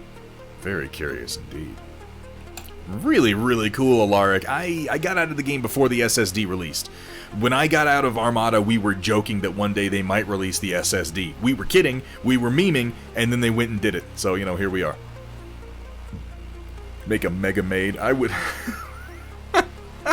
a model of a Mega Maid. That's what we should do, Alaric. We need to get you a Mega Maid, and then show up to a game of Armada and just plot that shit out there. This big fucking robot with a vacuum cleaner. I'd pay money to see that. Not a lot of money, mind you, but some money. Thank you for sharing that with us today, Alaric. Here we have from Sumatha. Operation Lancaster Preview, Recovery in Progress. A rather large space battle, two technically with a third semi-related battle told elsewhere, take place during Operation Lancaster. Several pilots are forced to sit and wait for as much as several hours, waiting recovery following these events while priority is given to those who are in greater danger. Even some of the recovery craft themselves suffer damage as a result of the sheer amount of debris littering the area. Needless to say, Plog continues to knock it out of the park. He really does. I occasionally go, he doesn't do great faces, but when he's doing mechanical work, it's just uncanny how good it looks.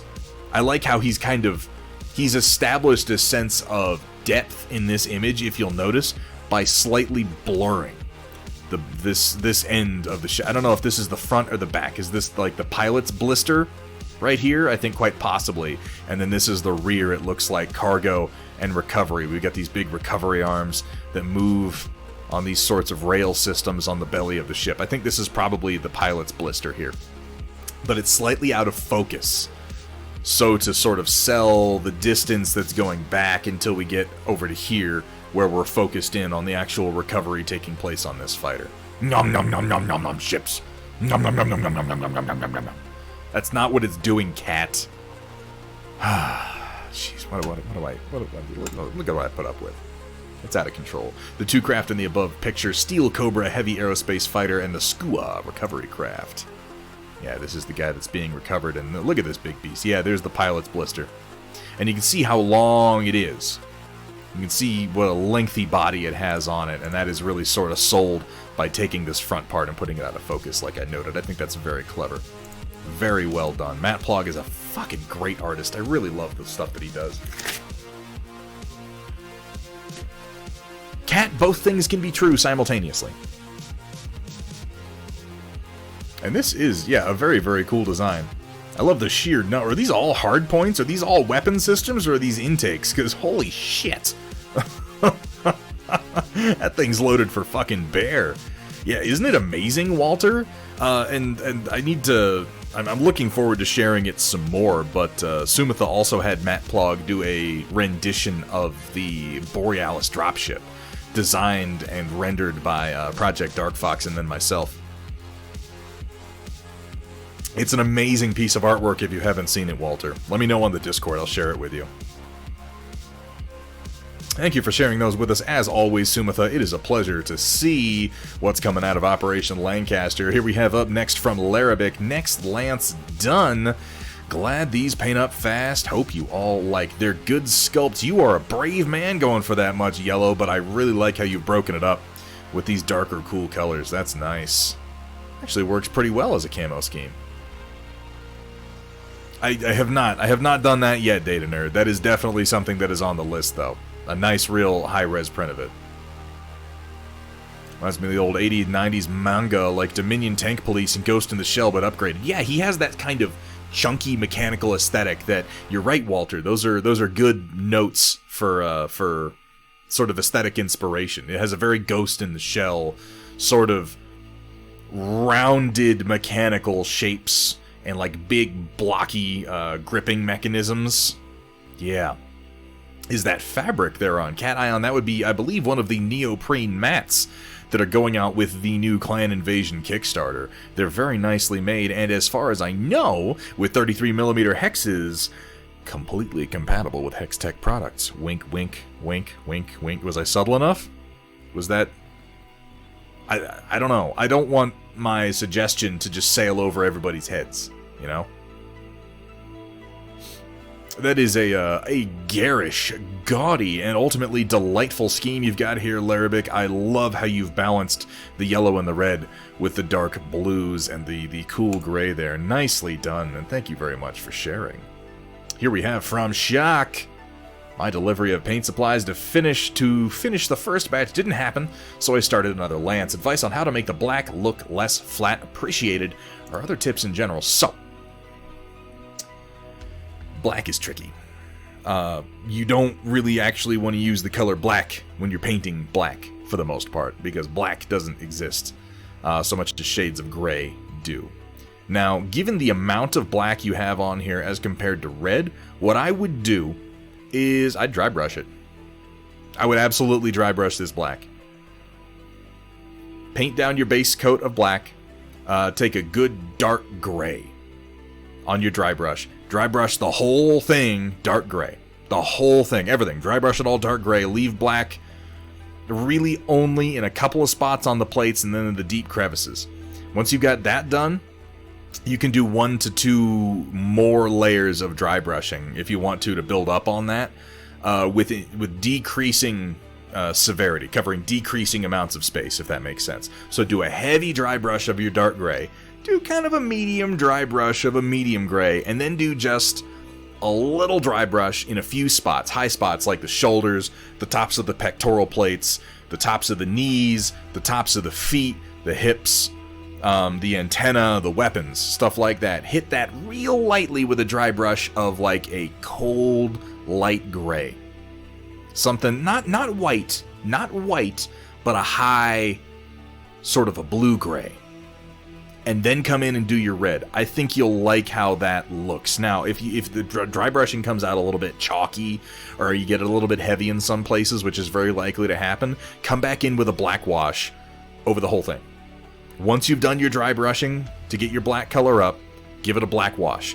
It'll seep down into the crevices and deepen that color, and it'll blend your grays and your blacks together. That would be a good step forward for these models. And then once you've done that, then come in and do your red. I think that would look pretty good, and I agree. That is a nice choice for the cockpit glass color. Yellow and black go together surprisingly well. And this is a pretty nice, subtle application of yellow over black. Yeah, definitely. Yeah, the dry brushing, what that's going to do is just going to help the details on the model. The shoulders, the fingers, the knee plates, the little greeblies, the edges of the pectoral plates, the top of the head. It's going to help those details pop out real nice for you. I think you'll like how that looks, Shock 21. Get yourself a Like, if you have a dry brush that'll work already, that's fine. If you can spare the, like, $9 to $10, if you look down in my Amazon Blacksmith link, you'll find an ELF contouring brush. I recommend that brush for dry brushing. It's an amazing brush. It's so soft. You can get really, really good detail with it. But have at least one brush set aside for dry brushing, man, because it is a fucking game changer as far as miniature painting goes. And your submission for Setup Sunday, I love the temporary setup on the kitchen table. This is where we all got started, isn't it? Hell yeah. These are your, you've taken your first steps into a larger world.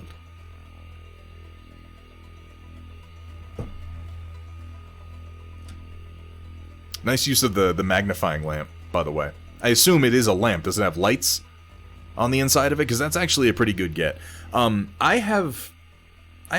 used a lamp like this for a while and I stopped.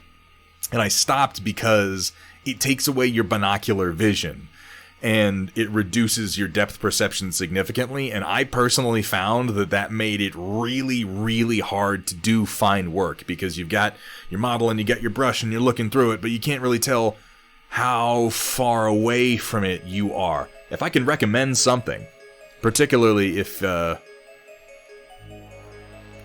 seeing your model and getting magnification is a problem, you can find these on Amazon for like $15, $20, I want to say, with a series of different lenses that you can attach. These are fantastic. They have an LED light right there, you can see, with a couple different intensities. They have multiple little clips that you can put on here, and then you can kind of raise this out of the way and still be wearing it. It goes on over a pair of glasses. I strongly recommend a pair of these. If you don't have the room, the time, the space, the inclination to set up something like a light arch that provides light from all directions, this is going to be one of your next best bets.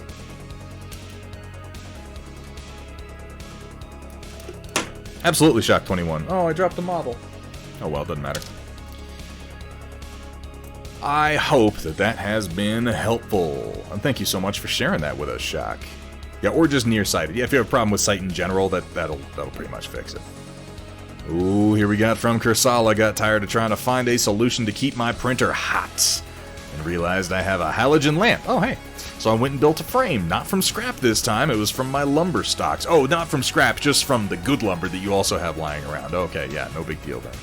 Stapled on some 6mm plastic sheeting and shoved it all in my mini greenhouse. Ambient temperature is 45 to 48 degrees Fahrenheit, and the enclosure is about 70 to 75 degrees Fahrenheit. 9 hours later, success! The enclosure reached critical mass at about 78 degrees, with the body of the printer hovering around 84. So this cheap-ass box is apparently just what I needed. You are so much more exacting from your printers. So much more exacting from your printers than I am. I don't monitor my temperature at all. I just kind of let it do what it will. I let it fly fucking willy-nilly. Blue Brain, this is Kursala's 3D printer in a little miniature greenhouse that he put together to maintain just the right printing temperature. Just the right printing temperature.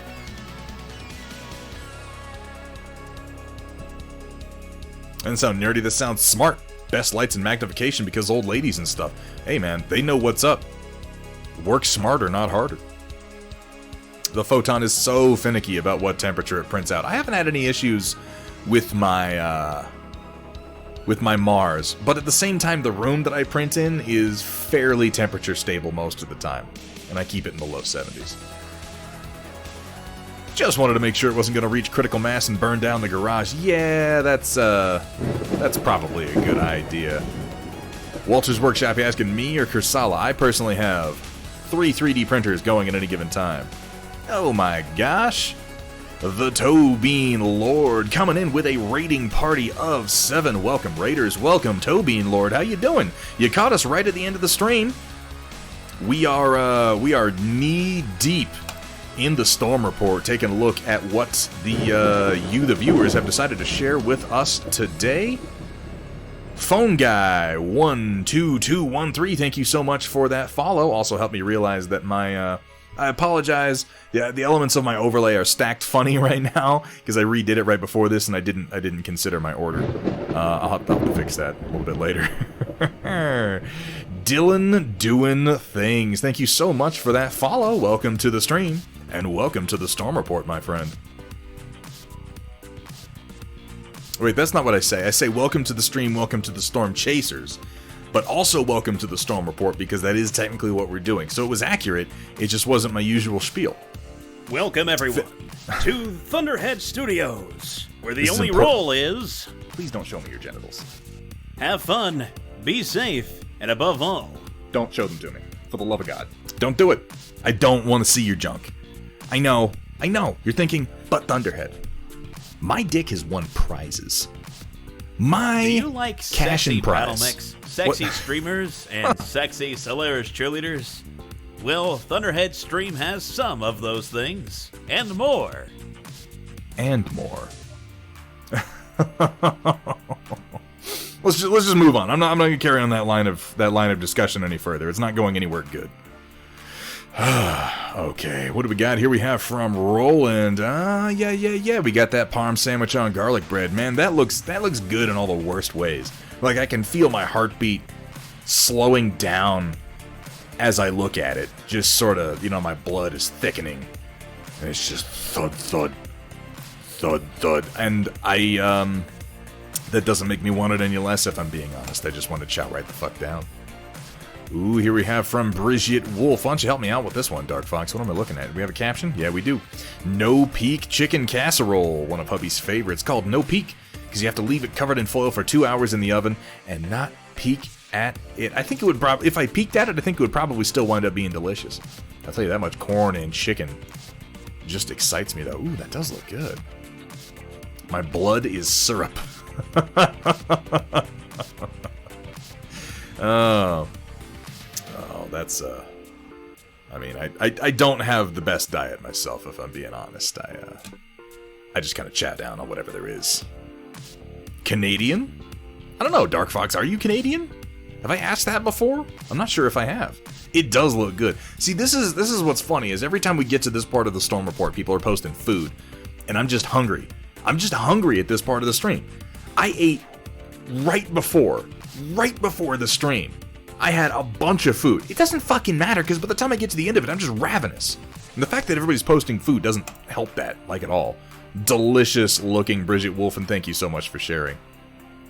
Here we have from Amateur Paint Hour, first of the new Lyran batch. Curious for a professional opinion. Well, if you want a professional opinion, you're gonna have to go to somebody else. But I can give you a dangerous amateur opinion. Shock 21, I don't see things like that. I don't judge people by superficial things like, are you Canadian, aren't you Canadian? I'm Canada blind, as it were. And yeah, I am glad that it's not Taco Tuesday, because that'd be so much worse. Alright, so we're looking for a little bit of CNC on this. For a professional opinion. So it's a lot of blue and a lot of white. I mean, obviously you're going for the Lyran Guard color scheme. Painting white is tricky. It's a funny thing for people to get into right off the bat. One of the tricks to painting white is don't use any white. Now, if I were going to improve this white, what I would do is I would wash it black. I would hit it with a black wash, and then I would come back in with pure white on a dry brush, and I would just hit some of the top parts. I'd hit here, I'd hit it here on the pectoral plate, I'd hit it on the top of the knee, the top of the leg, get the toes, the outer parts of the weapon.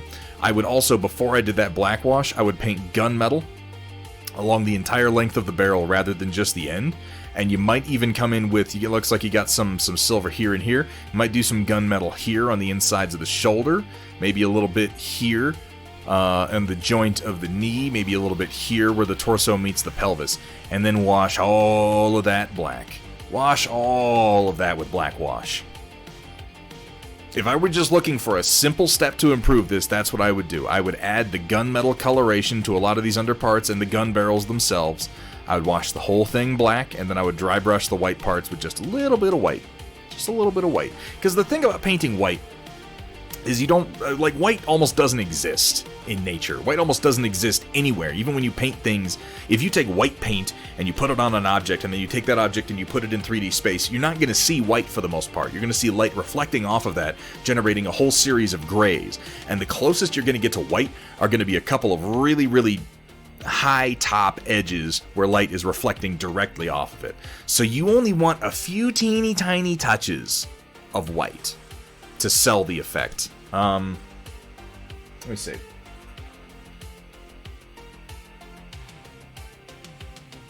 Here, I'm going to switch my my scene here real quick because I want to show you something. And then we'll come back to this. My camera's frozen. Let me fix it real quick.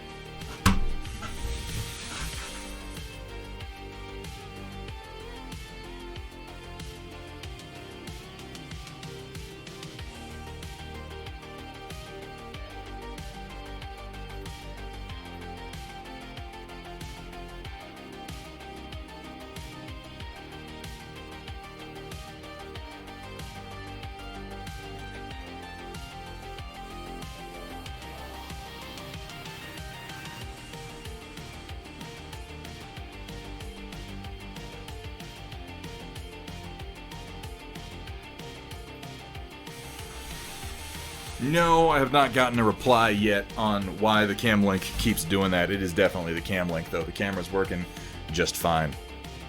Here is a Battle Master I've done in that same scheme that you're going for. And I think you can probably see... Hang on, let me get that focused a little bit better. You can probably see what I mean right here. There's not really a lot of white in use. And this was a fairly quick paint job. This was... zenithal airbrush, and then a couple of coats of dry brush, and then a tiny little touch here or there of white. Not much. Not much actual white at all. But then you don't want that much white. You want mostly grays. So much of miniature painting is tricking the human eye into seeing what you want it to, what you want the brain to say is there. Another good example.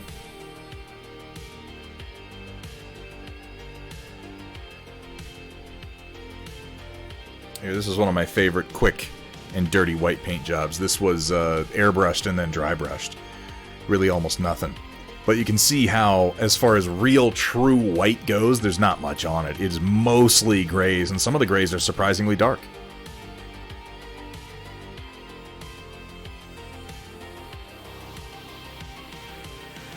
So that's definitely my recommendation, is use real dark colors and then dry brush in your highest highlights. And particularly if you're painting white, try not to use much white at all. Use as little white as you can possibly get away with. And then you can also see what I did here. I came in by hand and I put a little stripe of bright white along the transition point from the white to the blue, while leaving most of the rest of it gray.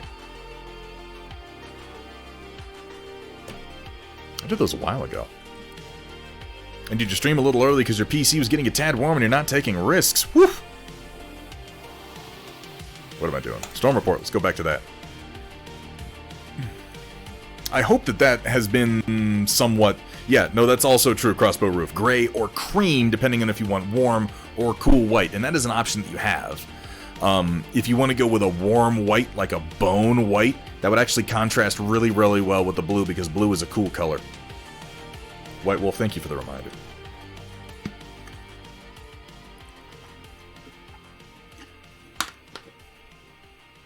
Yeah, that would work. That would absolutely work, Amateur Paint Hour. Give that a try, and then modify your technique based on your results. I think you will be pleased. Don't be afraid to have whole areas of the model that are really dark. Look at some models that you really like the paint jobs of, and really pay attention to how much of it falls in shadow. The really good painters out there will leave whole areas of the model almost just down to black primer, and pick out the parts that they really want to show off. You don't have to paint every single plate. There's actually a guy on... and before I say this, I want to just go ahead and preface this by saying I'm not saying it's a bad paint job. In fact, it's a very, very visually impressive paint job, and it's very indicative of an individual style. But there is a guy who's been posting on Facebook for the last few months. A friend of his is painting his Battletech miniatures, and they look good. The transitions are smooth, the brushwork is clean, like his technique is impeccable. And it's really, really deep panel lines. Each and every individual teeny tiny plate on the mech has its own color transition. Each and every panel line is meticulously traced out with a highlight color. Like, it is technically majestic. He's also been painting the same model for like 3 months. Like, this guy keeps posting and he'll be like, oh, the friend of mine has sent me the latest work on the Battlemaster. And it'll be like, oh yeah, he did a leg. And then a month later, my friend of mine sent me the latest update on the Battlemaster, and he painted the other leg. And, I mean, look, you should paint your models the way you want to paint your models. You should spend as much time painting your models as you want to spend painting your models. You should do everything that you want to do. But you don't need to do that. That is excessive, and arguably for a result that may or may not be worth it. Like, if it's just a... They look really good. I don't know if they look that good, though, for Godorung. And I feel bad because I feel like I'm criticizing somebody's paint job. And I mean, technically I am, and it's not asked for. And I apologize if it causes any offense. I see the amount of time invested in them and the style that's gone into them, and I look at the model and I just think to myself, it doesn't actually look that good. It looks hyper stylized. It looks garish. But I don't know that it really looks good, because the overall color composition is like, there's no shadows on the entire model. Each and every plate has its own shadow, which looks unnatural and weird. My point in saying this is just, you can overdo it. You can overthink it. Try not to do that. And definitely don't spend too much time on it. That said, they're very, very striking, very technically adept paint jobs. Very technically adept paint job. Like, I'm going to say right now, the guy's a better painter than I am. Technically speaking, I don't think that I could replicate that even, well, maybe with the amount of time that he spent on it, I could replicate it. But at the same note, I look at it and I go, I don't really want to replicate it. It's, holy hell. Ooh, here we got from Penisland Warrior, me as the Stormtrooper and the possible Thunder Boba on Halloween. Yeah, I need to talk to your brother about this kit. Maybe we'll be able to work something out. I will say that if a Boba kit is getting retired, there is a strong temptation in me to go for the Cobb Vanth look. Take the armor, beat it up a little bit more, dress as the Marshal. That could be a good time. I don't want to like draw too much attention to the models, because I realize that I'm bringing them up as an example of like, well, I think there's something bad about them, and that makes me feel like, I don't know, like, I really don't want to come across like I'm trying to pick on this guy or say he's a bad painter or say the paint job isn't good. I just feel like they're a good example of overdoing it. But even then, like, there are so many reasons he could be doing it that's not a fair assessment. If you look on the Battletech Facebook groups, Crossbow Roof, you can absolutely find them, and I think you'll know them when you see them. They're blue with gold highlights, and most recently he's been painting a Battlemaster, and he's been painting the Battlemaster for like seriously at least 2 if not 3 months, which is like, that might be too long to be painting a Battlemaster. I don't know. We each do it for our own reasons. Those are some nice looking kits right there. And of course he winds up in the Trader gear. First Order Stormtroopers over here. He has such a nice looking Boba kit, though. This is an example of a cosplayer who is in with the dented helmet boys, because this shit is head to toe legit. I've had the pleasure of watching this Boba build. It is legit in ways that you didn't know Boba builds could possibly be legit. I love this art, by the way. I saw when he got this put up on his wall. It's very, very cool. I love the little pose you got going on there. Hey! It looks like you got some light effects put into the little stun baton and everything. That's really cool. Very, very nice kits. We'll see. That Boba, if he's looking to get rid of it, it might wind up with me. It's entirely possible. Coming down, coming down, coming down. Here we have from Vergaderung, the latest militia I've finished. Some of the Kickstarter mechs and 2 modded Wolverine 6Ms. May do some more of those rivers if I stream on Tuesday night. Got them printing out now. I love what you've done with these rivers. It's so cool. And yeah, the modded Wolverines. If you're not sure how they're modded, look at the heads. This is how do you say that name? Judas Varnus? I feel like it's easily pronounced in if you know the language that name is common in, but I'm not sure how to pronounce it. I'm gonna go with Judas Varnus. Does these? He is on the Battletech Discord servers. They're replacement heads for the Wolverine that bring them more in line with the classic Unseen Wolverine. Fantastic. Yeah, I have no idea either, Vergaderung. The work that he does is fantastic, though. I really like this Phoenix Hawk that you did. It looks to me like a superhero. Just I look at it, I see the militia eagle done on its chest there, and I think it's like it's Eagle Man or Merrick Man or something. I'm not sure what, but I like it. The Wolverines look fantastic. So does the Marauder. Good job on the running Archer. I really, like, I keep looking at this guy and I just think I never really appreciated how good a job they did on the MechWarrior Online Archer by adding those big shoulder plates. It fleshes out the front profile, the silhouette, so much. And when you take them off, the arms are so spindly, aren't they? I love the way you do the Merrick Militia with the individual plates rather than just the stripes, though. The more modern version of it. And the fact that you're freehanding all these eagles just makes me feel like an asshole for spending so much time on freehand this stream. Vergaderung, fan-fucking-tastic work, man, and thank you for sharing. Juotis, that's entirely possible, too. See, I don't know. Could be, like... Kursala, we're probably both wrong. It's probably like, Horas, or something like that. Like, I don't know, it's like Portuguese. I have no clue. The Phoenix Hawk actually reminds you of Striker Eureka. He does kind of have those shapes to him in his head, doesn't he? Yeah, I could see that. Basically, what I'm trying to say is I really like the shoulders, those 80s women's pantsuit.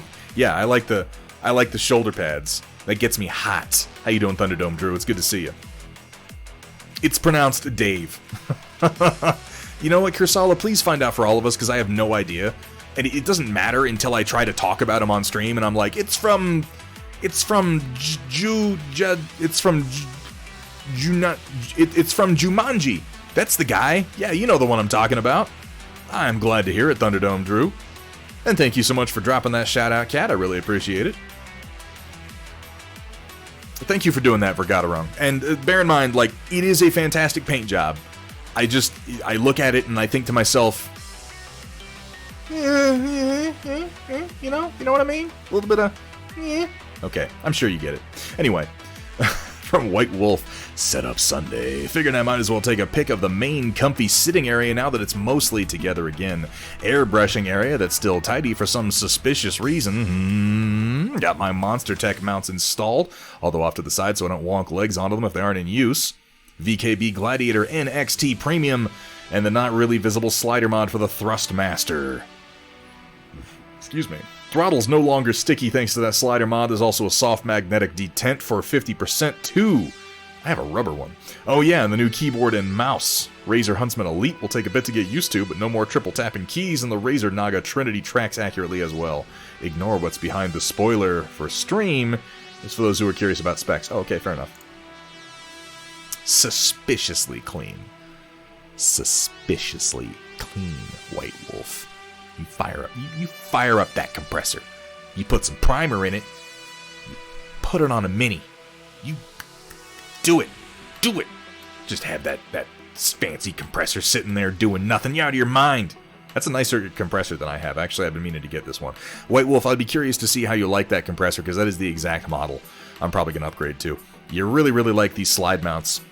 That's slick. That is real slick.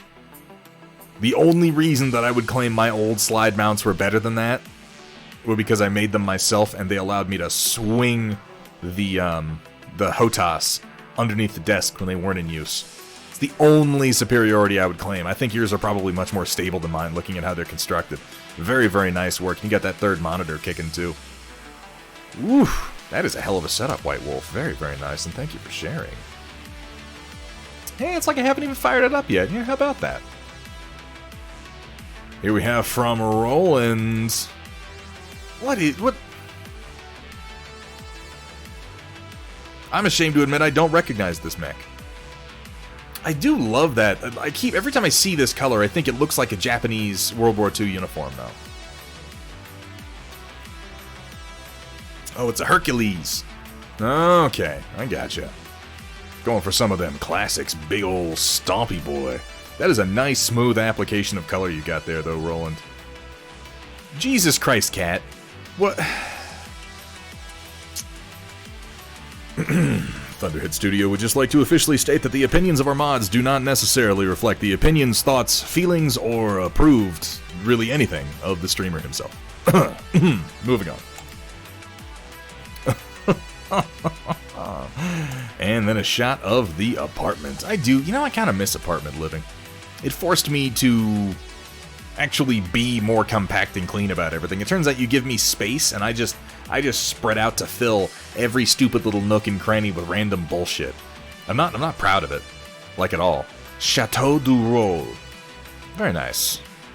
And hey, you get some mechs churning out of there. You were saying that you were going to put your painting efforts on hold until spring, Roland. What happened to that? I'm glad to see that it was wrong, that you're still working. Did you make sure to debunk that? Make sure it's not an apparition? I see orbs. There's orbs, bro. Document that. I got goosebumps, bro. There's ghosts. Oh, here we have from Machine God. First post here in a while, and first prints in a while. The top image is some things I did for Rogue 19K. You recognize the Sylogy Valkyrie. But I used MWO parts to put together a Griffin 6S Osiris 4D in Warhammer 9D. Second image is the culmination of Papa Bear's work on the Ragnarok with my posing and my Cougar pulled from Mech Assault. There's a couple things I need to adjust on the Cougar, but it's print ready otherwise. Oh yeah, that's Sylogy. I like the work that Sylogy did on his custom mechs. What is the armament for the Griffin 6S? I can't recall offhand, and I don't want to count the individual missile tubes, but I'm curious as to what it has on it. Very nice, clean-looking prints. That Cougar did come out nice. Yeah, I can totally dig that. Oh, looks like that print finished too. I finished 2 prints in one stream. That's crazy. That Ragnarok is just so fucking beefy. Oh, man. Oof. I'm eventually going to have to run one of those off. I still need to do Papa Bear's Atlas that I've got here. But then I need to do a few of Papa Bear's mechs. He's got some real fine sculpts. Hey, the coat was smooth as hell. LRM 15, 2 MLAS, and an ER PPC. Okay, alright. Phasmophobia. I've tried that game. I think Phasmophobia is only really scary in VR. Like, that's the only time I've kind of spooked myself while playing that game. Freaking heavy, I believe it. Thank you so much for sharing, and I look forward to this Cougar becoming widely available because I'd love to print one out eventually when somebody wants me to do more clan mechs, ultimately. Cougar was clan. Wait, no. Am I mistaken? Is Cougar clan or Intersphere? It's definitely post-invasion. Ew. Okay, yeah, I thought the Cougar was clan. But then as I said it, I was like, maybe I'm wrong, and I just wanted to check. I get that wrong enough. I feel like I should go ahead and ask. Derivative of the Puma. Yeah, that makes sense. They have very similar shapes. Oh, here we have from Datron Voltari. Nothing mini related today, just post and dinner. A quick eggplant parm. Since I'm in full quarantine leading up to Thanksgiving, had to forego my preferred caciocavallo. I don't know if that's how that's said. For the more readily available mozzarella. That is how that's said. You actually have to say it with that sort of accent, otherwise it doesn't count. But it's still damn tasty. I believe it. Ooh, that looks good. Go ahead and drizzle some of that. We got some flesh tone. We can just kind of put that on there, you know, for some nice highlights. We could get, looks like we got sort of a bone white. I think that would go nicely on the upper corners. Your food is always next to your paints, Datron. That's okay, though. That's okay. It just makes me think about eating paint. So maybe it says more about me than it says about you. As well you should, Jack, because they're awful. I learned them from, what's her name? Jada Mitchell. Is that her name? She'll be speaking totally normally in an American accent, and then she'll be like, and now we're going to cook some spaghetti. Some spaghetti. It's like, oh, shut the fuck up, it's spaghetti, you bobble-headed bitch. That wasn't very nice. It does. It's not radioactive. I mean, I'm not saying that eating paints will kill you, but they don't taste very good either, you know? And you probably shouldn't eat anything that isn't rated as food, just generally speaking. Either way, delicious looking, Datron, and thanks for sharing. Here we have from Rodan, set up my painting desk with 3D stuff all over it, and I pick up my wall of crap I need to do, the wall of shame. It's not really that bad. You actually paint models, though, Rodan. You, like, churn through them at a reasonable fucking pace, unlike me. I'll sit here just staring at a figure for a month before I even prime the damn thing. Really nice setup. I like the magnetic rack you have on the wall for all these parts. Well organized. Looks like we got some 3D printed paint racks here. We got our monitor above. Is this signed by Kevin Conroy? And voice actor whose name I don't remember but probably should? I feel like this is signed by Kevin Conroy, and if that's the truth, I am genuinely jealous of you in more than one way. So, you know, congratulations on that. That's damn fine. I'm just noting, Datron, that every single time you take a picture of your food, it's next to your paints. Every time. Something Lester. You got it. You got the autograph and you don't remember his name, so I refuse to feel bad about not remembering his name. Oh, that's really a very nice setup you got going on here. And we got the seldom used and the rattle cans up here. Looks like we got a pair of helping hands going on. That's a good, compact, useful painting area with 2 well-used shelves. And, okay, never mind. I take it back. I failed to realize there was a second picture, and that was the shelf of shit you need to get to. I withdraw everything that I said. You have a lot of shit that you need to work on.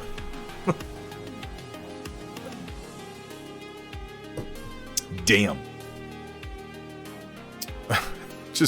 just damn. Lovely looking Warhound and Reaver. Have I seen this Reaver, Rodan? I don't know that I've seen this Reaver. I would love to see this Reaver up close. It looks almost like it has a Death Guard-esque color scheme on it, with the sort of bone white armor, and I'm catching some grains on it. Now, I don't think I have. I'd love to see these 2 Titans if you feel like taking pictures of them, man. I'd be very, very... Look at all that MDF terrain. You Batman playing lunatic. He's still playing Batman, Rodan? He's the one who got me into it. Thank you very much for sharing your setup with us on this Setup Sunday. Here we have from Cyber Knight. Not as much progress as I'd like at this point, but I should still be able to finish these parts off tonight. Clearing these 8 parts out will only leave 15 more parts I need to do for the new Hammerhead variant. You do this to yourself. Cyber Knight, you do this to yourself. You're like, we need 1 more variant that'll only take 20 more parts. No big deal. And then here you are painting them. Oh. It is a cool... I like what you've done here with the little clips on sticks, though. That makes me think I need to get something similar for when I do sub-assembly painting. At least half of these variants are not your fault. Don't believe me, I know. He's the one with the sickness. When you both have a little bit of the sickness, and I think when you bounce off each other, it gets really dangerous. Why 20 when you can have 21? This line of reasoning can go on theoretically forever, Rio. I caution you against it. Reaver is Death Guard and the Warlord is Korn. And no, since gaming kind of went down, I haven't played Batman in a while. Rodan, we should, have you played Marvel Crisis Protocol? If you haven't, I think you would like it. If you're not completely turned off by the setting change, and if you're into trying it on Tabletop Simulator sometime, it has a really, really good... Yeah, Warhound. Yeah, I figured that's what you meant. A Warlord would be larger than the Reaver. There's a really good Tabletop Simulator module for Marvel Crisis Protocol. If you ever feel like trying to play a game, I'd be down for it. Yeah, just stop it, Kursala. Don't encourage them. Don't encourage them. It's a good game. If you're into it, let's try it on Tabletop Simulator sometime, man. I played it with Play and Win the other day, and we had a great time. It's a really good game. It plays a lot like Batman Miniatures game, but without the ability to just roll a bunch of goons at people, and I think a little bit better organized. Well, self-inflicted injuries, Cyber Knight. Here we have coming down from Kursala test prints for the Gear Falcon forearms, which are too small. Samurai plates on the Dragon Arm, which look good, I think, and legs for the undecorated legs for the Dauber chassis. Have I seen this chassis? Yeah, these do look good. Yeah, those are pretty small. Considering the level of detail I know you put, and this is always what I think whenever I see a whole lot of detail going into a model for a mech, I'm like, I wonder how much of that's going to be visible when you print it out. And yeah, I would think at this size, you're probably losing a good amount of that detail. Blow it up a little bit, man. Blow it up a little bit. Yeah. By the way, fantastic work. The Gear Falcon that you put together is great. I would oversize it. Just oversize it. Fuck scale. Just to show off all the cool details that you put on it, man. It really is a great game. I mean, yes? Possibly, Kursala? Only played Tabletop Sim like once, so I'm way rusty with it. It's easy. It's easy to pick up. The module for Marvel Crisis Protocol is mostly scripted. So, like, the movement tools snap to the models. The models have little readouts above them with their remaining hit points and power. Like, it's really fucking easy to play. We'll fire it up and give it a try. I think you'll like it. Fuck scale. We play with 6-inch tall mechs. Now, yeah, my hexes are fucking 8 inches across, man. Actually, that legitimately sounds like fun. Now that I say it out loud. I shouldn't entertain that thought too much longer. I have a 3D printer and that's dangerous. Here we have from White Wolf, 1 of 2 advice requested. So haven't had much progress yet, but part of that is waiting on the required tools to come in the mail. Required drill bit should be in tomorrow alongside more oil brushers and pigments. Here's how the driver is looking so far. Wound up drilling out his hand to make it look like he has an open hand. We'll probably rotate it to look like he's got it resting on his hip. Wound up cutting out some of his armpit in order to tuck the arm in, since the hot cold water trick didn't hold. Yeah, it can be tricky like that. Sometimes it just relaxes back into place. So I used something that was more enticing, aka super glue. Funny how that arm is right where I want it now. Anyways, here's the question I'm moderately stumped on. Thoughts on how much detail to add into the legs so the figure still clears the steering wheel, barely. But looks like he actually has legs if you look in from the side. Huh. So the question becomes, how much is the chassis going to cover? And generally speaking, once you put the chassis, the shroud over top of this, if you're not going to see it, don't sculpt it. That's my advice.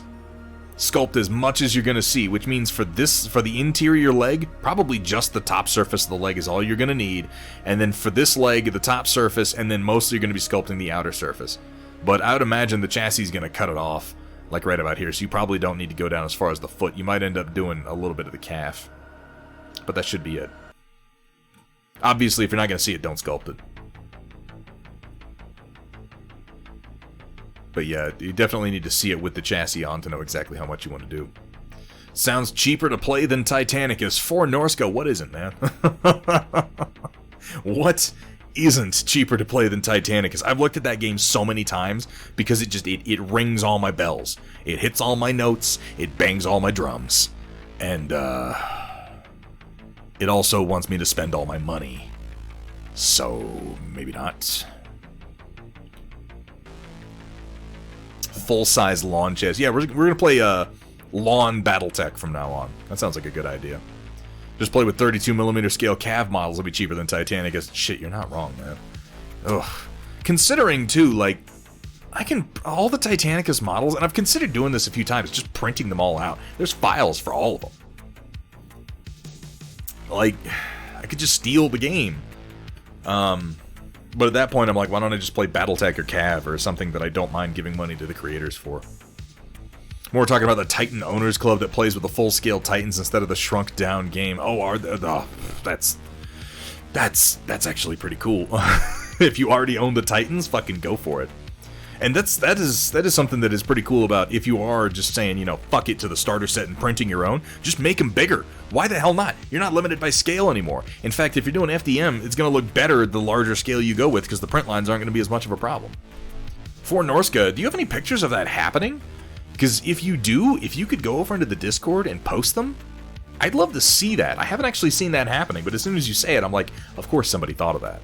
Of course somebody thought of that. But yeah, definitely put the shroud on and see how much of the leg you can even see before you make that decision, White Wolf. And then probably just the top of the thigh for the inner leg, top of the thigh for the outer leg, and then a little bit of the outer thigh. But not much. Not much. And you could cover it with stuff too, make it look like it's just covered in cloth or a wrap or something like that.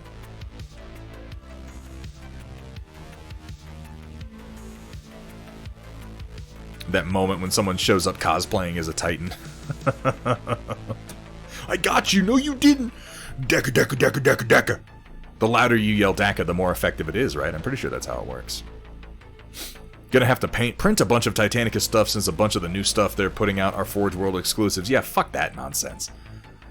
They've been playing a Titanicus game at Forge World scale at Adepticon for about 5 years or more now. Well, that shows how much attention I'm paying to Adepticon, Thistle, which would be approximately zero.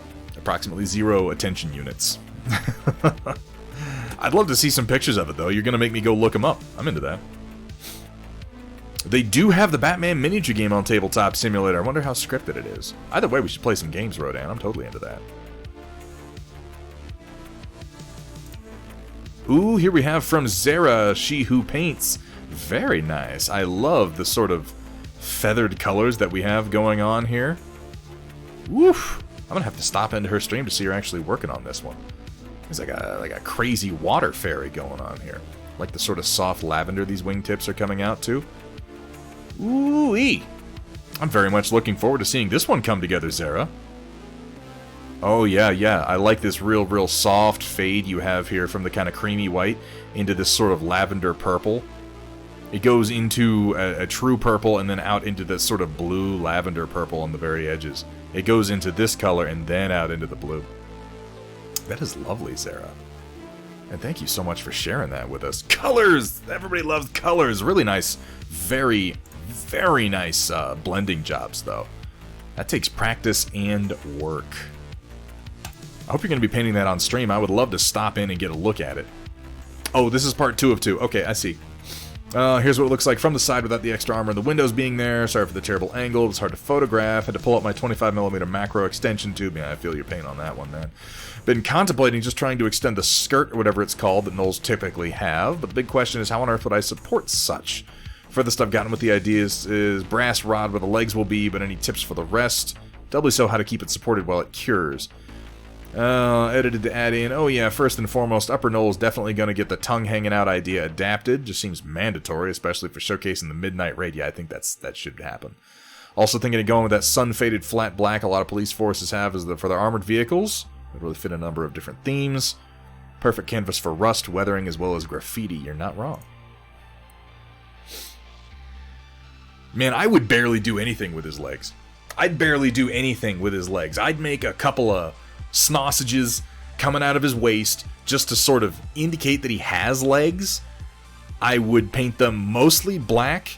I'd put some very light highlights on top with his fur color, maybe a couple of spots to add interest, and I'd fucking forget about it, man, because you're never going to see that.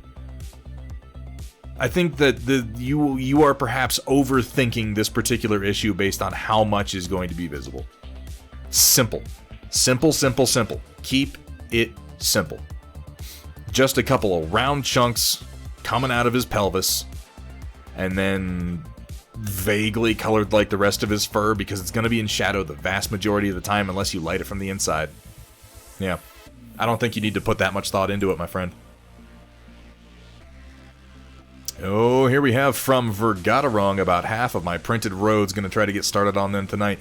These definitely benefit from just a quick assembly paint job. They definitely benefit from that. When I was painting my roads, I was just like, oh, okay, we're doing this one step on each and every one of them. Now we're doing the next step on each and every one of them. And lots of sponging to get that texture on the road surface. Done with the links to the large-scale Titanicus. Ooh, let me pull that up. Alright, I'm just pulling that up for right now, and I'm going to take a look at it after the stream. Thistle, thank you so much for sharing that with me, though. That actually sounds pretty cool. I've always liked the big Titan models.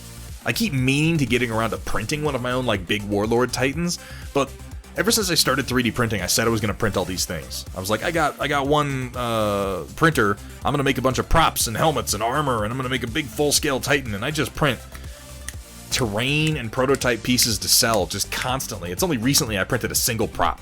Apparently I need like 30 more printers before I'm going to get to fucking any of my pet projects. It's ridiculous. I'll take a look at that for Norska. Thank you very much for sharing those with us. Look at all them roads. Look at all them Thunderhead Studio Trinity City roads. I am so looking forward to you getting those painted. You have such a cool city, Vergaderung. It is unfucking reasonably cool. And man, am I looking forward to seeing that lit city with all those roads in it. That will bring us to the end of the Storm Report. And to the end of the stream, as it were. Look at me, I updated my banners. It's incredible.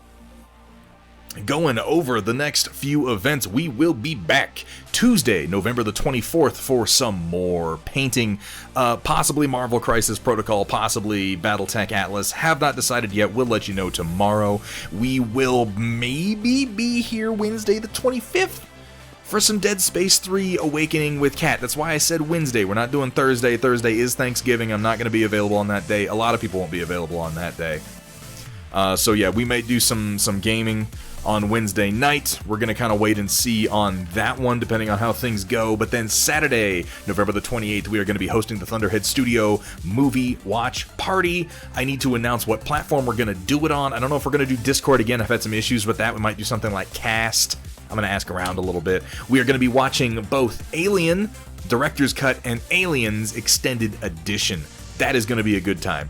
For those of you who have not seen those movies yet, I mean, we're probably going to be talking during them to some degree. We're going to be like watching them and talking about trivia and shit, so I don't know that it's really going to be the best environment to see them for the first time, but for those of you who've seen them and enjoy watching them over and over again, get in and give me your trivia, baby.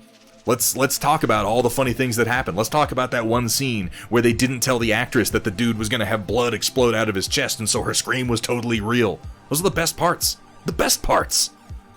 And then, of course, we will be back Sunday, November the 29th, for our last stream of November, doing some more painting. It's going to be a busy week. And I am excited about it. Let's take a look at who is on and who is doing what. Ooh, doggy. Looks like Steiner's on. That's always a good time. Yeah. But who else? I am seeing Wombat, Combat, Alaric, Kerensky, Machine God, we have Kalini, we have Teal. Man, there's a lot of painters on right now. But I'll tell you what though. For old time's sake, we're gonna raid on over into Steiner Miniatures. We haven't raided him in a little while, and he is one of my favorite raid targets. So let's go ahead and get that going. Make sure you say hi when you get over there. And for those of you who have the access to the raid, that was something stupid that I did. I made our raid emote like a tier 2 emote, so you have to be a tier 2 subscriber to use it. That's kind of stupid, I think, in retrospect. I need to do something about that so that people can actually use it when they go into raids. Oh, God. Yeah. This is just what I do.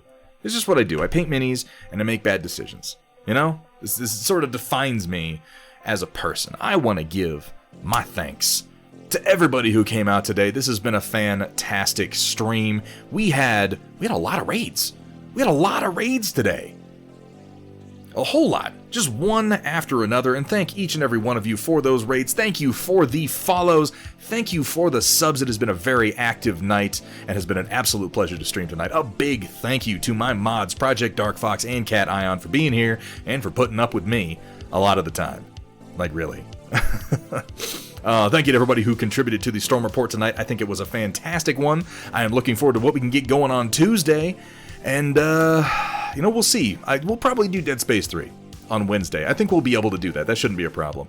I am hungry as hell, guys. I'm hungry. I'm going to go get something to eat. So until next time, keep on painting.